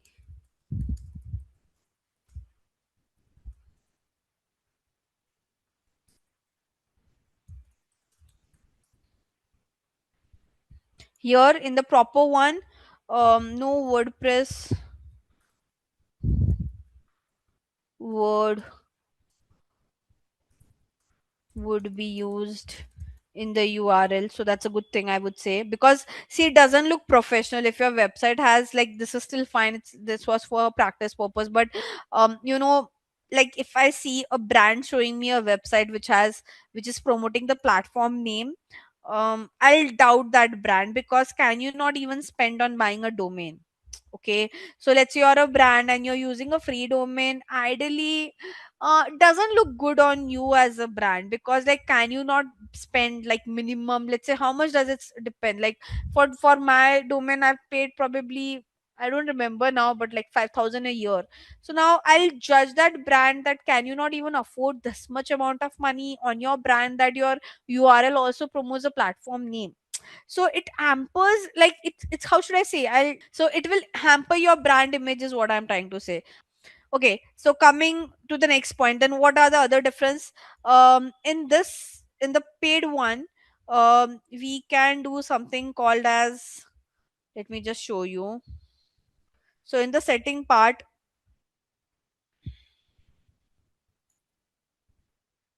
okay, so there's something called as permalink. Okay, now what is permalink? What does this mean?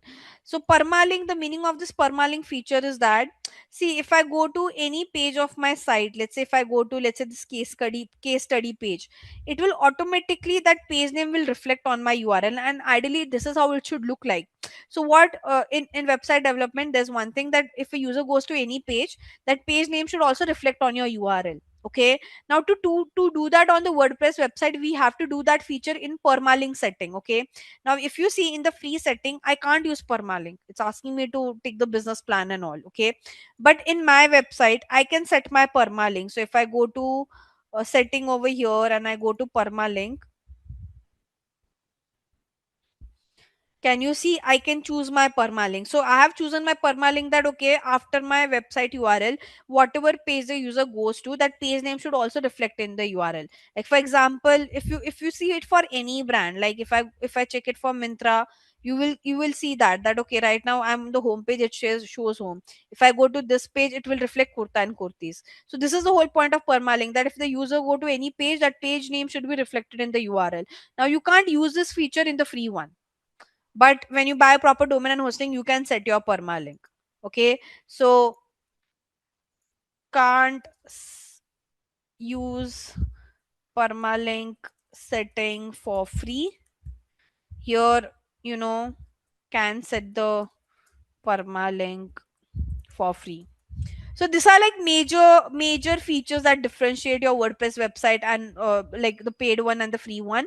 The major one is plugin, because see, whenever we create a WordPress website, it's all created with the help of plugins. Okay, like the reason I have so many plugin installed is because without, how should I say, I feel very handicapped if I don't have plugins.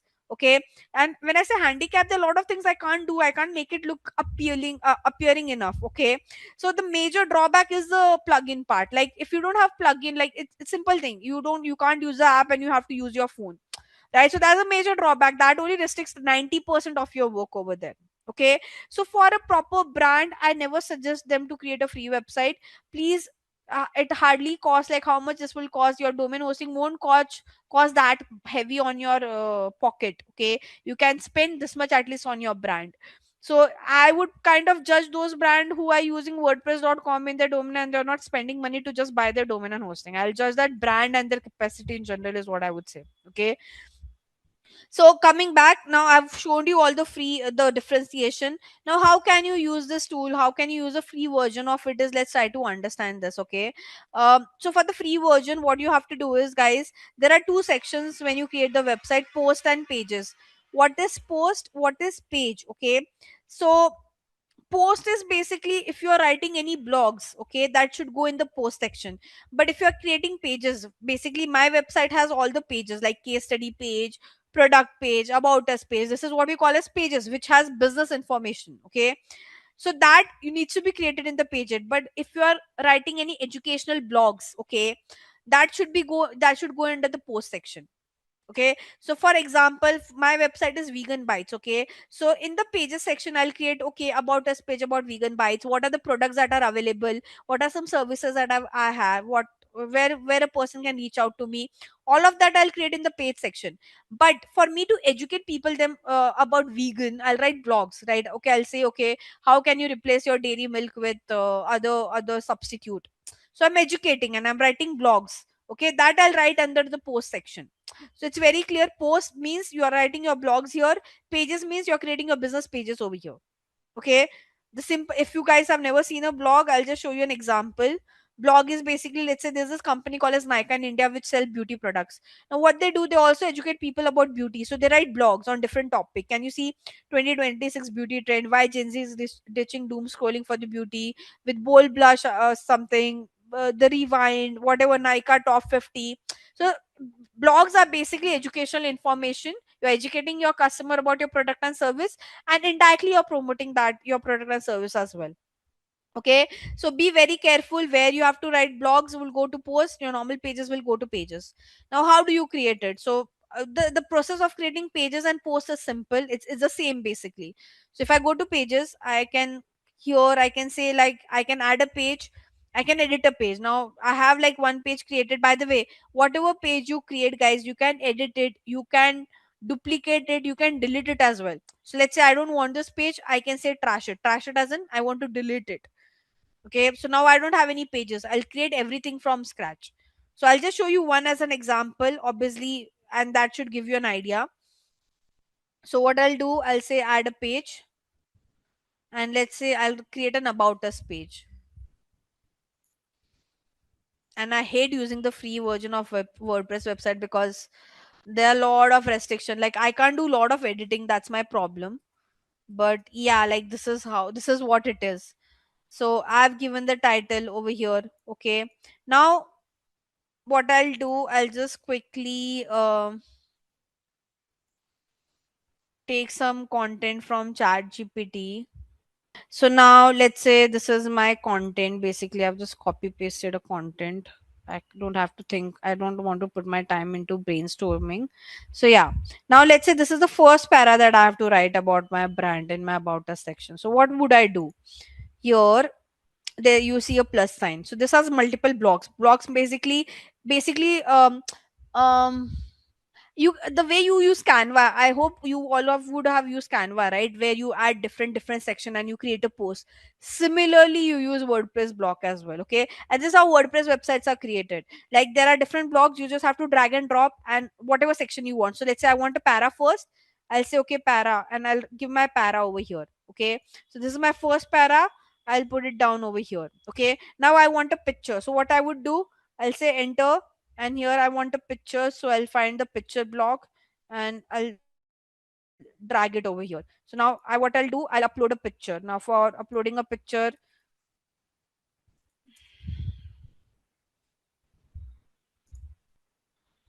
I'm randomly taking any picture for the sake of it.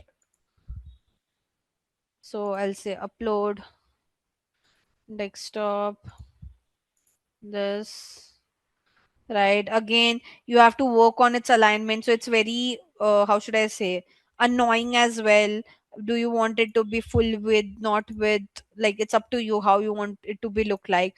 Again, what I want, a para below that. So let's say, again, I'll go back. So you can use whatever section you want. You want to create a list section, like you want to write a list, you can do that. They in the corner, it will also show you how does it look like. Okay, you want to write a quote, you can do that. You can create a table. So these are basically blogs that you have to drag and drop, and you have to put your content over there. Obviously, you can edit that as well. For example, I've wrote my text over here. I can make it bold, right? I have option to change its color and 10 other things. Like, so let's say I want to change the text color. I want to use something different. I can change that. I want to give a color for the background. I can do that. So it's up to you. Like, you can play around with all of these features. It's like your editing tool only, guys, basically. Okay, how do you use Canva? You take a block, you edit it, it gives you a section to change the color, the font style, the typography, right? It's exactly in the same way. Okay, I want to change my typography, I want to use something different, I can do that, right? I want to change the dimension, the border, everything can be, basically it can be edited. And some of the sections are free, okay, and some of them might ask you for money, but again, you have lot of section. Like, see the amount of options that they give you. So you just have to drag and drop, that's it. Let's say at the end I want to add I don't know, like you want to add a list of gallery, you can do that. You want to add some icon, you can do that over here. Okay, so it's up to you. Want to put a slideshow, you can do that. Buttons can be added. By the way, you can delete it as well. I don't want this section, I'll delete it. Okay, now this button thing, I want it to be in center, I'll say center. I'll say okay, shop now, whatever I want to write. Again, I would want to change the color for this, so I'll choose it. Again, like, outline I want to change, text color I want to change, background color I want to keep something different. So it's up to me what I want to do, basically. Okay, but it's like your drag and drop tool. Are you understanding this, guys? How do you use Canva? Similarly, you have to use this. It's just that it will take some time for you to, like, the designing part takes time. Like, you have to think, okay, after this section, what section I should use. So the tool is easy to use, but the thing is, there are so many blogs that they give you. So you have to figure out, okay, first. So what we usually do is we first think of the layout of my website. I'll first design, I'll keep all the content ready, I'll keep all the images and video ready. I'll think of the designing pattern as well, that how I want my design to look like, and then I'll start working on the execution side of my website creation. So it takes time. Like, my process of my website creation was, for this website, what did I do? First, I thought, okay, what should my navigation menu look like? What are the amount of, so whenever you sit on website creation, first thing is, think of number of pages and what all pages would be created. Okay, then think on the content for each page, basically the text, the image, the video, icon, logo, everything you have to keep ready. Okay, then any social media handle link or anything of that link that you would want to put. Then the structure, okay, the structure of website, basically what will come at top, what will go at bottom, and then you start on the execution side. Otherwise, you will be like, you can't go to the tool and then you sit and figure out, okay, what feature should I use. It can't go other way around, right? First you have to do your planning, and then you go on the tool, and based on your planning you choose the grid. Now you just ask me abruptly to create a page, I am very confused. I don't know what should I put first, what should I put second. I'm just doing it randomly for the sake of it. But this is not how you do it. You first plan and then you create your website, because when you come, you just come without a plan, you'll be very clueless. You don't know now, because I don't know the layout of my page, I don't know which grid I should use, or which block should I use. Now one more thing, like when on this free section, I'll show you one thing. um okay, that annoys me a bit. So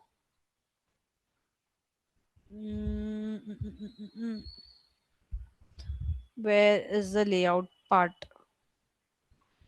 One second, give me a minute, guys. I'll just show you, like, why. And by the way, my website that I've created, I have not used this free way of creating the page. I use plugin called as Elementor, and then I created my pages, because here also there are a lot of restrictions that I can't do. For example, like if you would have seen my website, if I go to home page, can you see all these sections that I've divided? Three sections, four section. It is very difficult to do it on the free side of WordPress website. So here they do give you an option, but it is very, how should I say, not that um user friendly. So can you see, you can create a column like this. Okay, like you want one column, two column, three column, four column. But again, there are a lot of restriction, like you only have this many options if you want to divide your content, like you want to divide your content in two parts and all. So my pages, by the way, okay, once you create a page, very important thing, you should publish it. Why you should publish it? So for the customer to see your page, you should publish it, otherwise they can't see it. Let's say this page is still work in progress. Okay, I haven't completed it clearly. Like if you could see, this page is not completed at all, and it's still a work in progress page. So then what I'll do, I'll save it in draft. Why? Because in future I'll come back, I'll edit it, and then I'll publish it. So now if I go back to my WordPress, if you want to go back, you go from here, and can you see this page is still here? So I can edit it, and let's say once my page is ready, I can publish it. Publishing means it is ready for the consume, like for the customer to see my page. So I can say publish from here, and from here you can see how your website would look like. So can you see, this is how it's looking? Very pathetic, very bad, I know that, because it's not planned. Okay, but and now let's say if I make some changes on my page, let's say I wrote some content. So you have to save it again. If you don't save it, the exact so like if I don't save it and I just go back, this content won't be saved. This extra words that I've wrote, it won't be saved. So whenever you make any changes on the existing page, make sure you save it, so that it also reflects on the user end. Otherwise, it won't reflect on the user end. Like that's how you create your free pages. Okay, and I do not like using the free side of it. Similarly, you create the post the way you created the pages, similarly you write your blogs as well. Okay, so my pages, what I've created, I'll just show you.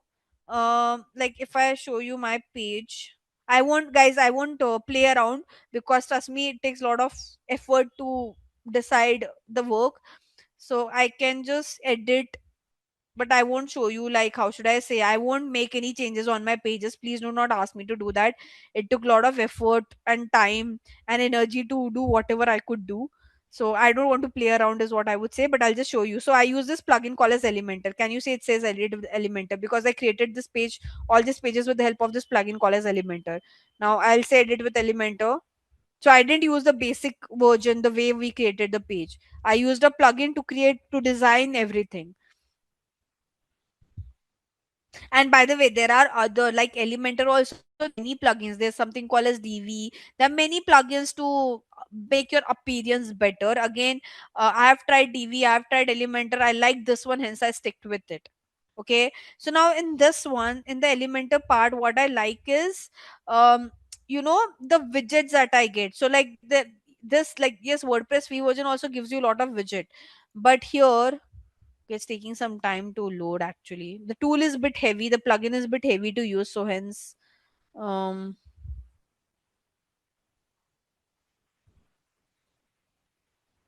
hmm problem is this is still loading. Okay, let me just exit and come from another page. Let me take another page.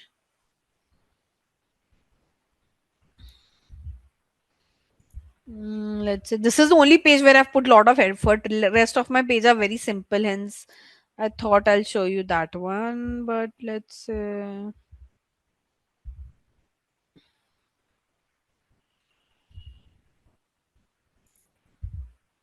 and by this is still work in progress page, so please do not have high hopes.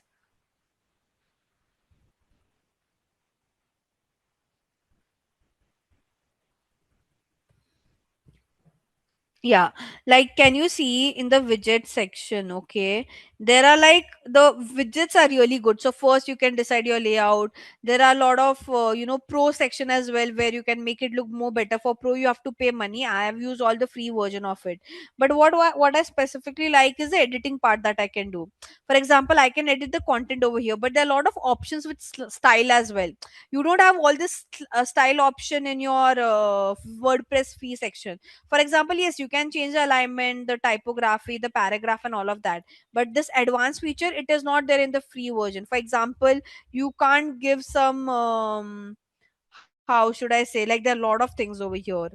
Like if you want to give some background, you want to give some how should I say, motion effects and all of that, you can't give it. Okay, so I like this advanced feature where I can make my design look more better. Okay, which is not there in the WordPress free section. It doesn't give you it doesn't allow you to give some motion effects and 10 other features out there. So the basically the whole point of using this plugin for me was I have more options with the widget, I have more editing option, and I have a better advanced option features in the Elementor plugin. Okay, again, I use Elementor. There are people who use other tool, the other plugin as well, to create their page. It's up to you guys, and obviously which what suits you and what plugin you're more comfortable to work with. Because whenever you try different plugin, you have to learn those plugin as well. It's not easy. Like how should I say, whenever you install a new app, you take some time to figure it out, right? So similarly is the case of the plugin. Okay, so and just one more thing, so when you create your website, there's something called as appearance. Okay, and theme is basically how does the basic website would look like. Okay, basic like structure of your website would look like. So now here in the free one, in the free WordPress website, you just have like how should I say, two options over here. Can you see? Rest, like till free you only have this option, rest all are paid. You can't available on premium, available on personal and all of that. So in theme wise as well, either I can use this theme. Okay, and I can say activate. Now when I say activate this theme,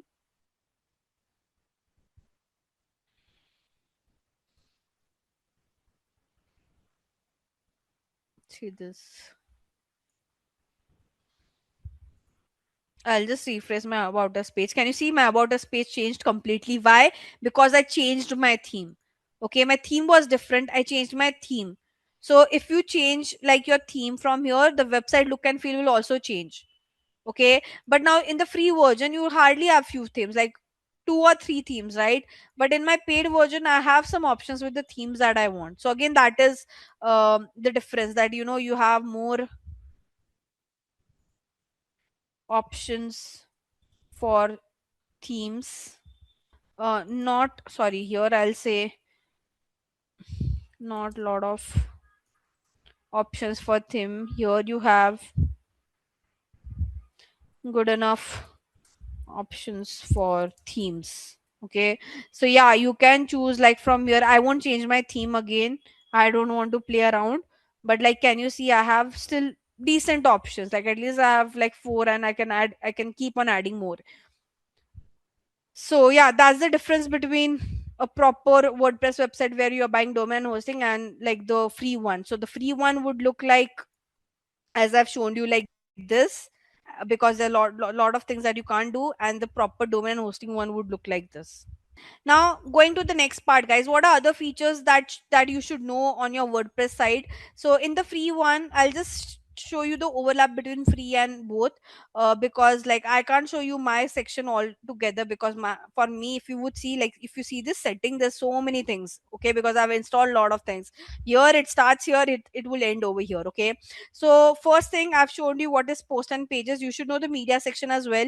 Media section is where you upload all your pictures and video. Okay, so what we usually do in media section, we upload all our pictures and video, and then whenever we create the page, we use those pictures and video instead of in uploading all of them individually. So you can use this media section over here. Comment section is, again, you can add a comment section for your blogs and all of that. Appearance, I've already spoken about it. I've also spoken about plugins. User is basically if you want to add more people to your website, like if other people are also working on the website, you can add them as a user.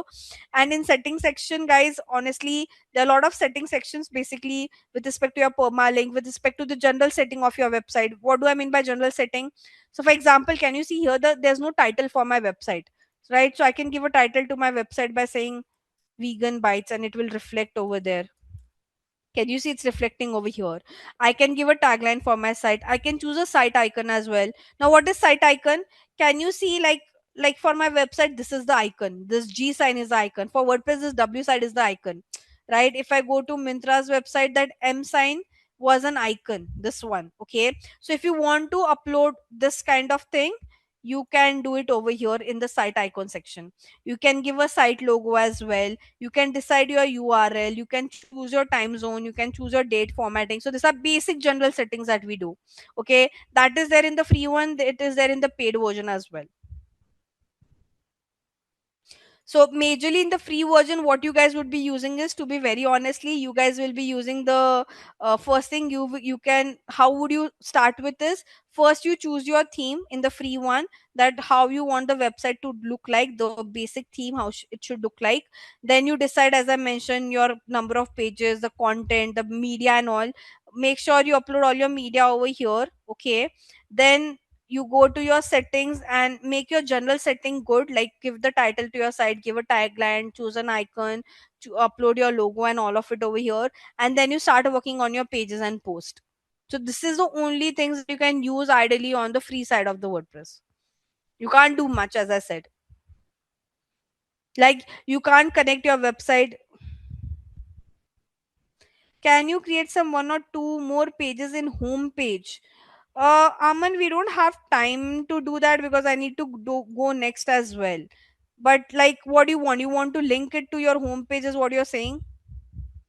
So you will have to add a navigation menu for that,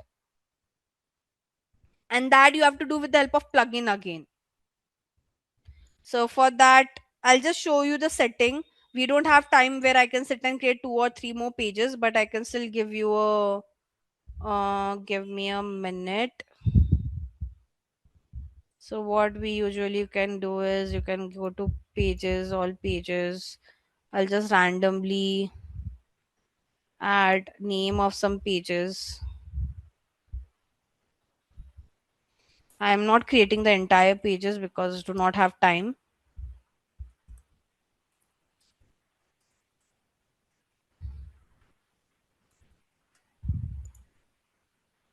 Like, I have to go to the SEO part as well.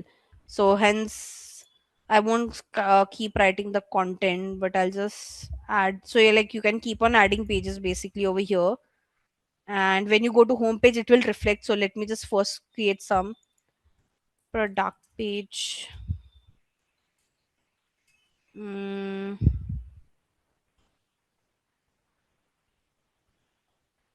okay, let's just say products.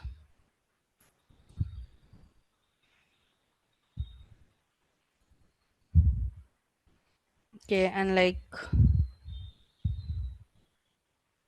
so here you can decide basically if you want this navigation menu to this way. So here in the navigation section, you can decide how you want navigation to be. First, you want your contact us page to appear top. You can edit it basically. Okay, you want your product page to be appear at top. So this, all of this can be switched around. Okay, so that's how you create the. You have to go to edit your homepage section and you can decide your navigation. Okay, so like, I can just go back and I can decide other style and all as well. I don't want this typography, I want something else, I can do that. I can go back. I don't want blue as a color, I want another palette altogether. I want entire pink palette. This also should be something in the lighter gray side, whatever I would want. This one should be in black side. So I can do that. Okay, and I can say review two changes, save. And like, this is how it can be updated. Now, I if I go back,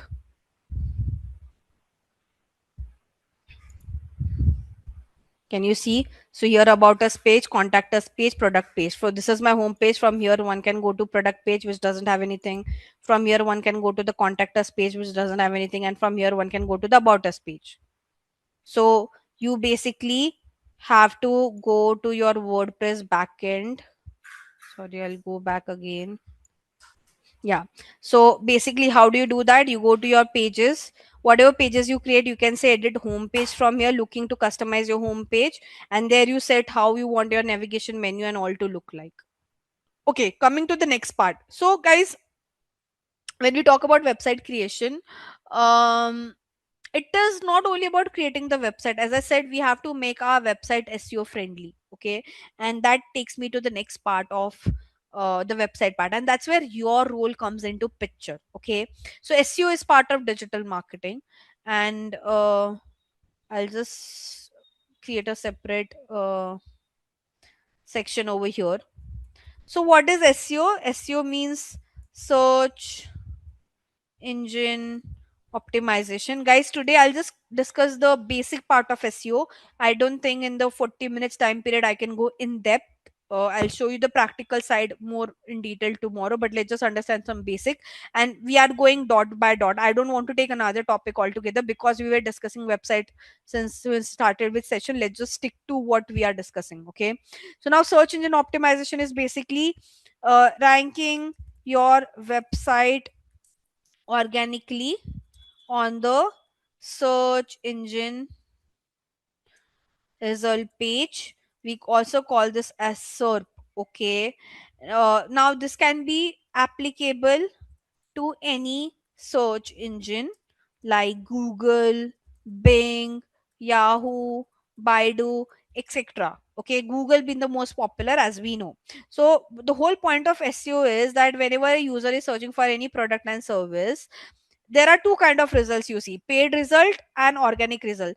Paid result to show this which comes under sponsored. Your these brands are paying money to Google to show their website over here. Okay, but let's say you don't have this money, then you can do you'll have to make sure that your at least website rank organically on the search engine result page. So this is not sponsored result. These are all they this all these brands have put that kind of effort through which Google is ranking their website organically on the search engine result page. By the way, this page is called a search engine result page. Okay, so like how do you do that? Okay, so basically there are some optimization guidelines given by Google and other search engine, and if you create your website as per the guideline, your basically website can rank higher on the organic result. Okay, so you have to there are basically a lot of guidelines given by all these tools and their algorithms, and that's what you should know about website creation. I'll give this doc only. I'll save it and I'll give it. Okay, I'm not writing this in Google Doc, so I'll just give it once, like afterwards the end of the session. Okay. So coming back, how do you do that? Okay. Um, so let's just try to understand few basic first before getting into SEO. So let's say we create a website. Okay, like right now only I created this website called as Vegan Bites. Okay, which I've closed. But let's say what do we do after that? Like let's say this website was created, this Gayatri Impacts website was created. Then what did I do after that? So how would, let's say I create a website, but do you imagine or can you imagine how Google or any other search engine will know that okay, there's a website that has been created and we need to see whether its website is SEO friendly or not, right? For example, how the search engine will come to know that there's a website that they have to check with respect to is this website SEO friendly or not, right? For any search engine to rank your website organically on the search engine result page, first they should come to know about your website, right? Do you agree? Do you not agree? Guys, are you understanding my point? I have created my website. Okay, let's say Mirinda is Google as a search engine. For Mirinda to rank my website organically on the search engine, first you should know, right, that there's a website that has been created. Correct. So how Mirinda would come to know about it? That's the first thing that you have to solve once you create your website. So what you have to do is, there are two things that we do once we create our website. Like once my website is completely created, um from SEO perspective as well. Okay, I'll talk about how you create your website from SEO perspective later on. But let's say just hypothetically right now, just assume that my website is created properly as per the SEO guideline. But then how Mirinda, which is right now she's playing role of Google, let's say, how she would come to know that there's a website that has been created and she has to rank that website if someone is searching for any query related to my brand? So for that, what we do is, once a website is created, we the first thing is submit the website to web directories, and the second one is create Google Search Console account. When you do these two things, the search engines get an indication that yes, there's a website in the market. We need to go check that website and we have to see whether this website is SEO friendly or not. And based on that, they'll decide should they rank your, where should they rank your website. Okay, so the first thing is you have to do this. Once you create your website, the first thing that you will do, okay, you will submit it to the web directory, you will create your Google Search Console account, you will also create your other accounts, you'll have to create your Google Analytics account to track your website performance. This is to track website performance in depth. Okay, Search Console account is to see basic website performance, but also check any flags or error about the website that the search engine has raised. Okay, so Google Search Console account is basically what, there you will see your basic website performance, but what will happen when you create your Google Search Console account, automatically the search engine will understand, especially Google will understand that okay, there's a website that has been created and they have created a Search Console account. So there, what will happen once you create your Google Search Console account, Google will so what is the process once you do this is, I'll talk about analytics later, but what happens is, um, so all the search engine will send either their crawlers or you call them as bots on the website, which, and they will do something called as crawling is basically they'll scan your entire website. Okay, you can call that scan, they'll scan the website. Okay, then they'll do something called as indexing is basically storing the website information. Okay, and then they'll do something called as ranking is basically whenever on the search engine. So basically, ranking is basically what I, instead of writing the entire line over here. So this is three process. Once you create your Search Console account and once you submit your website to the web directory, the search engine gets to know about your website. They'll send their crawlers or bots to your website and they'll crawl your entire website. What do I mean by crawl? Basically, they'll check each and every nitty gritty of your website, whether like is your website created as per the SEO guidelines or not. This is what they'll do when they'll do the crawling. Okay, then they'll store your website information, which we call as indexing. And then the next part is ranking. So ranking means, okay, let's say on Google, if someone searches, my website is about wastewater treatment. So if someone searches for wastewater treatment and my website is, Google, what will do, Google will check their, storage space, where they'll see, okay, how many websites come into this part of wastewater treatment. Out of that, how many of them are SEO friendly, and based on them, they'll rank your website. So this is the process of ranking. Okay, so the three step of ranking is, first you have to submit your website to the directory and create your Google Search Console account. Once that is done, and you just make sure you submit your website to web directory and Search Console account only when your basic website creation is done, like basic SEO, as per SEO guideline your website is done. What happens if you just randomly create a website and you submit it on the search or on the console or the web directory is, whenever this bots and crawler will come on your page, um how should I say, if the website is not SEO friendly, anyway it will, so the crawlers and bots comes on your pages to see whether the page is created on SEO friendliness or not. So if the website is not SEO friendly, that will impact your ranking.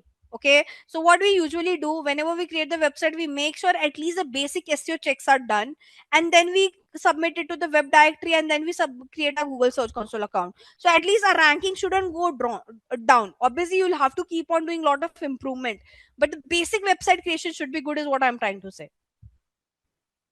Are you understanding my point? Then only I'll go next. But like, did you understand this picture before I go more in depth about this? I know I haven't went in depth, but like I'll go to it once you understand this basic summary. So you create a website. The step is you submit your website to the web directory, you create your Google Search Console account. From there, this process will start off crawling, indexing, and ranking. Okay. Now, what is this web directory? What is this Google Search Console account? Is something that you should know. Okay. Um, Before I go to that, guys, did you understood the picture? Did you understood the story? Yes, no? Okay. So let's go to the next part. Now, what is this web directory and what is the search console? Directories are nothing but, you guys know, in like in your I'm not sure how old you guys are, but let's just take an example of your parents. In your parents' time, they used to have a book which used to have all the information of businesses. Okay, let's say, information about plumbers, information about electrician, information about some courier service company, their name, add their contact number, their ID, right? The directory, the book that we used to get. Imagine that book in an online form. Okay. So that is what I mean by web directory. The name web directory means it's like your book only, but in an online form. And instead of, like, here a business will go, they'll give their details like, okay, this is my website URL, this is the category that my website is part of. And basically from there the search engine can find out that, that's where they'll go and discover some websites. Okay. Second thing is you create your Google Search Console account. So Google Search Console account looks like, I'll show you how does it look like. I'll show you my Google Search Console account. I hope it's logged in. Yeah. So can you see my website is submitted over here? Okay. So this account, see, it shows you basic website performance, but that is not the goal. Okay. What happens is whenever you create your Google Search Console account, again Google gets that indication that, okay, there's a website that we need to go scan, and we want to see if there are any problem on the website with respect to SEO or not. Okay. And they'll flag all those error over here. So how Google will convey the errors to you is with the help of this platform. Okay. So on this platform, can you see? Okay, I'll show you. So basically, my website is submitted on the search console, and they have done the crawling. And can you see, in for indexing, they are giving me an information where, so I have almost 7 pages on my website. Out of that, five pages are indexed, two are not indexed. Okay, 5 pages are indexed. That means the database of this website are stored, and it's probably all good for that matter. But for two, it is not indexed. Basically, the database has not been stored for these 2 pages. Now, why? Can you see it's telling me the error? So it is saying that one is there some 404 error page, and the second one is it is getting redirected. Now I have to go and check what is the exact error. I haven't went through it, but this is where you will get the indication. So once your website is submitted on Search Console, and once the crawlers and the bot goes to your website to crawl it, and when they go to the next page of indexing, and if they are facing any problem while indexing, that error would be flagged over here. Make sense? And you have to make sure all your website pages are getting indexed. So my 2 pages have not got indexed. That means those 2 pages can't be ranked on the on the SERP page. Okay. So for all your pages to be ranked on SERP, it should be indexed as well. My 2 pages are not indexed. That means out of 6 pages, out of 7 pages, 5 can rank on the search engine, 2 can't, and I have to fix them first. Are you understanding this? So the whole point of this account, I mean, I usually don't use this to see website performance. I have better platform to see that. My whole use case of Search Console is to see what are the flags on my website that the search engines have raised, and I have to go and fix it. Guys, are you understanding this?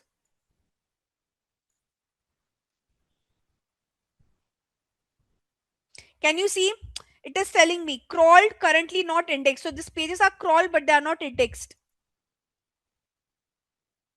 Can you see these pages aren't indexed on served on Google? So I'll have to go and check all of those pages. Like, what's wrong on them? I hope you're understanding, guys. Yes, no. I can't go more practical than this because you guys are too new to it. But see this, okay? Um, like right now, they have not given me any other flags. Otherwise, I've shown you something. I have only 2 flags for now because it's a new website. So it doesn't have that kind of data as well. But like, it will give you some general performance like this. Can you see it is giving me a basic website performance, basically what people are searching for and all of this. So basically it is telling me, okay, so basic performance as in it is telling me, okay, what are the queries that people searched on for which my website got ranked. So people search for microbial composition of activated sludge, my website was ranked for that. Someone searched for technoenzyme, my website was ranked for that. Someone searched with the brand name, my website was ranked for that. What pages are people checking, from which country I'm getting the traffic. So I've got like 12 clicks from India, one from US, one for Bahrain, one from Nigeria, and whatnot. From what device people are coming, So basic information about your website. This okay. But like here again, as I said, here it will understand what pages are indexed, what are not indexed. Very important for me to fix this too, for which I'm getting the error. Other complication I'll show later, guys, but this is where like you get all your flags. So like how would you understand that what is the feedback that Google is trying to give to your website on this platform? So the all the basic error about your website with respect to SEO or any penalties that your website might face would come on the search console. Are we clear? We'll discuss this in detail later on, not right now. I mean, it's a very like not me, but how should I say? You'll have a specific topic of SEO in the upcoming lecture, so there you'll understand this in much more detailed manner. My job is ideally to give you an overview for now. But are you understanding, guys? So very important, once you create your website, always keep this in mind. You are not creating a basic website. Your website should be created as per the SEO guideline. Okay, at least the basic SEO guidelines should be checked out. I'll talk about it, what are the SEO guidelines. I don't think I'll be able to cover all the SEO guidelines today, but at least I'll get started with it. Once your website is created, and why you have to create it as per SEO guideline, as I said, because once you submit your website, the crawlers and the bot will come. If they see that there are a lot of problem with your website, automatically your ranking will get dropped. So how should I say, your first impression should be a good impression, I would say. That is your first impression in front of those bots and crawler. Why you want to show a bad side, or why you want to show a worst side of your website? So because it's your first impression, at least make sure your basic website is done in a proper way. Later on, obviously, you have to keep on optimizing. SEO is like never ending game, guys. You will keep on working on it, but basic website should be good enough that at least the first impression that the crawlers will have about your website shouldn't be that bad, because it impacts your ranking, right? So once your website is created in a decent, in at least as per the basic SEO guideline, submit it on the directory, submit it on the search console. The crawlers will come, the bots and crawlers will come, they'll scan your website. Scan is basically they'll check all the pages, they'll see whether the pages are created properly or not, the content and 10 other things. Then they'll index it and then they'll rank it. Okay, now coming back to what are this SEO guidelines that I'm talking about. Okay, now this is from where the SEO will start. This was not, we didn't started with SEO, this was all about before SEO, what are the steps. Okay, so now what exactly what do I mean by basic SEO? So a few things about SEO that guys you should know is SEO is a slow process. Okay, like it doesn't happen like it overnight. You can't rank your website higher on the search engine result page. It takes time. Okay, because you're doing it organically. You're not paying money for it. Okay, so like right now, all this brand. Why do brands spend so much money on ads? Because they also know. See, the first thing is try to understand the structure of the page. What Google does or what any other search engine does is they don't show the organic result first. They always show the sponsored result first. Why? Because all these brands are paying money, right? So the one who pays money gets the better hierarchy, as we know. Okay, or that's how they earn money. Like all these platform are not earning money through all these free services that they give. Google, Microsoft, their 70-80% of revenue comes from ads. Okay, so obviously they'll give priority to those brands who are running ads, hence you'll see the sponsored result first. Okay, and after the sponsored result you'll see the SEO ranking. Okay, so hence in digital marketing, SEO and ads are two different side of the picture. Okay, so what brands are doing, see, when you are a new brand in the market and you'll say, okay ma'am, I won't run any ads, I'll only do SEO, trust me, you will lose lot of business because of it. because SEO will take time to grow. And till it takes time to grow, you can't miss out on your business. Hence, a brand has to do ads and SEO side by side. And for the initial few years, they have to spend a lot of money on ads because that's the only way for them to quickly grow their business. Right? As I said, because SEO will take time, you can't rely on it. You are doing SEO as a side activity, which will give you, fruits, which will give you results in future. Okay, not instantly. But till that time, how can you miss out on your business? Hence, the brands run ads. Okay, and as I told you, what brands know is the first thing that the search engine will show you would be the ad. Now you tell me, how many of you actually take an effort to scroll down and check other website URL? No, right? Usually people don't take that effort, so the first thing that you see, you might click on it, and you don't want to lose out on that slot. Hence, what brands do, like this brand Policy Bazaar, if you would see, they are running their ads and their ad is shown at the first place. If I scroll down, they're also ranking organically, right? For this word, they're also ranking organically and they're also running ads. But see, organically also they're ranking second, right? So it's not a bad position. On first page, you're ranking second for this keyword. Is a, like, they have done a lot of SEO effort, is what it is trying to show. But still, this brand is spending money on ad is because they know they don't want to miss out on this slot. They know that the user don't take that kind of effort to scroll down and check other sites, right? How should I say, the first one gets that priority. So though this brand is doing so great in SEO, they are ranking second on the search engine result page, still they're spending money on ad is because they don't want to miss out on. So that is the mindset of all the marketers out there. SEO will take time to grow, we don't want to miss out on our business. So even if, and this is the mindset of those brand also whose SEO ranking is great, like Policy Bazaar ranking second for this generic term. Health insurance is a very generic term, there's a lot of competition to rank on that word. Their ranking organically second is a very good deal. But still, they as a brand, they know the repercussion that, okay, if we are not shown at the top, our business will get impacted. Because they don't want the business to not get impacted, they'll spend money on it. Do user click after SEO ranking? User will click whenever they see your, yeah, see, depends, na, Aksa, that's what I'm saying right now. See, Policy Bazaar ranking second here is good, correct? But still, most of people won't click on it because nowadays people don't take that kind of effort. People just see the first thing and they click on it. No one, probably there are many people who don't take that effort to scroll down and check other website. So are you asking me that SEO ranking will guarantee lot of clicks? Not really, because above SEO comes your ads. And as per the trends that you would see in the market, people don't take that effort nowadays. People are going on, and like SEO is also changing a lot. I'll come to it. But would I say SEO ranking gives you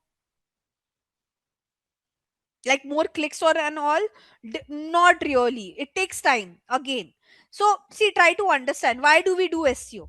First thing is to reduce your dependency on ads. All these brands are spending like crazily, like trust me. When they say marketing, this Policy Bazaar, let's say I'll take an example of Policy Bazaar. When they say marketing, their 90% or 80% of marketing is running ads only, because that is the only way to quickly grow their business. Okay, and they have heavy dependency on ads. So now what brands, then they're spending, like, you go and watch many episode of Shark Tank and all, you'll listen to this term very normally, performance marketing. This is like, how should I say, the buzzword in digital marketing industry, where brands are running ads, they know that's the only way to grow their business. But now the problem is that they have a very dependency on this ads. Like if they stop running ads, their business will drop for sure, right?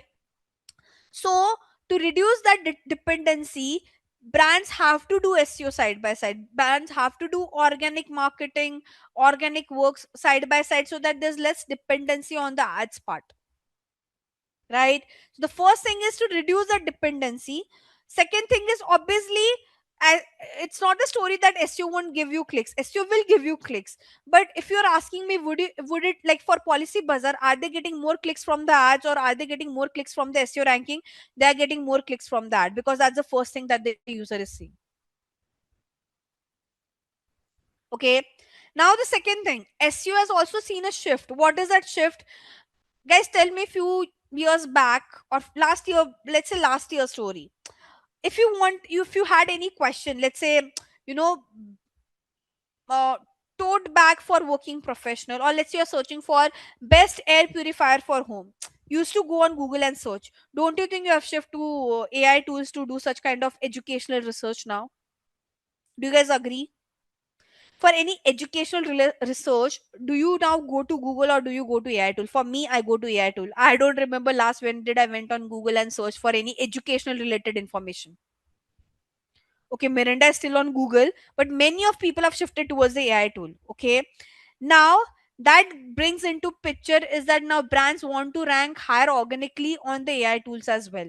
So SEO has changed. Okay, earlier, like now there has been a drastic drop that people are searching less educational based query on Google. Okay, people are searching for transactional queries and all, but educational queries have dropped. So now how does that has impacted the SEO? Obviously, like people are clicking less, so now brands, what they're shifting, they are shifting that, okay, is apart from ranking higher on the search engine, we also want to rank higher on the AI summary and all. So SEO is getting shifted over there now.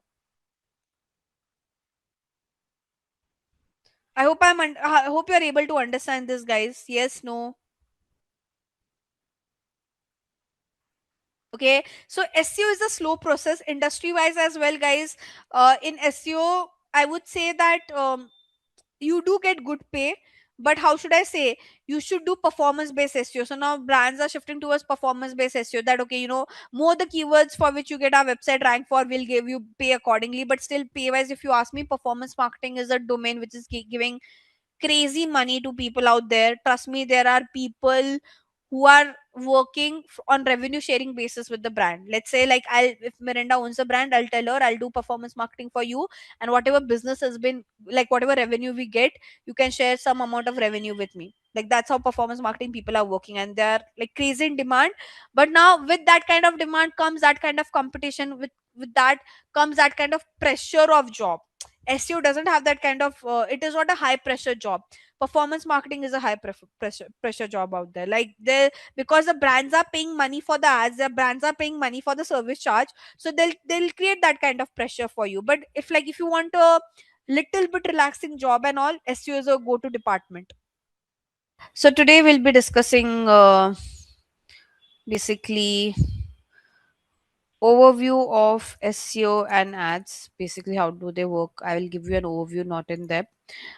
We will also be covering, how should I say, 1 second, the four P's of marketing. We will be understanding some strategies.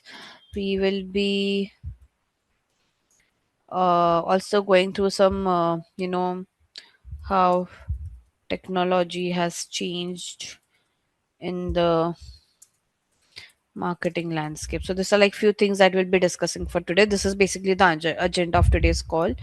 Um, and just like to give you an idea, uh, Saturday, like basically next Saturday, we would be discussing more about behavioral marketing, where we'll be covering, tools like um, Google Analytics. We'll be also covering email marketing tools. We would also go through, I'm just, yeah, we'll also go through SEMrush, SimilarWeb, etc. So like this behavioral marketing part we'll discuss next Saturday. This is like basically the last part of our session. Today I need to cover all this four aspects that I've wrote over here. So let's get started with the SEO and ads part. Okay, so yesterday we discussed all about the website thing, what process one has to do, how like Google Search Console to learn to like how the WordPress website gets created. Now if you remember, I clearly said that whenever you create a website, you have to make sure it is SEO friendly. Okay, now what do I mean by SEO friendly? So there are some rules set by the search engine when it comes to SEO optimization. Okay, now you are starting with the first part of SEO. So your SEO is divided into on page, off page, and technical side. Okay, guys, you will have this topic in detail as well. My role is more to give you an overview. um if time suffices, next in the last lecture I can go more in detail, but like today just will try to cover the basic. You'll have a detailed session on this as well later on.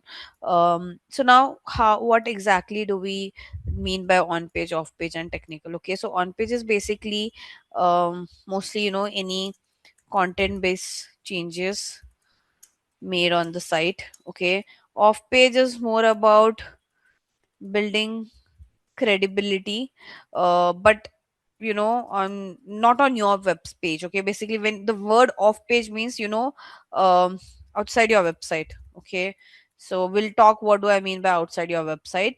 Technical SEO is more about, the technical, fixing the technical aspects of your website. Okay, now how does the SEO work is in industries, like let's say one of you just come to me and say that, okay ma'am, can you do SEO for my website? I won't just get started like that. I'll have to do an audit. Okay, audit basically means I'll try to find out, figure out, okay, what all improvements that are required on your website, and based on that, those agencies or the freelancers or the consultant charge the brand on it. So always SEO starts with an audit. Okay, so before uh, taking the client on board, you need to do an audit. Okay, now for audit there are many tools in the market. I will talk about all of them later. First, I mean, I can't show you an audit because you don't know anything about SEO. Okay. Now, what we'll do today is I'll try to show you all of this part on my website, and you can also try doing it on your free WordPress website. Some of the aspects you'll be able to do it on your free WordPress website. Some of the aspects you won't be able to do. Okay. So let me just go back to my website again.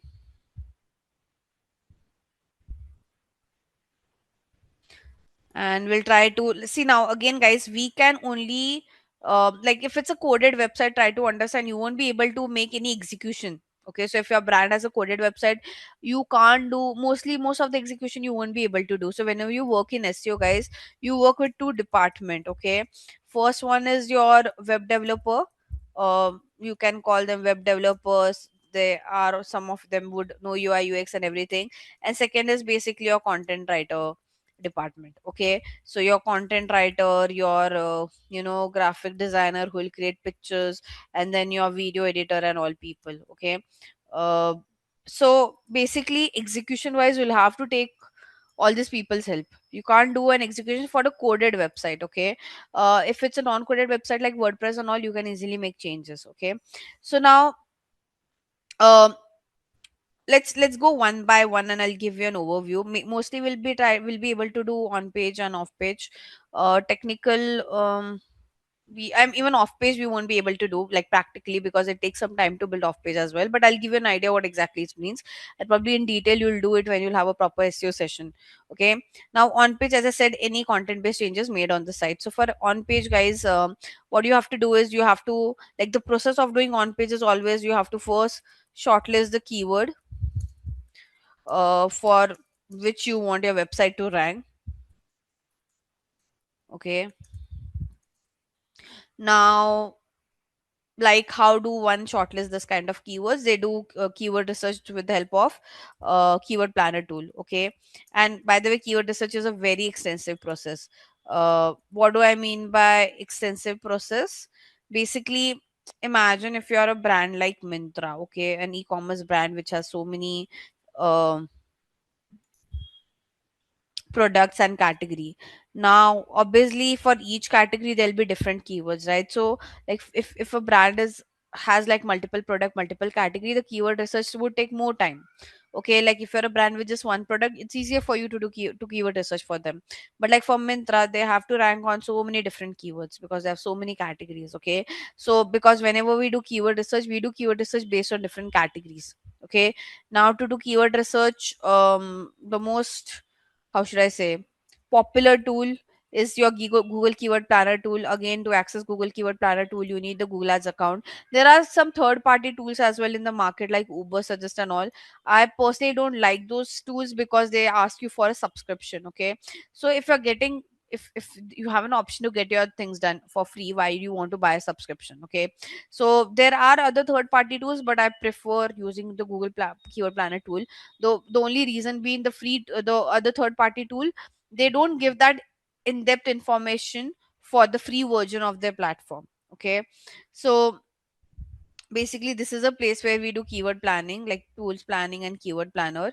I hope I've never shown you keyword planning, right guys? Please confirm, because I mean, in just in case if it's sounding repetitive, did I have I ever showed you how to do keyword research? No, right? Like in any of the past lecture? Okay, okay, then that's great. So let's say, and this keyword research tool is applicable for both for SEO and for ads, because for ads as well, when you want to run search ads, you have to do keyword research. So when two keyword research comes into picture, one is for SEO and second is to ad, because obviously the users search on Google and they see two kind of result. One is the search ad, and then one is this SEO ranking. So for both of them you have to do a keyword research. Okay, and keyword research is something that, it's expected from a beginner to do this. Okay, so how would you do that? You go to this tool. Third party tools, again I'll just reiterate, you can check them out. I can give you name as well. There is Uber Suggest and all of that, but they ask you to sign up. They ask you to buy the paid version of it if you want to go get more details. So it's very annoying. Personally, I don't like them. So I've been using Google Keyword Planner tool since ages. Okay, so here you can say discover new keyword. Now there are two ways for you to do a keyword research. Okay, one is with prompt, second is with website. What is the use case? Prompt is like you give your prompts away, you give prompts to ChatGPT, and maximum you can give 10 prompts over here and it will get you similar keywords like it. Start with the website is usually used when let's say I tell you guys that, okay, can you do a keyword research for a wastewater company? Now you wouldn't know, like for you to do a keyword research for wastewater company, first you should know that industry. If you don't know the industry, you can't even give the prompt. So this thing comes into that scenario when you don't know the brand, you don't know the category, and you want to do keyword research. So what you do, you give the website URL over here, and the platform will fetch out keywords from that website itself. But the problem is that the keywords are getting only fetched out from the website. So over and above website, you can't get more keywords. So if you want like good quantity of keywords, I always like, my personal preference has been always start with keyword. Okay, and then this is where you give your prompts. Now how do you do keyword research? As I said, you check your website structure. Okay, and based on that you um do your keyword research. Like you can't do keyword research for Mintra brand altogether. You will have to do it category wise. Okay, because every category will have different prompt and you have a limitation of only 10 prompt over here. Okay, so we always do keyword research category wise. Now that is also further divided into, like, it's a very extensive process, trust me. So first is like you have to do category wise bifurcation. Okay, now let's say once you do that, your keywords are further divided into two types. Okay, so one is like your keywords majorly first is divided into brand, generic, and competitor. Okay, competitor is only applicable for ads and not SEO. We'll talk about this later. But brand keyword means, okay, if someone is searching for Mintra t-shirt online, this is brand keyword. That means for whatever brand you're doing promotion, that brand name comes within that query. Generic keyword means, let's say t-shirts online, as in like doesn't have any brand name within it. Competitor keyword would mean, let's say a Geo t-shirt online. Basically the competitor name appear in the query. So competitor keyword is, you can't, like, for to do competitor keyword you'll have to put that keyword in your website, right? So for SEO you can't do that. How can you add your competitor name on your site? You can't, right? So hence for SEO it's not applicable. But for ads, people can run ads on the competitor keyword as well. So that I'll discuss later on with you guys. For now, just look, keep this in mind that competitor keywords are not applicable for your SEO part. Now, this keywords like brand generic keywords are further divided into two types, which is your long tail and short tail. Okay, what do I mean by long tail? Um, okay, what do I mean by short tail first? So, if I say t-shirt online, that means it is short tail. So, basically, it is vague keywords. Um, Vague as in like not specific. Um, it has high search volume. That means like more people are searching for it. High traffic. Um, how should I say? More than high, calling it high traffic, quantity traffic. But not quality, I would say, because it's these are very vague keywords, generic keywords. Okay, like in short, long tail keywords are like it has more words within the query. So let's say if someone is searching for t-shirt online from H&M under 2K. This is long tail keyword. Now it has a less search volume because not everyone searches such like long tail keywords like in that in depth. It has I would say quality traffic. So now what is good? Like should we go with long tail or short tail? Ideally you should go with both. So for brand, if you're choosing a keyword, take some long tail keyword, take some short tail keyword. One will give you quality, one will give you quantity. Same goes with generic.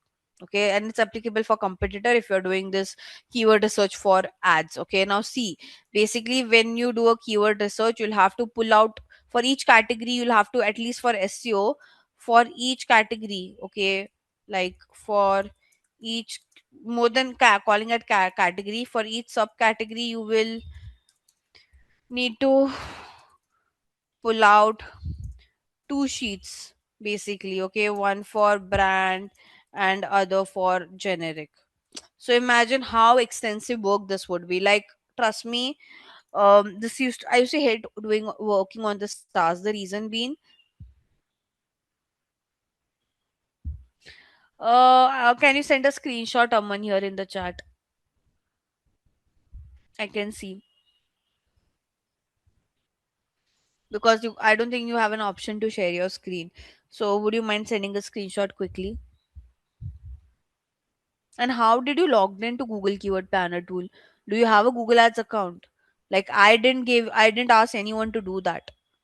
Because to access Google Keyword Planner tool, you need a Google Ad account. And to create a Google Ad account, there's a big process where you're not supposed to give any payment info and all of that. So like no, but then Aman, I hope you have not given any payment information or any payment method or no card details and all of that, because if something goes wrong in future, you're responsible for it.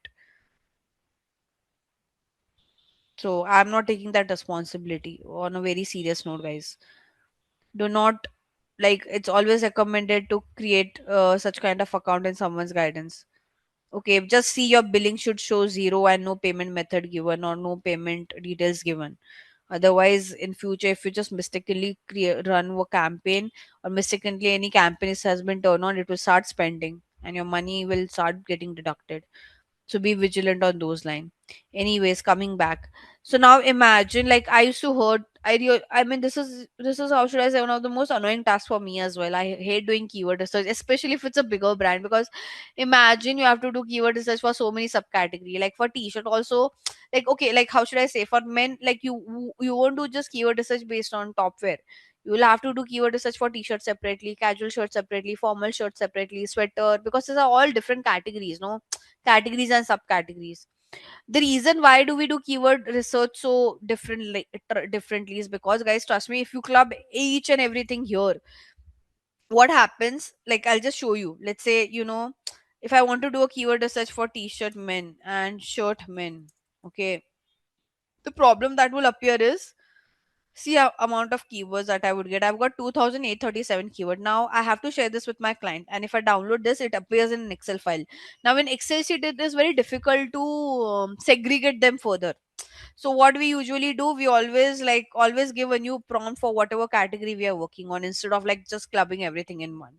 So I used to hate doing keyword research in initial days of my career because it was very boring task, to be very honest, but one has to do it if you are working with a bigger brand. But a very boring task for me. Like, I don't get excited to do keyword research because, I mean, the tool is getting all the work done. It's a lot of manual tasks that you're doing. Okay, now I'll just show you an example on how to do it. Let's say I want to do a keyword research for men t-shirt, but for generic. Okay, so what I'm saying, I'm doing keyword research. Subcategory is basically men t-shirt, and let's say I'm doing this only for generic, not for brand. Okay, generic, which includes both long and short. So what I'll do, I'll go over here, give my prompts like t-shirt for men. Okay, cotton t-shirt for men. If you see, all my prompts are generic prompts. I'm not giving any brand prompts. Brand prompts would be where I'm writing the brand name like Mintra and all. Okay, so I can just say get result, and you can give maximum 10 prompts, but I just stopped at 2. We got 3408 keyword. Okay, but how, when you do keyword research, there are few things that you have to check. First is your location.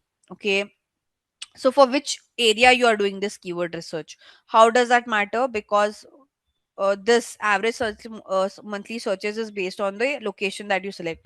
So let's say your client just want to run ads, just want to do, they are doing this SEO for US location, but you have selected India over here. What would go wrong is this number, like you would give unrealistic or wrong expectation to your client. Like, they might, let's just say that t-shirt is, hypothetically I'm saying, just say that t-shirt is not that popular in US, uh hypothetically. Okay, so, which is not the case, but they just see, okay, then if it's not popular, why people are searching so much? 100K to 1 million is a good amount of search volume. So that means you are giving wrong expectation to them, and wrong expectation leads to wrong expectation in results as well. So be very vigilant. Like, for, let's say, even like in India, if you just want to like, your client only want to focus on some specific areas and all, mention it over here. Okay, so right now, for like I'll just show you an example. Let's say this is average monthly searches for India location, which is 100K to 1 million, 10K to 100K. But let's say if I just want to do it like for my city, which is Pune, what would happen? Obviously the search volume will decrease because the population is getting decreased. See, so you have to be very vigilant on this line, that whatever location you're working on, you choose that. For whatever location you're doing this campaign, you choose that. Here, always choose last month. Basically, you want to see the recent data, and you see some columns over here like the keywords, their average monthly searches, basically on an average how many people are searching for these terms.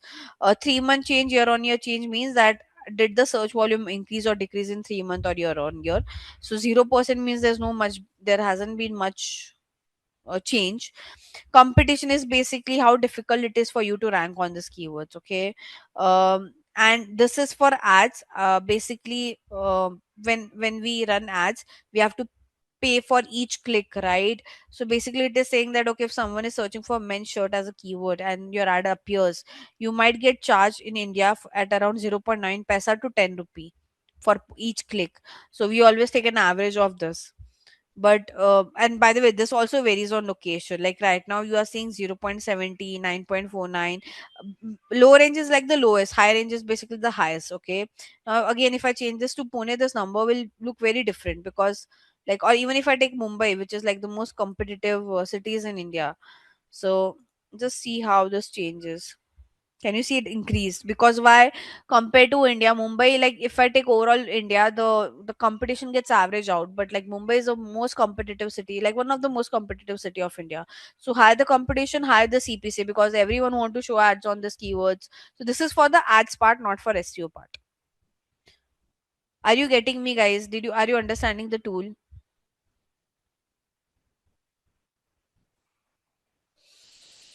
Others? Okay. Now let's just try to see this. Okay, so my prompts were very clear that I want generic t-shirt keywords. Okay, but still it's a tool, so it will mess up somewhere. Okay, what do I mean by mess up somewhere? Let's just see. I'll tell you what do I mean by messing up. Can you see it is showing me Tommy Hilfiger t-shirt. Now I want generic keyword, I don't want any competitor or brand keyword. So why is it appearing? Obviously the platform will do some mistakes. So instead of, again, before you download it and short these things in your Excel sheet, what we usually do, we refine keywords from here. Refine keyword means like the keywords that I don't want, I'll turn it off. Now what was my requirement? I just want generic long and short t-shirt, men t-shirt keywords. Okay, so if I go over here, there are brand, non-brand keyword and brand keyword. Non-brand means generic keyword. Okay, the word non-brand means generic keyword. So we have to keep this on. But brand keywords I need to turn off. Brand keyword means that, there'll be keyword which will have polo word in it, Nike word in it, jockey word in it, Adidas work in it, and I'm not targeting like it for SEO. Obviously, like if I'm doing this for Mintra, I can choose this keyword because Mintra sell all their products like Nikes and all because they're aggregator. But let's say if I'm doing this for Rare Rabbit, which is like a premium men's clothing brand, For them to do SEO, I can't choose all this keyword because I can't use the competitor name in my website. So anyways, it is not applicable from SEO perspective. Even if this would have been add, this keywords would have not been applicable, because the clear requirement is we want generic men t-shirts related keyword. So I've turned this off over here. There are other retailer as well, I'll have to turn them off. Okay, other brand, turn them off, because we want pure generic keywords. Okay, if you want to make further filters with material and all, you can play around. But now, can you see, out of 3408 keyword, only 1969 were generic keywords. So now this your keywords have got shortlisted. So you once you do that, you always download this keywords, and like again, though you have shortlisted over here, the Excel sheet will still have some wrong keywords within it. Okay, so let me just, what do I mean by wrong keywords? Probably it could be wrong for some of the brands. Okay, um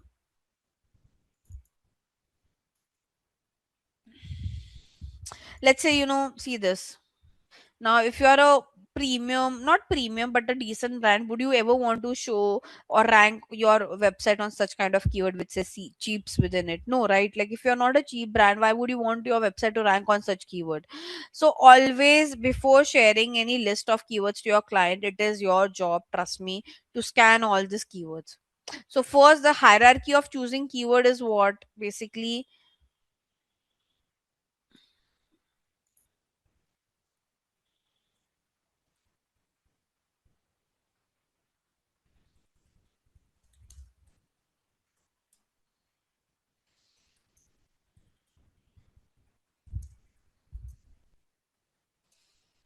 First one is the relevance. Okay, you can't compromise on the relevance. It should be a relevant keyword. Okay, now for example, this shirt, it is not applicable for me. Why? Because I want men t-shirt.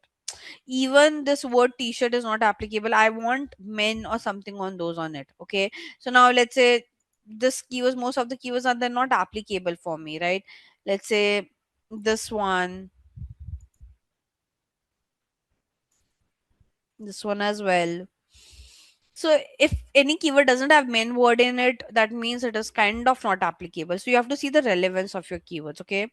After relevance, you shortlist keyword based on the average search volume. So obviously, higher the search volume means more traffic, more buzz.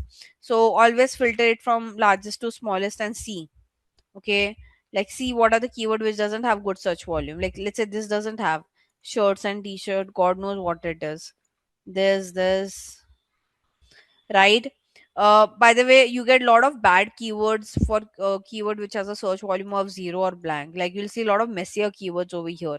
So you can check this as well, and you can delete those keywords. So basically, whatever keywords which are irrelevant, like, see, obviously you can't rank. Let's say for this page, which is men t-shirt page on Mintra can't rank on all of this to like all of this page like by just in one go. Not possible. Like, you rank at one time for how many 1952 keyword? No. So hence you're shortlisting the keyword. So obviously you start with the best 10, then you add more, then you add more. So as the ranking improves, you can introduce more keyword or more other keywords. But like, to begin with, you for each page or for some of the page, you can shortlist some 5 or 10 best keywords, and you can get started with your SEO. How to find high converting, high user intent keyword? Obviously, then you'll have to give those kind of query or prompts in while you do a keyword research. Okay, when I say high intent, obviously the query needs to be very specific. Correct. So let's say your brand is selling t-shirts above 2000, right? So then you target those specific queries only. So let's say, t-shirts for men above 2K, or let's say, premium quality men's t-shirt. So you'll have to search for such kind of query, and Google will try to give you those kind of relevant queries. Did you understood this? And again, here also you might find something. So you're like, now high converting is not dependent on keyword, to be very honest. Okay, you can find relevant keyword. Okay, oh, Kranti. Okay, Kranti, we discussed the entire Ramayana, and then you're asking what is Ram and Sita. But anyways, we do keyword research because okay, like, to rank your website on search engine, randomly you don't see any website appearing, right? Like you go on Google, you search something and then you see a website which is shown to you, right? So for that website to appear on your query, they have to do a keyword research, they have to shortlist the keyword, they have to add that keyword in their website. So whenever people like you go and search for it, their website should appear. You're understanding this? Randomly Google doesn't show you any website, right? When you go to Google search, do you see any random website shown to you? No. You only see those website when you search for any queries. So all this brand, they shortlist, queries that people might ask frequently about their brand, and they add those keywords in their content so that their website can rank on the search engine result page. Make sense? Okay. Coming back to Subiksha, your question, you can find high user intent content, but you can't find, it's very difficult to say high converting keywords. Because see, conversion is not based on keyword, it is also based on your website, your brand image, the offers, and all that you give. So yes, you can filter out high intent keyword, but converting one is converting is a wrong word to use, because the user will convert is not only about keywords, no, it is also about your website, the product, what you are showing, all of that thing pushes for conversion, not just selecting a keyword. Like here, I can target all this keyword. These are all like stylish, premium, cotton men shirts, and all are high intent keyword, good intent keywords. Okay, these are your high user intent keyword. But would you, if you would ask me, ma'am, like if someone is searching for a white premium shirt, would that person convert on my website? Depends how well your website is created. So yes, your website is ranking for this keyword white premium shirt. But once a person goes on your site, they probably doesn't like it. You're not giving good offer, 10 other problems, they wouldn't convert. So how conversion is not just based on about what keyword you're choosing, it there's much more things to it. So yeah, that's how you do your keyword research. So once you shortlist your keyword, you have to, by the way, I was just writing this condition of choosing your keyword. So first is your relevance, then you check your search volume, give priority to the search volume, and the third priority goes to the competition. Okay, based on that, you shortlist your keyword, you send it to your client.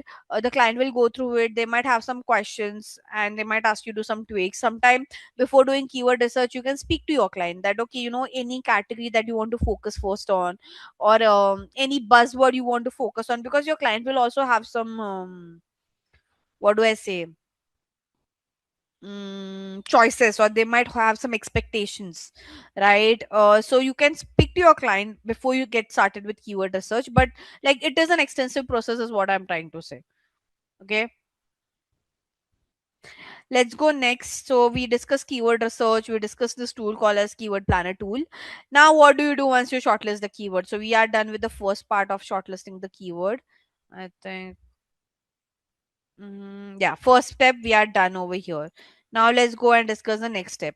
So once you shortlist the keyword, you have to incorporate this keyword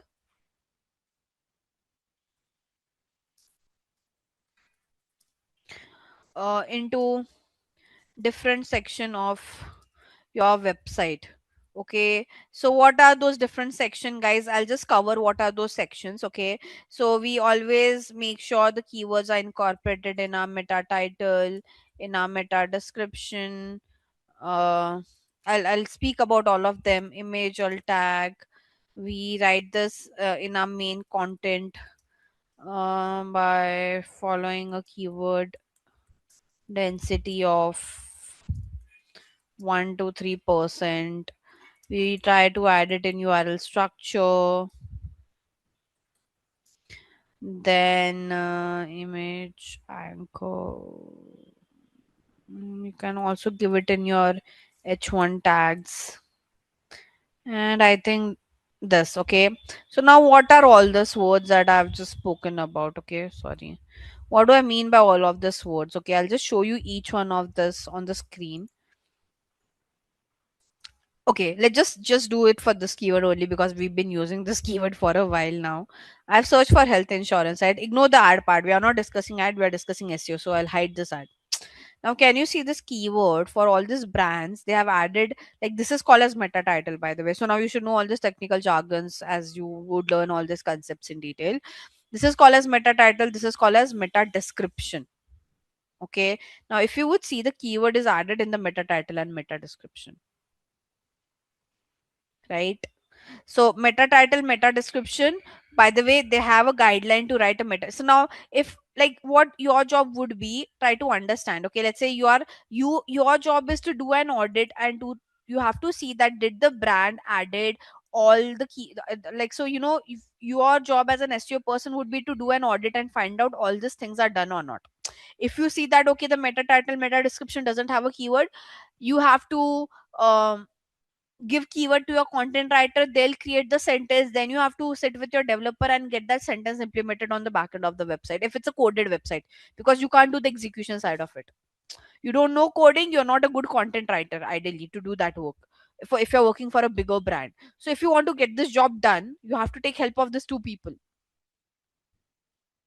You're understanding this, guys, what I'm trying to say? For a coded website, no one would give you that, oh, you take an access and you make the changes. No, you are not a web developer to do that, and you're not even a great content writer to write a content, to use a keyword and then frame a sentence and all of that. So bigger brands, whenever you work in SEO, your job is more or of doing audit, finding loopholes, getting all this work done from the developers and the content writers. So there's a lot of coordination required in this department. Content writer is the one who writes content for your website, for your social media, etc, etc. So they are good with, how should I say, writing content. They are creative enough to write a good sentence using proper words, jargons, all of that. So are you a good content writer? No, I mean, content writing has like I know, I mean, there are people who are naturally good, that creative enough to write and proper content, with obviously them having great English, and they can obviously whatever language it is, not English, let's just not speak on English language. I mean, there are the people write content on their regional languages as well. So you need a help of a person who can write it and who can frame it in a better way. But in a similar fashion, guys, if you are a smaller mid-sized business whose website is created on WordPress, and WordPress, as a SEO person, let's just say, probably the owner would be very much okay for you to do the execution side of this as well. Okay, so it depends where are you working. Okay, but a coded website, no one would give you an access to. Yeah, it's if it's WordPress, Shopify, Wix, they would expect you to do this work. Okay, now, I'll talk about how things gets implemented on WordPress later on, but let me just cover all these pointers first. So, writing all this meta title, meta description, guys, there are some guidelines. Like for meta title, there's a guideline that you can't exceed the character limit of 60.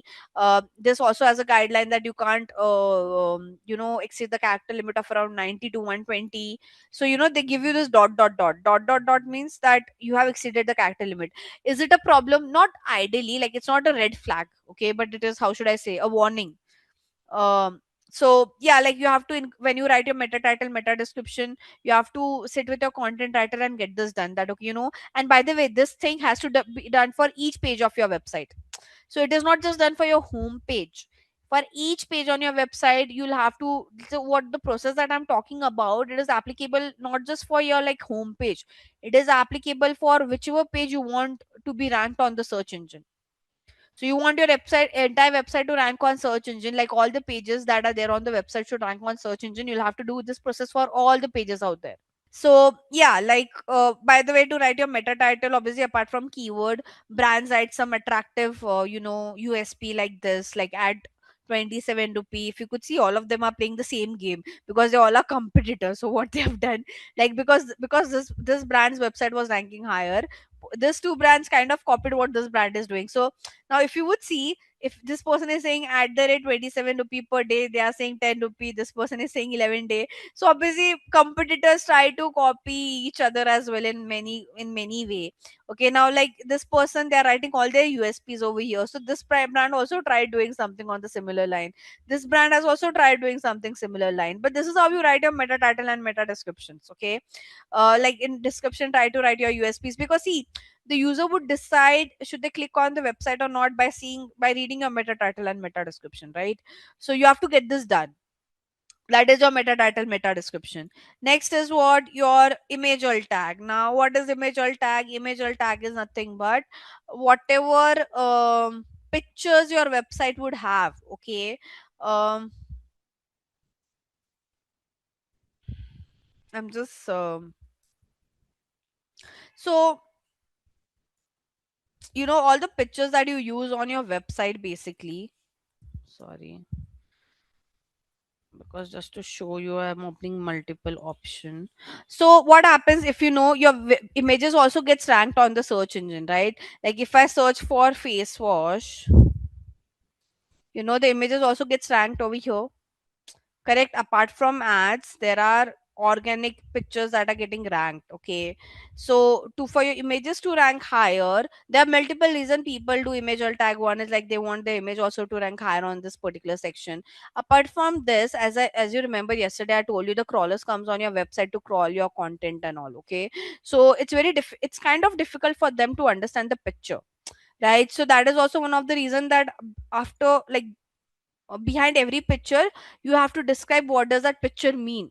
Okay, so that is the second case, that it's easier for the crawler to understand the use case of that picture. And thirdly, whenever your website doesn't load, like whenever your website is taking some time to load, the image is the last thing that will load, right? So till the time your image doesn't load, the user can see the description of that image as well, right? So again, that's the use case of this image alt tag. And like it looks something. Now again, to do this, like your how should I say,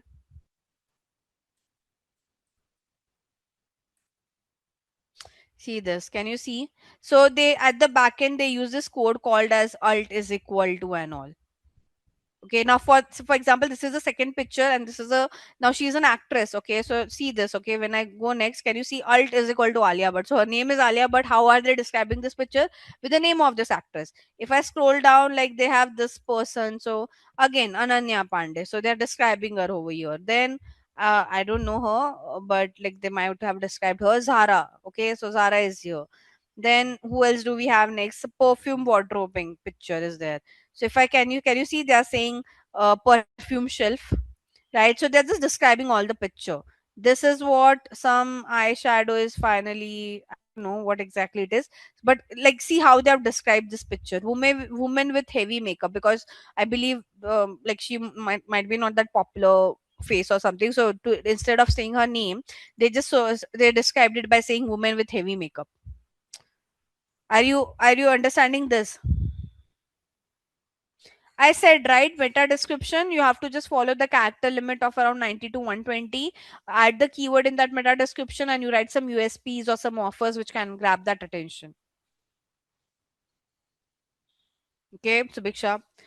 Coming back, so did you understood how does this image alt tag looks like? Now imagine when you'll do an audit and you find out that okay, a picture doesn't have an image alt tag. You'll have to quickly, you can give a content that okay, how to explain that picture, but your developer will have to do it at the back end.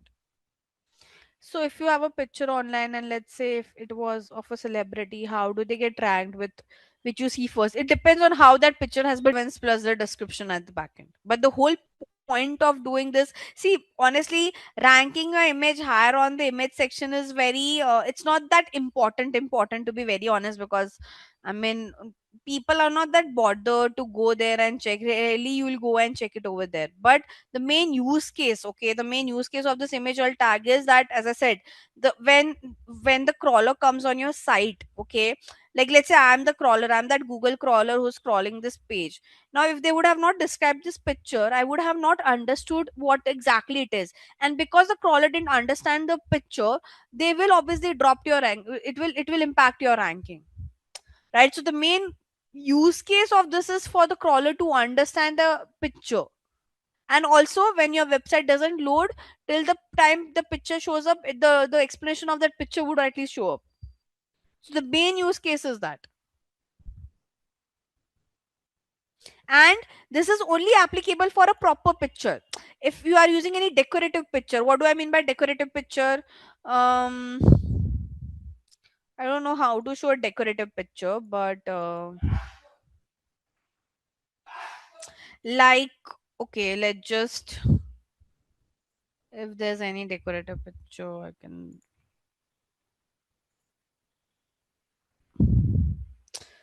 how should I say, like for this banner, okay. Now Like all of this are decorative pictures. So for decorative picture you can just say na, or you can just say decorative picture if it doesn't have any importance. Okay, so you use some pictures for decoration perspective that you don't have to describe in detail. These are only applicable like for a proper picture. Okay, so yeah, we have image alt tag. Then you also now main content. Okay, very important. So what happens in your main content also, you have to use those keywords. Okay, so let's say whatever keywords you're selecting, let's say for health insurance it was, all these brands, okay, who are ranking for it, they are using this keyword in their main content as well, right? Now how many times they can repeat that keyword? So there's a basic rule which is said that, okay, let's say if, like, you can repeat that keyword which is health insurance in this brand's page case, is like you can only repeat the keyword up to 1% to 3% of your total word count. So the amount of words which are there on your main page, your keyword can be repeated only 1% to 3% of that word count. If you do more than that, it is called as keyword stuffing. Keyword stuffing means that you're unnecessarily feeding your keyword. So people have that assumption that the more the times I use a keyword, better would be my ranking, but that's not the case. If you unnecessarily try to stuff your keyword on your content, it doesn't look good. It looks very repetitive, and the crawlers can clearly understand that it has been done purposely. So hence they have set a limit that you can only use 1 to 3% time of your total word count. And if you want to go beyond that, you can create some permutation combination as well, but you can do only permutation combination when the keyword is a long tail keyword. For a short tail two word keyword, what permutation combination would you create? Right now again, people are very smart. What people do, not smart, they, I won't call that as a smart technique. So what people do, um, like they still try to add keyword multiple time. Now in what way? They'll write that keyword in a very small letter, which is very difficult to see from a naked eye, let's say. Or what they'll do, whatever is the background color, they'll write the keyword in the same color, that the text content would also be in same color, just to hide that they have repeated keyword so many times. Like they think that they can fool the algorithm, or they can fool the crawlers by by not fixing all this kind of things. So keyword stuffing is ideally, instead of doing good, it will do bad for your website. Okay, so one shouldn't overdo it. I hope you're understanding this. Per page, not per page, like per page word count. So I've wrote here of total word count on the page. So again, for this you need your website the content writer to write your content in that way. Hence I said, like, it's always like SEO is a long process. It doesn't happen overnight. There are a lot of things that you have to do, and the sad part is with SEO is the algorithms keeps on changing. When I say algorithm keeps on changing, Google or search engine they do come up with some new rules now and then. And if there are new rules, and if they're changing the way SEO needs to be done, you have to redo your work as well, right? So let's say I've made sure like the basic things are done, and then again Google come with some new algorithm update. I'll have to make sure to make sure my website is getting ranked at the same page at least, or to maintain that position I'll have to again update as per the algorithm. So it, like, SEO is a very slow process. Firstly, like, it keeps on going. Like, I've how should I say, it's a very, it's like, in private, I call it as like a government job in a Indian government job in a digital marketing firm. That's how slow it goes. Like, and trust me, even the brand has the same expectation. They know that it will take time to grow. When I say time to grow, 6 months, 1 year, like, you should keep your expectation after 6 months, 1 year. You, like, even month on month analysis is not done. People see quarter on quarter basis. So yeah, I mean, that's how things works. You can't do much about it. Okay. Then you also have your URL structure. Now, like, URL structure is more about this. So you try that your URL can have the keyword. If not necessary, but at least make sure your structures are proper with your URL. You have something called as H1 tags. Now, what are H1 tags? Again, like, when you write, let's say, this blog only itself, okay, right now. So it has so many headline. Like, this is the main headline, but this is like what? This is sub headline, right? All of this are sub headlines over here. Now again, the search engine, for the crawler to understand the hierarchy or the structure of your blog or for your content, that what is main headline, what is sub headline, what is sub headline, you have to define it at the back end. So how do they define it? They call it as an h1 tags. Okay, so if you have one main headline, this will call as h1. This are sub headline, this would probably called h2, right? So again, at the back end, if I have to show you, this would take some time to reflect. Give me, oh yeah, let's just do search it in this way.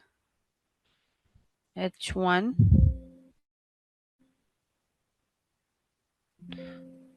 What's wrong? Mm-mm-mm.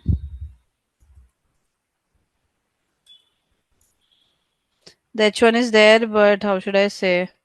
It's a very long code for me also to. Code is getting shifted. That's a problem. Let me just open this again. So again, see, ideally we never, so first thing first, guys, we never go manually and check all these aspects. Okay, so like the way I'm showing you all these things manually, we never do it this way. We have tool which can audit a website and can tell me what things are done, what things are not done. This is just to show you for the sake of curiosity on how things looks at the back end, so you'll understand that if it's a coded website, you can't do anything about it. Like it is, you can't do the execution side if you're not the coder or if you're not the IT person. I'm just trying to shortlist this. Actually, it's not reflecting. So might be there's some glitch. Now again, me as a person can also not figure this out because see, every website is coded in a very different way. Okay, like right now for this particular brand, I'm not able to figure out their H1 tags because the way it is coded, I'm not a coder to find that out. Right. So hence we there are times like we come across such kind of problems, and what we do, we clearly use our audit tools to find out whether this page or whether this website has proper H1 tags or not. So not every time you'll be able to find out the loophole from this, but like just to show you, like see this. Okay, I think they don't have an H1 tag. Why I would tell you, because if you see over here, they have H2 given. Like, can you see this? So they have given H2 to this particular title, which is correct because this is the second headline, right? If I scroll down further, they have given H2 to all the sub headlines. So what they have said, like this is H1, but it's not reflecting, but all the H2s are reflecting. Like if I write H2 over here, like, can you see? This is the great headline liberation. So if I scroll down, the great headline liberation is there. Then whatever this is, so it is also over here. Then if I scroll down, this is what perfume wardrobing. It is also over here, perfume wardrobing. So ideally, there's some problem with the H1 because H1 is not reflecting, right? So you have to figure out. I mean, manually you don't have to figure out this way, but the audit will help you out to find out such kind of loopholes. Like here, I'm just trying to see whether this title is there or not anywhere. So I'll have to do some manual work to. Yeah, so the H1 is there, but here it's somewhere at the end. Like, can you see it's reflecting over here? If I scroll to this side, now I don't know why they have done this coding this way because I'm not a coder to figure that out. But their H1 might be somewhere over here then. Okay. But like, but then what would the first headline is referred to what I didn't understood. So I said no, like their H1, they have H1. I've searched for this. Okay, I'm able to see this exact line over here. Can you see 2026 booty 10 content everything? But have they added it as an H1 or not is not I'm able to find because the code is very lengthy. So I, even for me to figure it out, it will take some time because everyone codes in a very different way. Okay, so hence I'm saying we never do audit this way. Just to show you the back end, out of curiosity, I'm showing you the back end. But if you would ask me that do we have to go this way, manually check each page, each content? No, there are tools which can help you to do this audit. I just wanted to prove you that for a coded website, you can't do the execution side of it. Clear, everyone? Are you understanding things? So basically, for a coded website, you have to do an audit. Through audit, you understand the loophole. You sit with your developer, you sit with the content time and get it fixed for on page perspective. Okay, now how does the audit tool looks like? So let's say there are many audit tools in the market. I'll just show you one, which is like SEO Optimizer is like one of the not popular but like a known tool, I would say. Now if I go over here, okay, and let's say I want to get audit done for this brand called as Nika. So I have to just give now again, guys, all this audit tool in free, they won't give you an in-depth idea. Okay, they have their paid version. So what happens in the free version of the tool, it will just give you an overview. It won't even give you analysis for each page. It will just give you an overview. So when we actually work in SEO, the brands or the agency side get us premium of all these tools, right? So we don't use a free version is what I'm trying to say, but just to give you an idea of how does a tool look like see this. So I've given a link of this website Nika, and now it is doing an audit for this. Now this audit is a very vague like overview audit. It is not in depth at all. So and does the this overview helps? Not that much, I would say. Okay, so see this, they are giving you a rating for on page, they are saying D plus, link they are saying A minus, right? So if I scroll down, it will tell me what are the things that needs to be fixed: medium priority, low priority, high priority. Like see this, they're saying okay, for title tag, try to correct your title tag. Why? It is saying it should be between 50 to 60 character, your is exceeding the character limit, right? So this is a title, meta title for Nika's homepage, correct? For meta description also it is saying the character limit is, I told you, right, 90, 160, between that. For Nike it is exceeding to 182, so it's trying to tell you that try to crisp it further. So this is what I mean by auditing. But the problem with this tool, the free version of this tool, is that it doesn't give, this is just giving you an idea of your home page, not your entire website, right? You do SEO for the entire website. So you have to rely on premium of such kind of tool. If you're working like properly on SEO, you'll have to rely on premium of all these tools.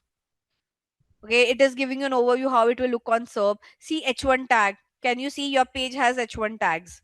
So it is telling you okay how the multiple tags that have been given, keyword, how consistently you're using your keywords, right? Image or attribute. Can you see?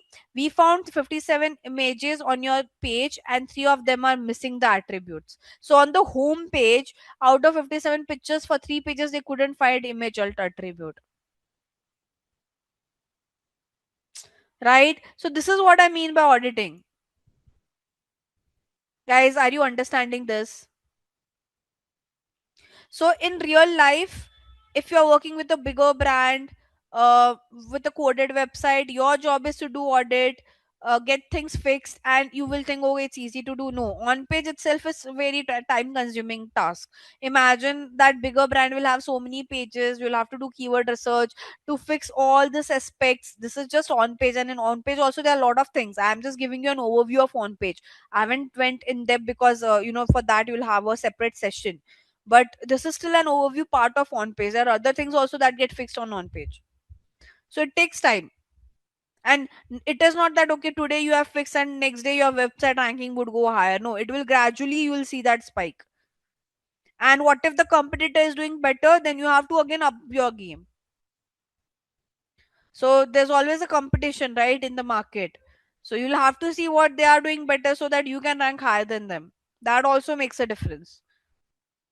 So there's a lot of, so your job as an SEO person would be more about strategy, auditing, client communication, handling, work, getting your work done from this two team. For off page, you'll have to do a lot of work because that is something that you can control till execution wise. You can control off page. Again, for technical SEO, you'll need help of developer to get things fixed. Are you understanding this, guys? Yes, no? Anything that you didn't understood? So guys, this was still an overview of on page. Okay, I can't go in depth because we my topic is foundation of digital marketing. When you'll have a specific part of SEO, there the trainer would go more in depth about it. Okay, now coming to off page SEO. Off page SEO, to just summarize off page SEO, it is more about, guys, building credibility, um not in front of um search engine, and also your customer, to be very honest, okay, and also the users, okay. Now what do I mean by credibility? See, try to understand off page. The word off page means that mostly you won't do a lot of changes on your site. Basically, you would want either your, which rarely happens, either your competitor or anyone from your industry, or the bloggers or the PR sites and news sites, majorly, to talk about your brand on their on their website, okay. This is what we usually do on off page.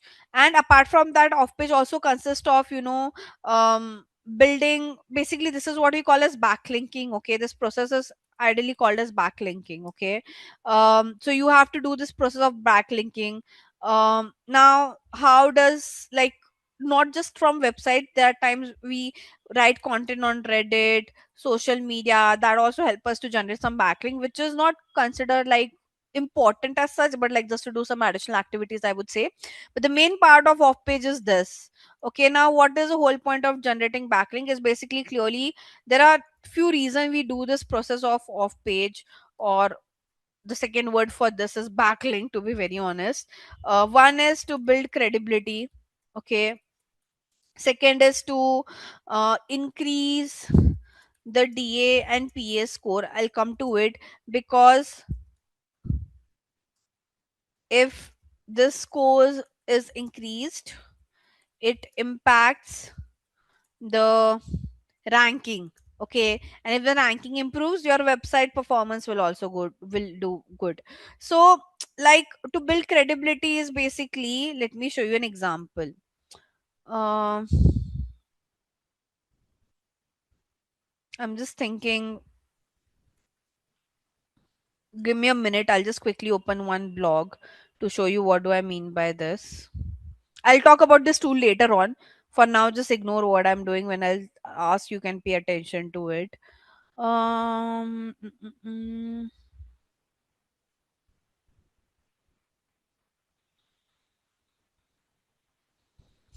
Hmm, hmm, hmm, hmm.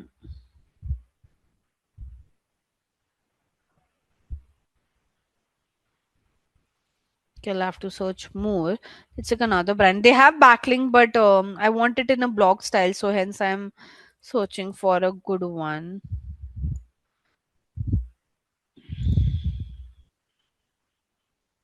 Nika has a lot of backlinks, guys, but I just want to show you like a more better version of backlink, which could be, let's say for this one.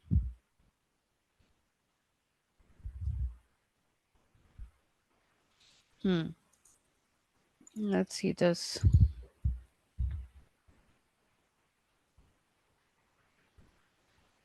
Hmm.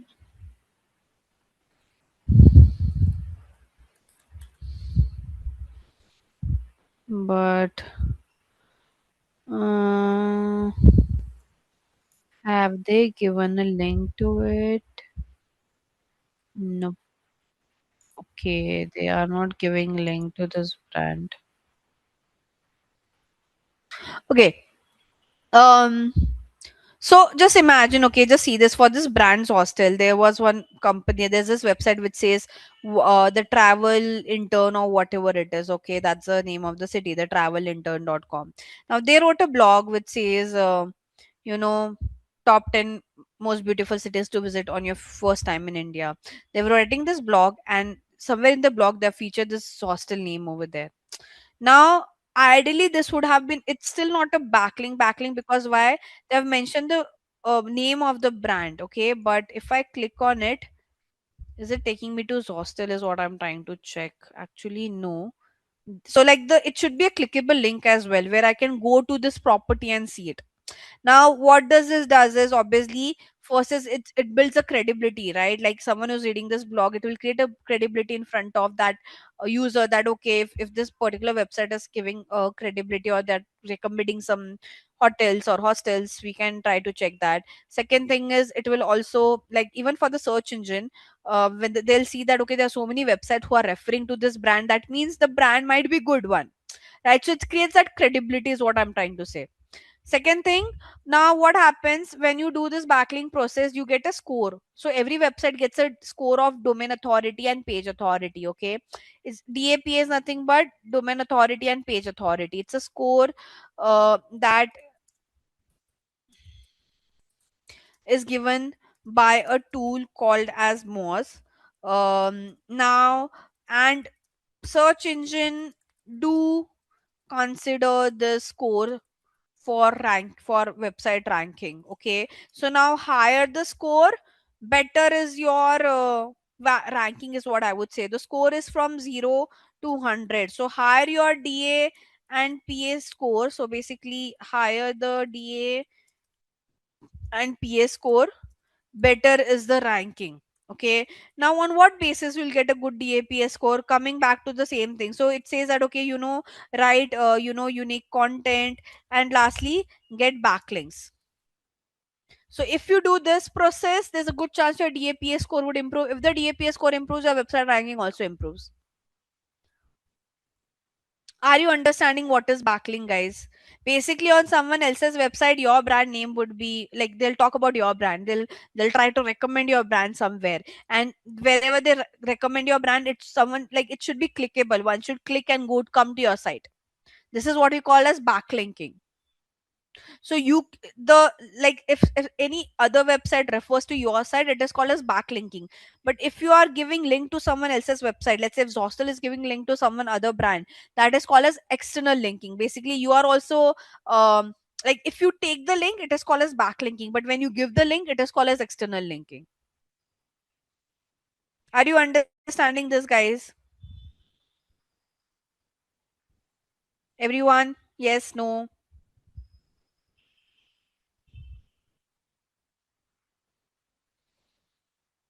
Okay, so brand has to do this entire process to generate backlinks from as many brands as many. Now again, to get backlinks, there are a lot of guidelines given. Okay, like, what do I mean by guideline? First, the most important guideline is get backlink from someone from the industry. Okay, as I said, like this, what I think I wrote it over here: competitor, industry, all of them. Let's say Zostel, imagine you are a health insurance company, but Amazon is giving backlink to you, right? So it doesn't have that kind of validation, because why? A completely different industry. Like, if you get a backlink from a completely different industry, first thing, all of this, you don't have to pay money. Like, you have to make sure it's done in an organic way. Even if you're paying money, it shouldn't be ideally revealed that you're paying money to do this activity. Now, if you take a backlink from a completely different industry altogether, it's not valid in front of search engine, because they'll think that okay, why this industry is giving backlink to this particular company, right? There should be some relation. So that is one factor. Then you get backlink from those sites who themselves would have a good DA and PA score. Okay, so it is like you study with those people who are toppers, not with the one who is not scoring well. So let's say I'm not scoring that well, but you come to me asking that, Jigisha, would you teach me? So it won't create any impact. But if you go to a topper in your class and you ask them to teach you, that will pass on that, how should I say, that credibility, or it will pass on that knowledge to you. So you should always take backlink from those websites who themselves has a good DAPS score. And then you have to do some other hygiene check, like their content frequency of um posting content, their quality of content, like basically ideally a brand won't do such kind of error, but like, just checking this grammatical error, etc., etc. So that is like the last hygiene check that you can do. But these are the three criterias you have to see before asking backlink from anyone. One is they should be from industry or competitor or PR sites, blogger and all would work. Then they should themselves has a good DAPA score, and lastly you do just some basic hygiene check. Once you shortlist those websites, then you can reach out to them. Like, that is another process. Now if you're in the industry, you'll get their contact numbers easily, but you're just new to the industry, you're starting something of your own, you will have to get their contact details from Google. Basically, you get the business development person's number, then you reach out to them, you ask them to connect them you to their marketing team, then you have a word with them. Now how would you deal with it? Like, why would anyone give you a backlink? So obviously, one is like you do a barter deal. Barter deal is like, you give backlink to me, in future I'll also give backlink to you, or else I'll give you some of my free services or free product or whatever it is. If it's a blogger, you can do a dealing with respect to your free product and services to them. But if it's a business to business, like you're asking it from someone from the industry only, like someone, a competitor itself, let's say, or a PR site, they are not that cheap to ask you for free product and service. So it would be like, you give backlink to me, in future I'll give backlink to you. If you are working with any blogger and all, you can ask them, you can tell them, we'll give you some free product and all. You just write a blog and mention us somewhere, like, you can do that. But obviously, if someone is not agreeing and you desperately want backlink from that particular site, then you will have to pay money to them. And if you are paying money to them, make sure it is not disclosed anywhere on your site or on their site. So wherever they are mentioning your brand name, they shouldn't write sponsored or promoted, anything of that sort. Because again, if the search engine reads that, it the whole work that you did goes to zero, because it's organic. Organic means, doesn't mean there shouldn't be any paid work done into it. Make sense? And again, it shouldn't look very obvious in front of search engines. So let's say you're a new brand who have just launched themselves, you have a lot of money to do this activity, and you're paying every other website money that you give backlink to us. Now let's say in 1 month only you have got 100 backlinks.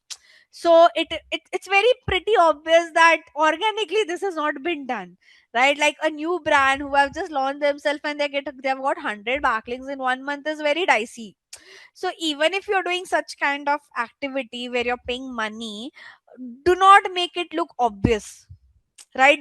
Still do it gradually only. If you're doing this in a faster way and you're getting backlink 200 backlink in a month, you paid money, again it will come under that radar. Make sense, guys?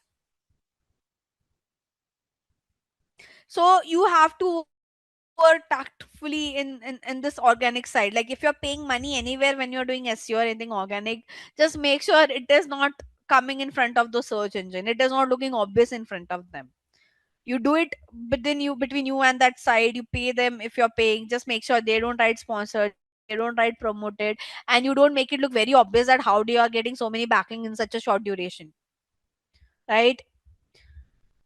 So yeah, that's like the process of backlink. Just one thing, how, like, there's one tool that we use to figure out whom should we take backlink from. So we use this tool called as href backlink checker. Here you can check basically who's giving backlink to your competitor. So don't you think the websites who's giving backlink to your competitor, they can give backlink to you as well, right? Ideally, so you can just give your competitors URL over here. This tool will tell you, okay, who's exactly giving backlink to your competitor. Again, this tool has a paid version. In free version, it doesn't disclose everything. So let's say, I'm a company who runs hostel chains. Now I'm seeing for hostel, there's this company called as Indian Hikes who has given backlink to them. I can reach out to them, that okay, like, they can obviously give it to me as well. But before reaching out to them, I'll have to do their check. What are the checks? They are from the industry, yes. Second thing, I'll have to check what is their DNPS score. So how do you check that? You use this tool called as Moz to do it. So there's this tool called as Moz which can help you to find out the DAPS score of any sites. So you just have to, like, give the URL of the site, and before reaching out to Indian Hikes, I'll check this. So what is their DNPS score?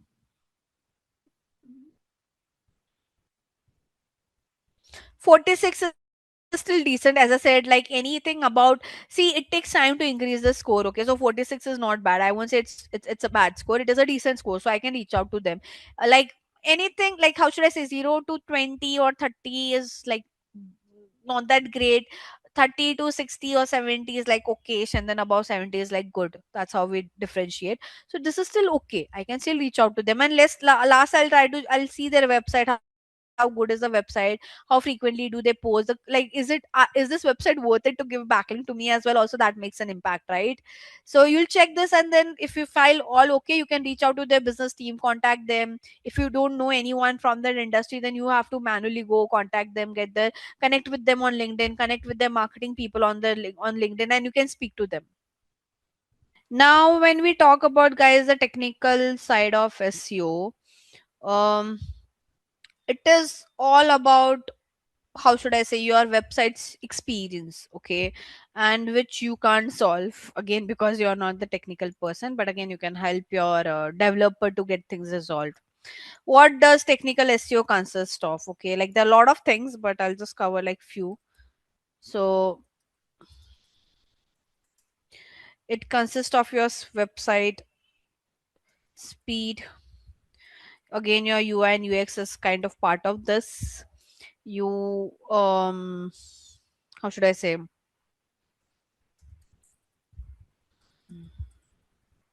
whether your website is mobile friendly or not, your site maps, your robot.txt file, your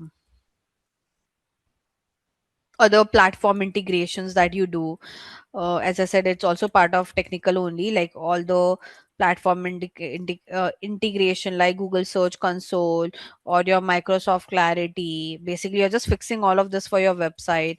So that you can say technique, not SEO, but it helps you with your SEO at the end of the day. Hence, I'm just adding it into this part.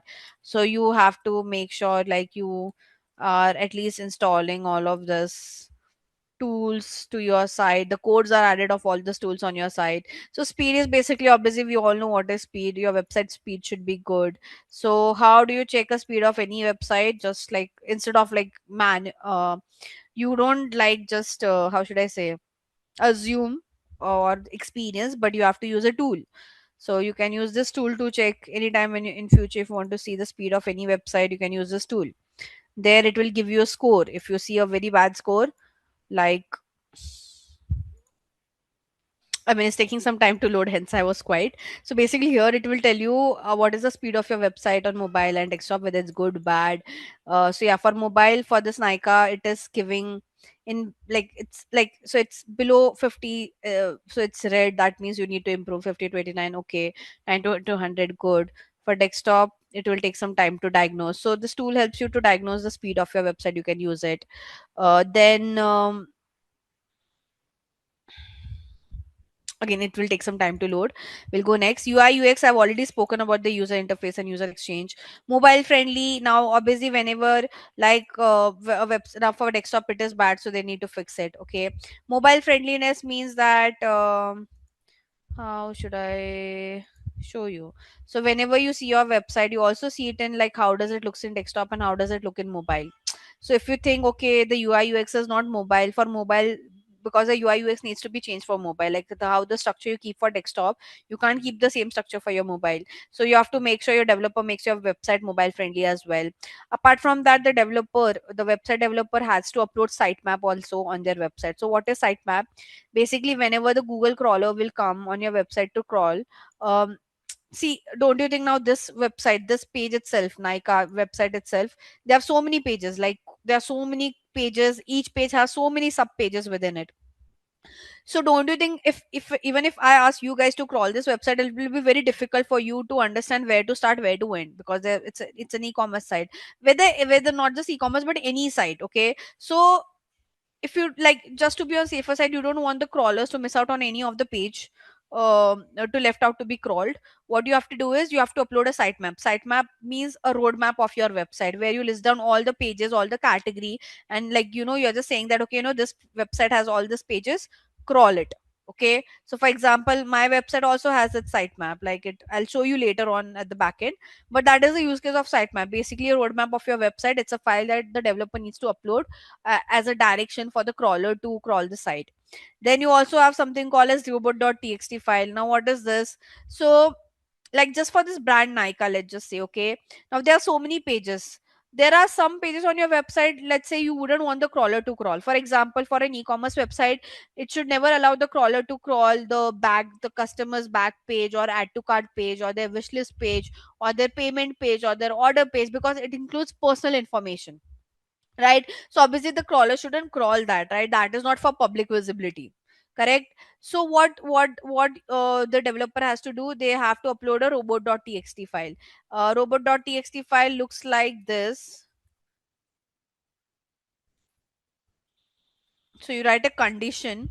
Basically this is how you write the condition, okay? User agent is asterisk sign. Asterisk sign means that this conditions that I'm writing is applicable for all the search engines, okay? Like obviously not just Google. You wouldn't allow Bing or Yahoo to crawl those pages which has your customers personal information, right? Also there are some pages which are under development. It is not like you're making some changes, you're making some edit. So obviously you wouldn't want the crawler to crawl, because if the crawler crawls a page which is under development, it will decrease the ranking because it is not SEO friendly, correct? So you wouldn't want the crawlers to crawl those kind of pages. So what you always do, you write this code, like it's and you upload it again on your website.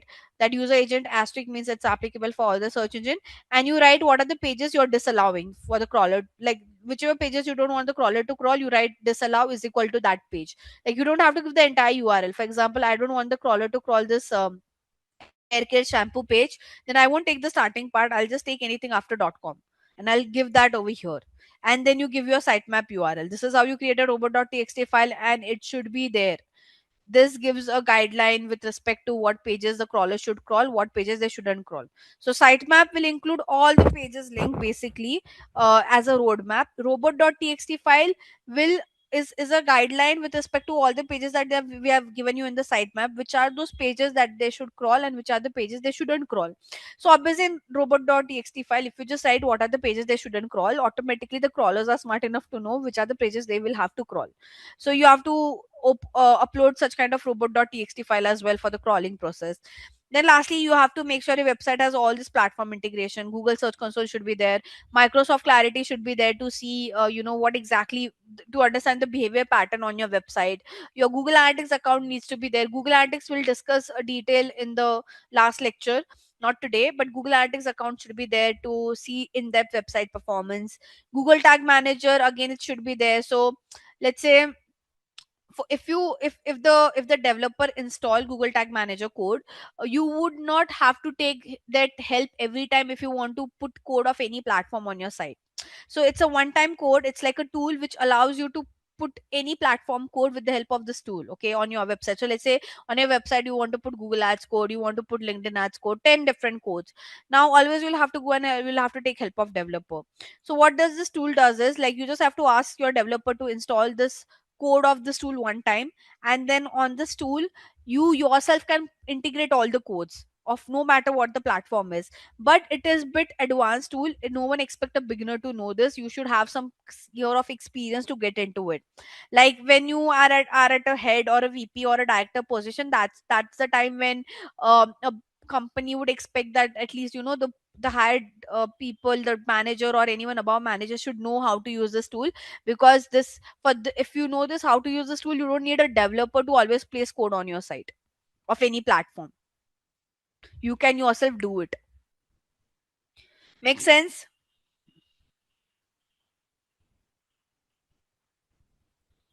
Okay. Now, as I said, so basically in coded website, there's a lot of, like, your work is ideally, if I have to just summarize, you do audit part, you do client servicing as well in this, you do managing the content and development team basically to get your work done. You do your keyword research, you do the off page work as well, because you are the one who's reaching out to 10 people and all, right? You have to do basically monthly, quarterly, yearly presentation, whatever it is something that you will have to do. When you do off page, again here you reach out to many bloggers, brands, etc., to give backlinks to you. So it's like it's a different process altogether. And for technical, again you do an audit and you can take help of the developer to get the execution done. So your job is majorly, and then obviously you look after the strategy part and optimization for future. Like when I say optimization for future, you would want to do AI SEO. Basically, you want for the AI results also, you want your website to be ranked somewhere. So all those future optimization strategies part is your job. Again, you are majorly doing auditing, client servicing, handling teams, presentation, keyword research, strategy, auditing, optimization. But like execution wise, you need a lot of help. Am I clear, everyone? Now for a WordPress website, let's say we discuss all of this part for a coded website, but for a WordPress website you can yourself do all this work. Okay, most of the work you can do it by yourself. How? With the help of plugin. Okay, so this is my WordPress website, I'll just show you. Okay, because you now know all the technical aspects, right? So I told you, right, I think yesterday I told you two plugins for SEO that we use very commonly on WordPress. One is all in one SEO, one is Yoast SEO. Now see this, okay? What happens is whatever pages my website has, see this. It automatically gives, so this tool, this two plugins that I use, let's say I'll edit my about us page, okay? And to do this, you again need like a proper WordPress website, not the free one. The free one doesn't allow you to install the plugin, so then you'll have to manually check everything, okay? But here, can you see? So if I scroll down, I'm using two plugins, so both the plugins is giving me their suggestion, but you can refer to any one. Like, can you see there's Yoast SEO plugin, and there it gives me an SEO analysis. Okay, so this SEO analysis is given for each page. So can you see it's telling me all the problem that my about us page has with respect to SEO. Like it's telling me there's no outbound link. Outbound link means from my website, I'm not taking a person to any other website, right? My images doesn't have any image alt tags, right? Then there are some problem with the keywords and how frequently I've used those keyword. My keyword does is not there in the title, right? The length of the keyword is very long. My meta description doesn't have the keyword, so it is telling me all the problem that I should fix on this particular page, and it gives you analysis for each page like this. Again, what good things I've done, I've used image, so it's saying good. Internal linking basically means I'm taking user from one page of my site to another page of my site, right? My text length is fine, the title is okay. So now I'll have to fix all of this, and that makes my on page SEO good. Are you understanding this? So in WordPress it's easy. You have plugin, it will give you analysis of each page, you just have to fix it as per that. Guys, did you understood? So a coded website will have lot of time consumption compared to a WordPress website, obviously. But like now I'll just show you like few example. Obviously I can't sit and fix each one of this because my content needs to be rephrased accordingly, but I'll just show you some example. See this, okay? So this is how my about us page will look on a snippet. Okay, now I can, there's no meta descriptions that I've wrote, right? So it is one of the error here is for meta description. Can you see? No meta description has been specified, right? So I'll have to write a meta description because nothing has been wrote. Can you see there's no meta description wrote for this particular page? So let me just quickly write a meta description. What I'll do, I'll just go to my website and I'll pick something from there only. uh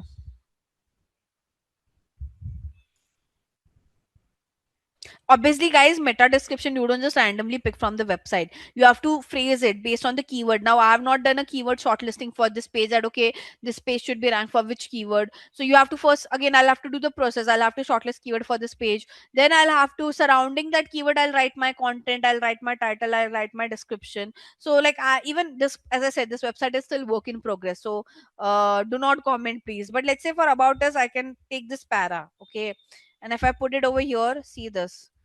Now it's showing still in red. Why? Because there's a lot of words, like there's a character limit if you remember, so I'll have to crisp it further. So I'll just, let's say I'll keep it till here. Now again, if I keep it till here, um let's just see if this can be, obviously I'll have to rephrase in a better way. Mm, what is the problem? Let me just see. The meta, it's too short. Okay, so I'll have to increase. Can you see it was in red, it came to orange, but still it's still not good because it's too short. So I'll have to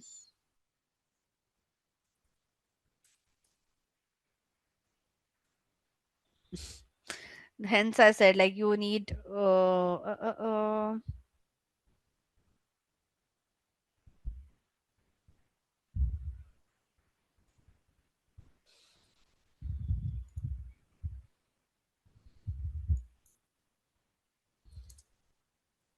can you see? Now it's all green.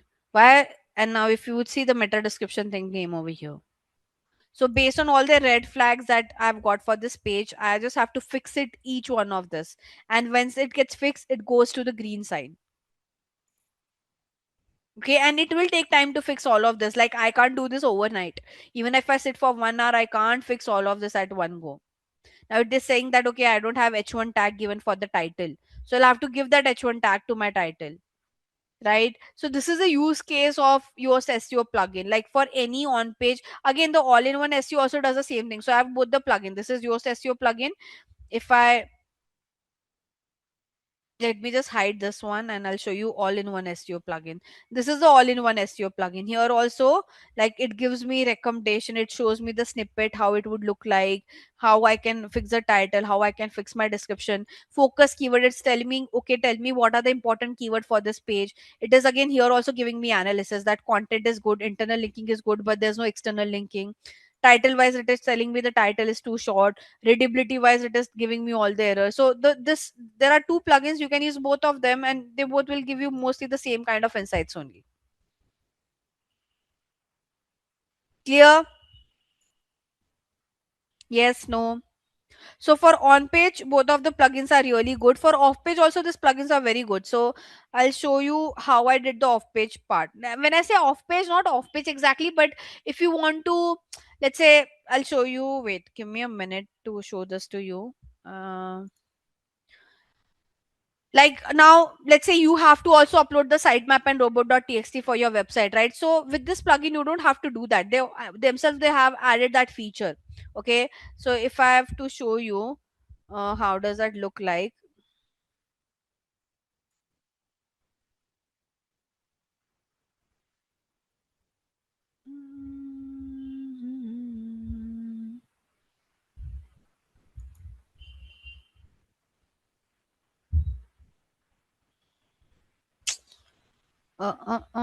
Give me a minute, guys.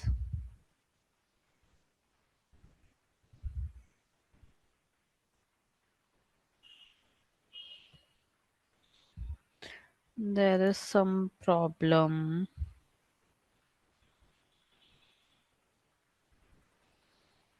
If it doesn't reflect over here, I'll show you in the all-in-one. But why is it not reflecting? I'll have to check it. Mm, Yeah, see this technical SEO. Can you see XML sitemap? So it's the sitemap for my website is already created. I just need to turn on this toggle. So if I tap on view XML sitemap, it will show me. So my sitemap looks like this. So it includes all the URLs which are there on my site. See this. So I don't have to create a sitemap. It's already done by the tool, right? Like if I have to show you the robot.txt file as well, it might be somewhere over here. If it's not here, then I'll show it for another plugin, or I can show this to you in all-in-one SEO as well.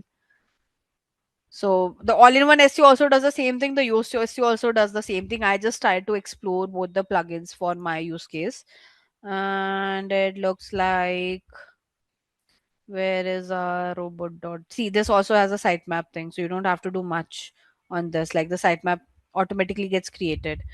I wanted to show you the robot.txt file, so give me a minute. I'll just quickly show you that. Yeah. So in my all-in-one SEO, I went to the tools part. Okay. And here, can you see robot.txt? Now I have to create a robot.txt for my website. How would I do that? Okay. So first I have to enable this. It's closed. So I have to enable this. Okay. So the tool by default excludes the WP admin page. The WP admin page is this page. So why you want the crawler to crawl your website backend, right? You wouldn't want the crawler to crawl that. So it's by default, excluded from here. Okay. Now, but if I want to disallow any further pages, let's say, okay. So what I'll do is, this two you can't play around with. This two, one and two is like correct. This WP admin page should be disallowed and this particular page should be allowed. But if you want to add more rules, you can say add rule. Here again, the asterisk side, which means it's applicable for all the search engine. Ideally, I never write allow page because it's very common sense thing that if something has been disallowed, rest all the pages are allowed, right? So I'll say disallow, and here I'll give the URL. Now let's say on my website, I don't want the crawlers to crawl my this page. Let's just say, okay, like it is still under development and the SEO is still not fixed for it, so I can put this over here and done. I can just say save changes, and can you see how it looks like? It says automatically the code gets created. User agent asterisk disallow this, disallow Techrosime EN page, allow this, and I have to say save changes. I won't do save changes because I want the crawler to crawl this page, hence I'll remove it from you. But that's how easy it is for you to create the robot.txt file. So basically on WordPress, if you want to do any SEO optimization, it's easy to do because the plugin will guide you, the plugin will give you the analysis, and you can do it over there itself. But yes, like for a coded website, you need to take an help. Like if you, let's say, I'll just show you other example. Now for all your pictures, now you want to add an image alt tag. How would you do that? You have to go to your media. Now I don't remember for all the pictures I've added image alt tag or not. So let's say this is my picture. Okay, this is where you put your image alt tag. So I haven't still not added it. I have to write an alternative text. Image alt means alternative text, so I have to explain what this picture is all about. And done, you have added image alt tag, right? You want to fix your h1, h2, h3 tags, that can also be done. So on WordPress, you can make your website SEO friendly by yourself. You wouldn't need an help of a developer to do it. Even for Shopify, Wix, for platform wise, you can do the integration, but for the coded one, you can't. Okay, so I mean, guys, SEO is still not here. There's a lot of thing to SEO. You learn SEO much more in detail in your upcoming lectures out there that you might have for SEO. But like SEO is changing, okay? SEO won't remain same. SEO is one thing that keeps on changing based on algorithm. As I said, the recent trend says that people are searching for less educational based query. Transactional queries are still there. So now for educational based queries, brands are focusing to rank their website on the AI tools, right? By the way, AI tools in future will have ad section as well. So things, let's see how far AI would go. But there'll be a shift from search engine to AI, not just with SEO but for ads as well. So now obviously when the AI tools will monetize this, right? They would want people to, obviously they're taking subscription, but they would want to monetize this further. So what they'll do, they'll allow brands to run ads on the tool, 10 other things. So as a digital marketer, you'll have to make your shift from this to AI, right? So you'll have to be flexible on whatever you're learning. Now again, for SEO also, there are a lot of AI integration that we are doing. There are a lot of tools, like SEO has a lot of tools that you work into, okay? Like there's a list of tools that we work into, and now all those tools are adding their AI integration to it. So I mean, it goes hands in hand, but yeah, that's how things works. Now coming to the next part, as I said, like I don't think I'll be able to cover everything today. I give a list, I believe. Where did I wrote that list? Or somewhere over here only. Agenda. Where's my agenda? I do remember, though I remember my agenda, but I believe it got deleted over here in the doc. Yeah, like I spoke about this, but then the other agendas are not coming up. But yeah, we spoke about overview of SEO, overview of ads, guys. Let me just,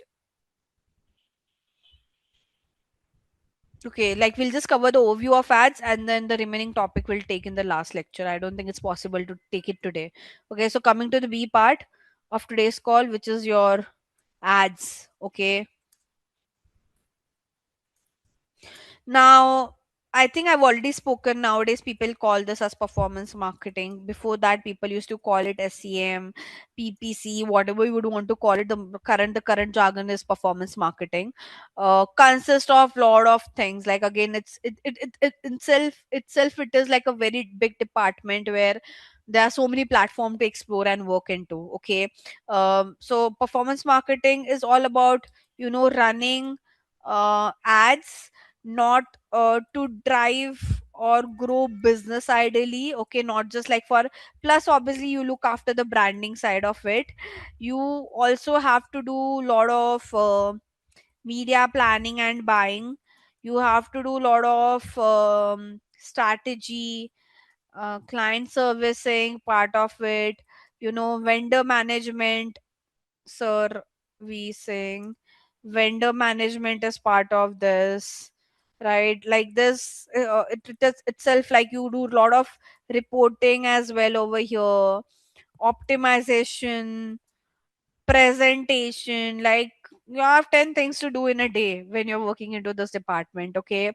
So as I said, one of the most demanding, how should I say, one of the most growing department. Um, so for now, it is all about get creating a good website content as of for now. Okay. Um, like I'm still working into this AI side of picture, so I'm still exploring. Okay, like majorly we are focusing on how we can make our website content sound for with respect to what the AI wants. Okay, to be very honest. Apart from this, I'm still figuring out things, so I don't have a proper answer to this, Subiksha. Like right now, whatever changes we are doing on the website is more with respect to how AI want the content to be sound like. Okay, or what will make the AI make our content ranked. Okay, like the keywords, or the way it is getting framed. And we are trying to list ourselves, because AI also takes information not just from your website, from but 10 other sources, right? So we are trying to do a lot of off page as well, because more the people speak about our brand, better can be that image of our brand, right? So for now, these are only few things that we are exploring. SEO, from SEO wise, with respect to ranking it on AI section, I'm still exploring. I'm also pretty new to this part of it. Ads wise, there are a lot of integration that I've done, because obviously one person can't get exposure of all the things in one go. Like we it takes time to do it. So currently, if you would ask me what I'm doing the AI side of it, but majorly for the ads part. SEO part, not that heavily, because it's like what happens ideally is, if you ask any brand, like right now, the brand that I work with, or if you work with any brand, they don't want their business to compromise, so they'll ask their employee to focus on something that can quickly grow their business. They'll always ignore this side of marketing, which is taking time to grow. So you would see that, like if a person is working into the overall digital marketing side, they're always pushed to work into that side of the business where the business can grow properly, or can be grown in a best possible way, and they allow you to explore 10 different things. So for performance marketing, like if in my day, out of 100%, my 70% of time goes to performance marketing. 20% I would be doing some SEO, social check. That is also on a very top level basis. 10 to 15% goes into communicating with the client and the team and all of that. So the focus by default comes to the performance marketing side, is because that's the pressure that the client also create. So if you ask me from an SEO perspective, I'm still exploring. I really don't have an exact answer to this, Subiksha. So when probably you can connect with me in LinkedIn, and we can speak further, and you can check with me few months back. Probably I'll have a more better answer to give it to you on this. Okay. Now, yeah, coming back. So the first part is, guys, always media planning. Okay. Media planning is, as I said, I'll show you some media plan to give you an idea what do I mean by media planning. This is what a media plan looks like. Okay, now it's a very I'm showing you all the older media plans, not the new one. But basically, in a media plan, like, see, there are two ways these things work. First is like, either the client will come to you and tell you that, see, our goal of running ads is that every month we want to generate a business of, let's say, 1 crore. You tell me how we can do that with help of performance marketing. That can be one brief if it's a new client. The second would be, they'll come with the money that, okay, see, every month we have a budget of 50 lakh per month. You tell me how would you spend this 50 lakh, and what kind of business you could get for us. This is for a new client. For an existing client, what happens is they might be working with some agency, they might be working with some freelancing and consultant client, and then they're not liking their work. So obviously they'll come to you and they'll tell you that, okay, we've been already doing ads, but we are not satisfied with what the person worked on. So you tell me what kind of improvement you can bring into picture and give us some forecast that if you do it for us, what kind of results we can expect, so on and so forth. Okay. Now, so in a media plan, basically you give a forecast. Okay, forecast of how would you spend the money, what kind of results they can expect. But still, very important thing, it's a forecast. So we always write a disclaimer like this, which says that this forecasts are based on the industry standard. If something goes wrong geographically, this number will obviously vary a lot. Now, for example, war is going on between Iran, US, Israel. It is impacting the business, right? So let's say I have given this media plan three, let's say before the war, and now the war is going. Do you expect the same kind of results? No. Especially when that business is kind of has a lot of relation, not relation, but it's one of the business which will get impacted by the war and all. Obviously their performance campaigns will also get impacted. So we always not take that bet that, okay, no matter what happens, we our campaign will do well. No. So we always give this kind of disclaimer. Okay. We never say that, okay, what these numbers are. Like, this is more of like for their idea. Okay. We don't commit as such, because there are a lot of unpredictable things that can happen, right? So this is more of like a overview or an idea or an estimate. Obviously when a client come on board, the things won't go as per you have planned. Trust me, it doesn't go as you plan. So there are a lot of hypotheses. There you'll do a lot of A/B testing. Like, if I have to give you an idea, my first client that I took on board for performance marketing was, like, say, 5 years back. And a very different experience that I had. So I'll give you a quick story, like short story. So they used to sell wipes. I hope you all know what is wet wipes, guys. Yes, no? Everyone, guys, do you know what is wet wipes? I hope everyone should know what are wet wipes, right? Okay, so they used to just sell wet wipes, okay, and they were an e-commerce company, and they came to me, and they were my first freelancing client, okay, not job, but that was my first freelancing gig, and I was setting up campaign for them. Trust me, 6 month I might have spent 50,000 per month for them, and I can't even get a break even business for them. So I gave a good media plan. My forecasting, everything was good. But when I started working, it didn't go at all as it was planned. Okay. Obviously, there was various factor that I couldn't break even, as in, like, I've spent how much? I've spent uh 3 lakh in 6 months. So I couldn't even get a 3 lakh of business, is what I'm trying to say. So the ROAS was in negative for that brand. But still, that brand was very patient enough with me to give me that 6 month of time period to test out. But later on, the brand also realized that it is not profitable for them to run ads, basically, not just with me, but with any other person. What was the case? I'll tell you. So I don't want to disclose the name, but their wipes, they were only selling wipes. The problem was, how frequently do you guys buy wipes? Can anybody tell me over here?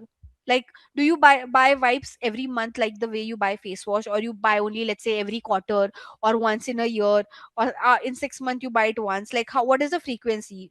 I mean, there are so many people over here on the call. What is your frequency of buying wet wipes, guys? Yes, no, guys, anything?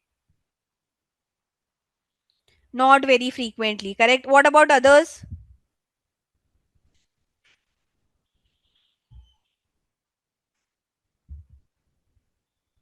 Guys, is it only Aksa who's listening to me and others are just keeping their laptop aside? Correct. 6 months ago. A classic example with what Subiksha is saying. So that was the problem. We sold wipes, but there was no repeat order. Repeat order not because of the product is bad, to be very honest. The product was good. The problem was there was no other inventory that we could sell. The second thing was the wipe was very expensive compared to the Indian market. Like, that wipes was for 400 rupee per packet. In India, you get a lot of brands who sell it for 100 rupee and all. So, like, the problem was I couldn't scale. I couldn't do anything. We tried B2B as well. B2B as in, like, we tried doing some campaigns where we tried to reach out to salons and all of that. But again, it didn't went the way we thought. So now such things does happen, okay, like that brand. But thankfully that brand was very patient to work with me for 6 months.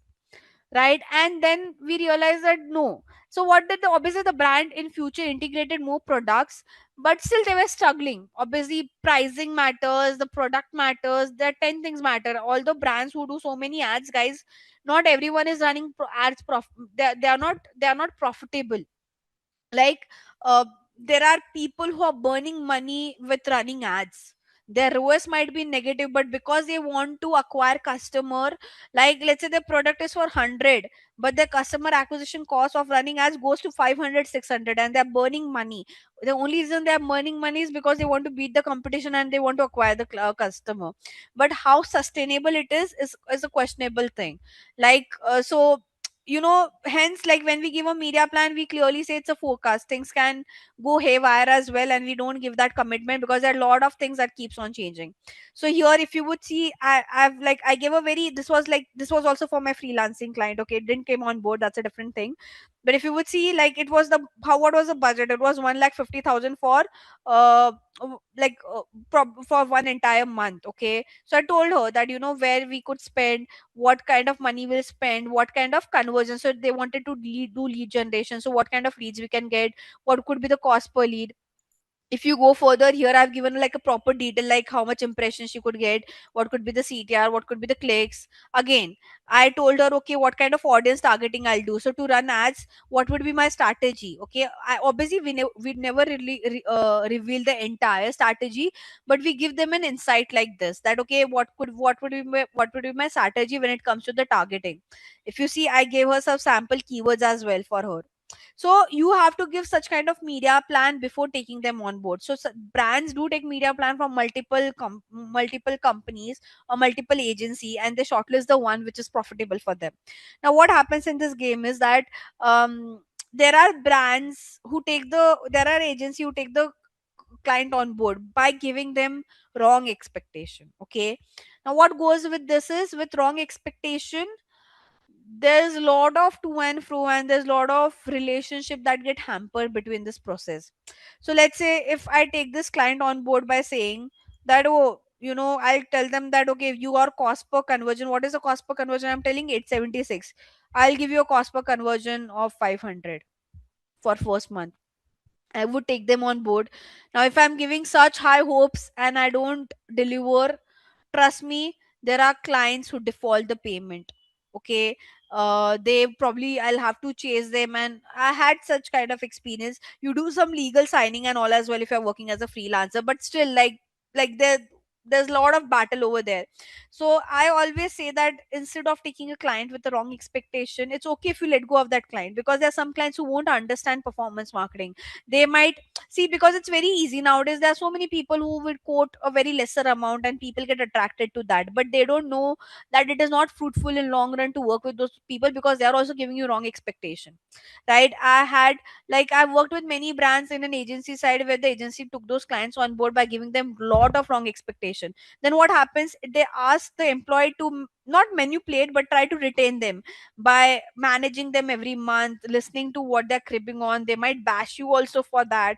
Like I had some very bad experience with performance marketing as well, where the client bashed me because the campaign was not performing. Now it wasn't my fault, it was the fault of the person who gave this media plan. So the hired people gave the media plan with the wrong expectation, the campaign was not performing the way it should, and the client was bashing me because I was the person he was speaking to, right? So things like this happen, right? So I always say that taking client on board is easy in performance marketing, retaining them is a headache. Like every day, every month, every week, they'll ask you for insight. Imagine, I used to work with one brand who used to ask me to share daily insights or daily new strategy. Do you think it is possible that on daily basis you can give a new strategy? I don't think so, right? Not possible. So that client used to had that hopes that every day I'll give them a new strategy, a new optimization.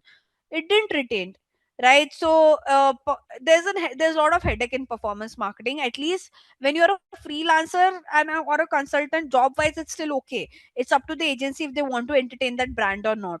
But if you're doing a freelancing gig or you're taking as a consulting project by yourself, um like it's up to you how well you'll be able to retain them. Like it is, you need a lot of resilience over there then. Okay, and especially if you come across a very frugal brand, God bless you. Not God bless you with the resilience. Okay, like first time you might be petrified, you might be scared to deal with those clients, but to be very honest, you become very thick skinned in this profession. Like I am very thick skinned person that way. When I started my career into this field, I used to cry because the kind of client I worked with, they used to bash every day, whether it was my fault, whether it was not my fault. I had heard lot of bashing, but over the time you just accept it and you become thick skinned person, like at least for performance marketing. Okay, so yeah, basically this is what a media plan looks like. I'll show you other media plan as well. So this was like one media plan. Now this was a very big media plan that I gave. Again, it was for much more higher budget. It was for a budget of around 49 lakh 30,000, spread across in Q1 and Q2 for like 2 quarters, basically 6 months. Again, like they had different categories, so I told them, okay, from each category what kind of ROAS I can bring. Can you see? So for beauty and product, I said that the campaign can give them a return on ad spend of 3x. Then the kitchenware will give them an ROAS of at least around below 2x, right? So overall, if like for first 6 months they can expect a return of ad spend of around 2 to 3x. Right here I've given them a very in-depth number forecasting. Can you see this? So to do this forecasting, guys, it how should I say, you need experience for running ads, because to do this forecasting you should know. See, where do we get this forecasting from? One is with our experience, because if you're running campaign very in and out, you will get an idea that industry wise how things work. Second thing, there are a lot of tools which help us with this forecasting. And third one is we refer to industry benchmark. Fourth thing that we do is, because I know the industry, I know many of my friends and colleagues who work with different brands, I take some stats from there, that okay, have you worked with such kind of client? Can you tell me what was your experience? What kind of number you generated? So you have to take insights from five different places and then you have to create a media plan like this. So hence you need an experience. Like it can't be taught. It comes with an experience and no one would expect you to do this. It will happen in your third or fourth year of your career. But like you share, like again you share some targeting and all. Again, this was for an e-commerce brand that I created this media plan. Again, like telling them which platform, how much I would spend. Now if you are giving a month on month media plan, you have to show an improvement as well. You can't show the same number. For example, if you see over here, see this, here my cost per sale is 1189 in month 1. In month 2 it goes to 998. So I'm saying that yes, I'll reduce your cost per sale. In month 3 I'm telling them okay, it will come to 910. Right? So you have to show those improvement in your media plan as well. Guys, are you understanding what is media plan? So this is what we call as media planning. Basically you have to give a forecasting, needs and experience to do that. What your help would be taken, so let's say I'm a manager and you are my intern, so I won't ask you to do the media plan, but I'll take your help in finding the targetings and the strategies. Okay, because you know the platform, you can fetch out some targetings. Okay, that doesn't need focus, that needs basic common sense, that okay, for kitchenware what kind of targeting we should do. Like for example, this brand was into what, I don't recollect now. They were into some machinery. Okay, some machinery trading. Now, for them, I told them, okay, if I'm running ads on Facebook, what is the audience I would target? Then this was for UAE location. So, can you see? I've given them a targeting that I'll target this age. I'll target people who have interest in hand tool, power tool, torque wrench, or wrench. For Google, I told them because I was pitching Google and Meta for them. So for Google, I'm telling them, look, that okay, I'll target all this website where we will try to show our ads. Right? Can you see? Also trying to tell them what are the keywords that I would target. So this thing I can take in help of an intern, because this doesn't need experience. This needs some logic and a lot of research that an intern can do. So you decide what platform you want to show ads on, what kind of ads you will run. All of that is done in the media planning. See this here, I've wrote that okay, for Facebook I'll show static ad, video ad, what would be my targeting. On search ads, what I would do. Display ads, what I would do. So I give them the overall plan on the media plan. Like can you see, I'm giving them what are the kind of audience I'll target on Facebook and Instagram. So you have to give them multiple permutation combination. Like I've given them how many combination, if you could see, almost 1 2 3 4 5 6 7 8 8 targeting option. Now this client is still not came on board, but still I have to do all this research work for them. Like that research will give that confidence that yes, I can work for them, is what I'm trying to say. Sometimes you have to give all this detailed targeting. Now here, can you see, I'm giving them a strategy for how I'll allocate the budget. Here I'm telling them what kind of ad copy and creatives I would be using. Here I'm telling them how I would optimize my campaign in future, both for Meta and Google. So there are times when a client has this kind of demand as well before they come on board, just to check your knowledge. Okay, so the kind of media plan you pitch, that creates an impression that how well versed you are in this field. Like, how should I say it again, it's your first impression. So the first thing is always media planning. The second thing that you do is, you either, like if it's a new brand, then you need to create a ads manager account for them. You have to create their business page again, depend where. You have to create their business page on Facebook, Insta, LinkedIn, other platform if they would want to, right? If it's a new brand, if it's an existing brand, then you need to take an access of all this platform. So how it works is, it depends. Okay, so there are brands who create account on their end and they give you an access of that account. So let's say Karthik is I'm an agency and Karthik is a brand. Karthik is working for, let's say, sorry, Kartika is working for, I'm so sorry, Kartika is working for Mintra. So Kartika has created the Google Ads account for Mintra. She'll just give access to me, okay, and my team members. So it happens that way as well. Then you have to work on code. Okay, so all this platform has their individual code that need to be added on the website. Okay, why? To track the performance of those ads. Okay, so you, before, so this is all steps you have to do before running the ads or before working on the campaign setup. So every platform, Google Ads, Meta Ads, LinkedIn Ads, Snapchat, Pinterest, you tell me any platform, every platform, if you're working on any of this platform, before starting running your ads, the platform gives you a code that you need to put on the website, because that does the tracking, that okay, how did that ad that you run has got a business or not. So to that tracking, you have to add those platforms individual codes. Okay, once you do that, you have to do the payment setting. Now what is payment setting?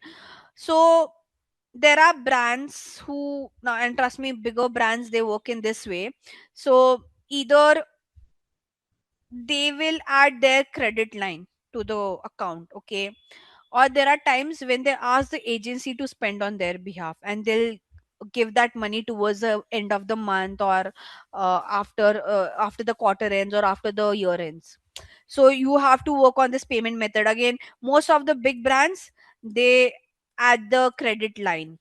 Okay, they don't add 50,000 every month and all. They don't do that kind of work.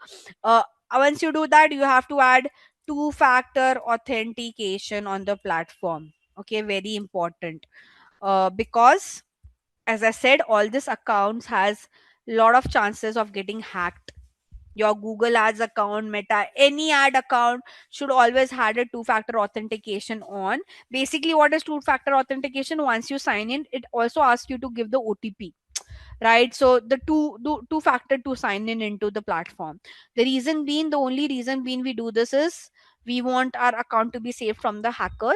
And if the account gets hacked and if there wasn't two factor authentication, then the platform also won't give you any reimbursement. So let's say my account gets hacked and I go to Google saying that okay, I want a reimbursement of this amount.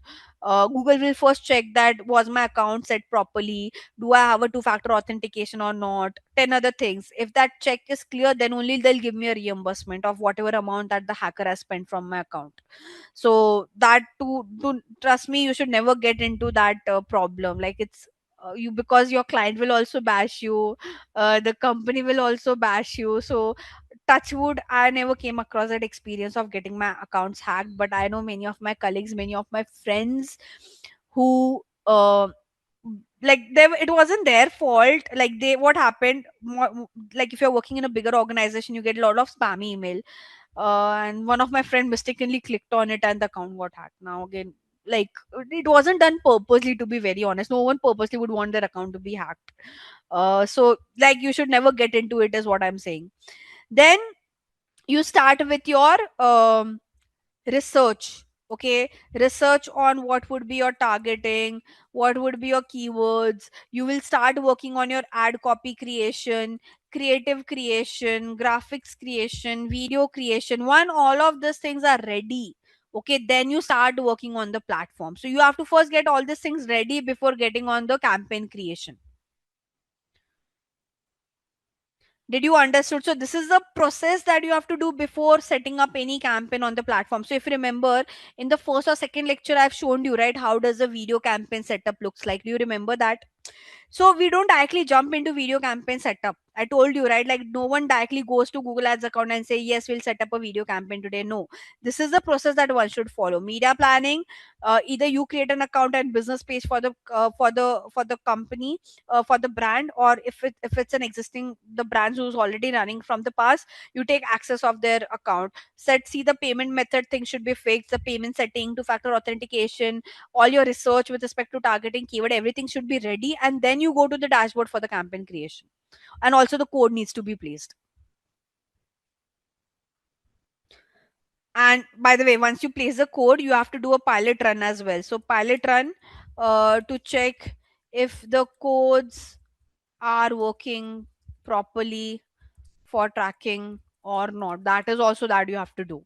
Once all these checks are done, you can start working with your campaign setup and running your ads. Are we clear?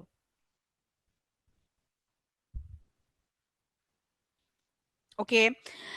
Now, I don't think today I'll be able to take you to more platforms, but I'll just give you like few checks and then we'll stop. Uh, so, okay, guys.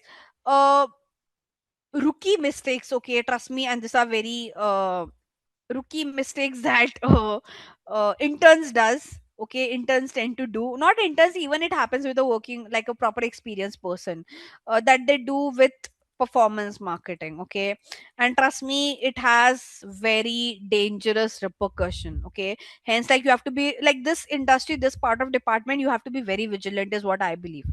Now first rookie mistake is adding incorrect daily or lifetime budget on the campaign. Okay, I've seen this.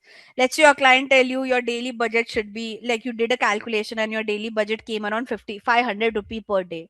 Mistakenly you added one more zero, game is done. Okay, now a client, it depends. If your client has a lot of money in their pocket, they won't cry that, okay, like you were supposed to spend 500 but in one day only you spend 5000, right? It depends on the client as well.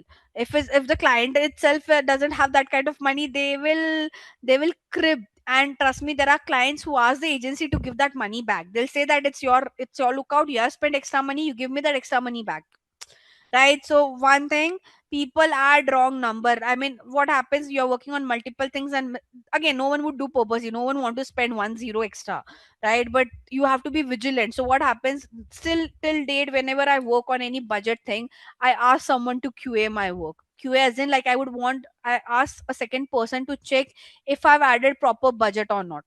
Till date, like till 7 years, I still get it checked, because you are human, you are tend to do error. Okay, you should, like, confidence is fine, but there shouldn't be any confidence in performance marketing. Second is currency conversion. Okay, and I have a very good case study on this. So okay, so I work for Japan market. Okay, and this was an incident that happened in my organization. um so when I work for Japan market, the media plan, okay, so what happens, the media plan that the client give us is in Japanese, like it is in yen. The budget that they give us is in yen, but our platform is set on in dollars. Okay, it is not set in yen, it is set in dollars, right? I hope you're understanding. So the media plan, the Excel sheet that I've shown you, the client also, like, we also create those Excel sheets, and the client also gives such kind of Excel sheet for the budgeting part, and they give it in yen. The platform is set in dollars. One of my, not for my brand but for another brand, same market, Japan market, that person didn't do the currency conversion. So if the media plan is coming in yen, you have to convert into dollar, and then you have to put that in your platform. The person didn't do the currency conversion. The budget was, I think, 5 lakh yen, but the person added 5 lakh exactly over there instead of doing the conversion, and that day they spent, in one day they spent 5 lakh dollars. So now you do the comparison, what is 5 lakh yen and how much is 5 lakh dollars. So you're understanding this, guys? Guys, yes, no?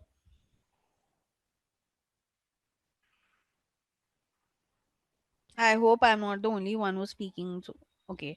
So, like that person, the company took an action, and that person was given, like, so when you do such huge mistake, there are times when the company can fire you for this, to be very honest. But because this was a very old employee, he was asked, like, they've been asked to be in bench is like, this is your last chance. If you do something wrong, you are fired, right? The only reason that person was paid because it was, like, he was an old employee.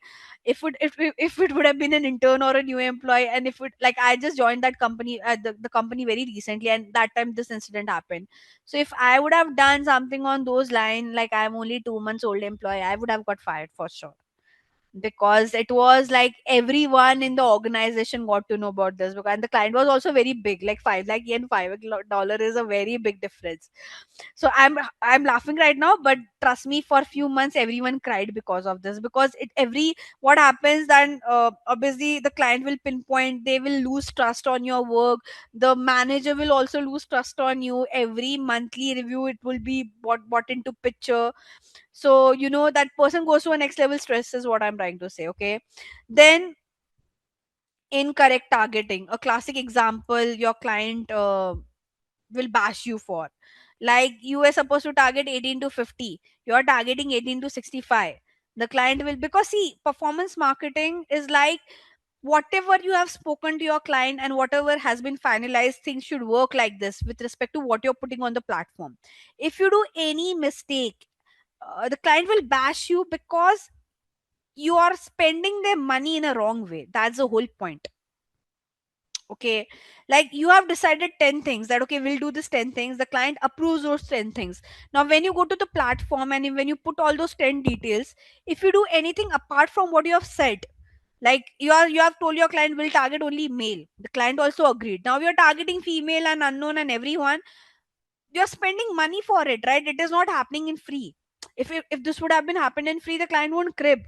So anything that you decides with your client, and if you don't put on the platform that in that similar fashion, trust me, it's a different conversation that you'll have with your client, and to convince them, to tell them that we won't do next time, is again like you lose trust. There are many brands who lose trust on those agency who do such kind of mistake. So every bigger organization, if like I work on daily basis, it's been years I've been working, my every work gets QA'd by a second person, because no one want to take that chance of getting into that client's radar. Though it's a double work, imagine I have so much experience, but still there's more experienced person sitting on my head who's doing QA. Now QA happens before launching the campaign and after the campaign has launched. Because what happens, what if the person who has done the QA has done some mistake? You never know, right? Like, again, human tend to do error. So at least in my company we do two-time QA. One, when I'm setting the campaign, my campaign setup is done, a person will evaluate it. Once they say like, okay, all good, Jigisha, what you're saying, you have done it exactly in the same way, all good, we can take it live. Once it goes live, there's a second person who does a post-launch QA, because no one want to take the chance. Like, that's how critical it is. So that's how your days goes into performance marketing. Like, you, apart from campaign creation, you'll do QA work, client communication, strategy, all of this is part of performance marketing.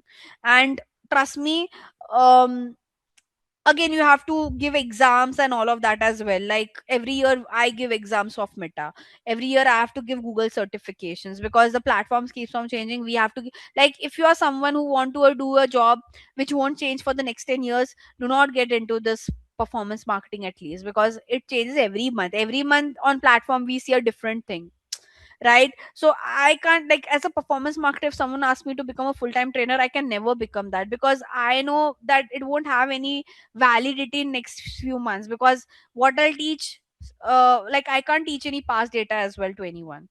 right? Because the field keeps on changing so much, you have to be updated and you have to work in and out with the platform to make yourself updated in that way. And with that, we have come to the end of this course. If you have any doubts or questions, ask them in the comment section below. Our team of experts will reply to you as soon as possible. Thank you and keep learning with Simplilearn.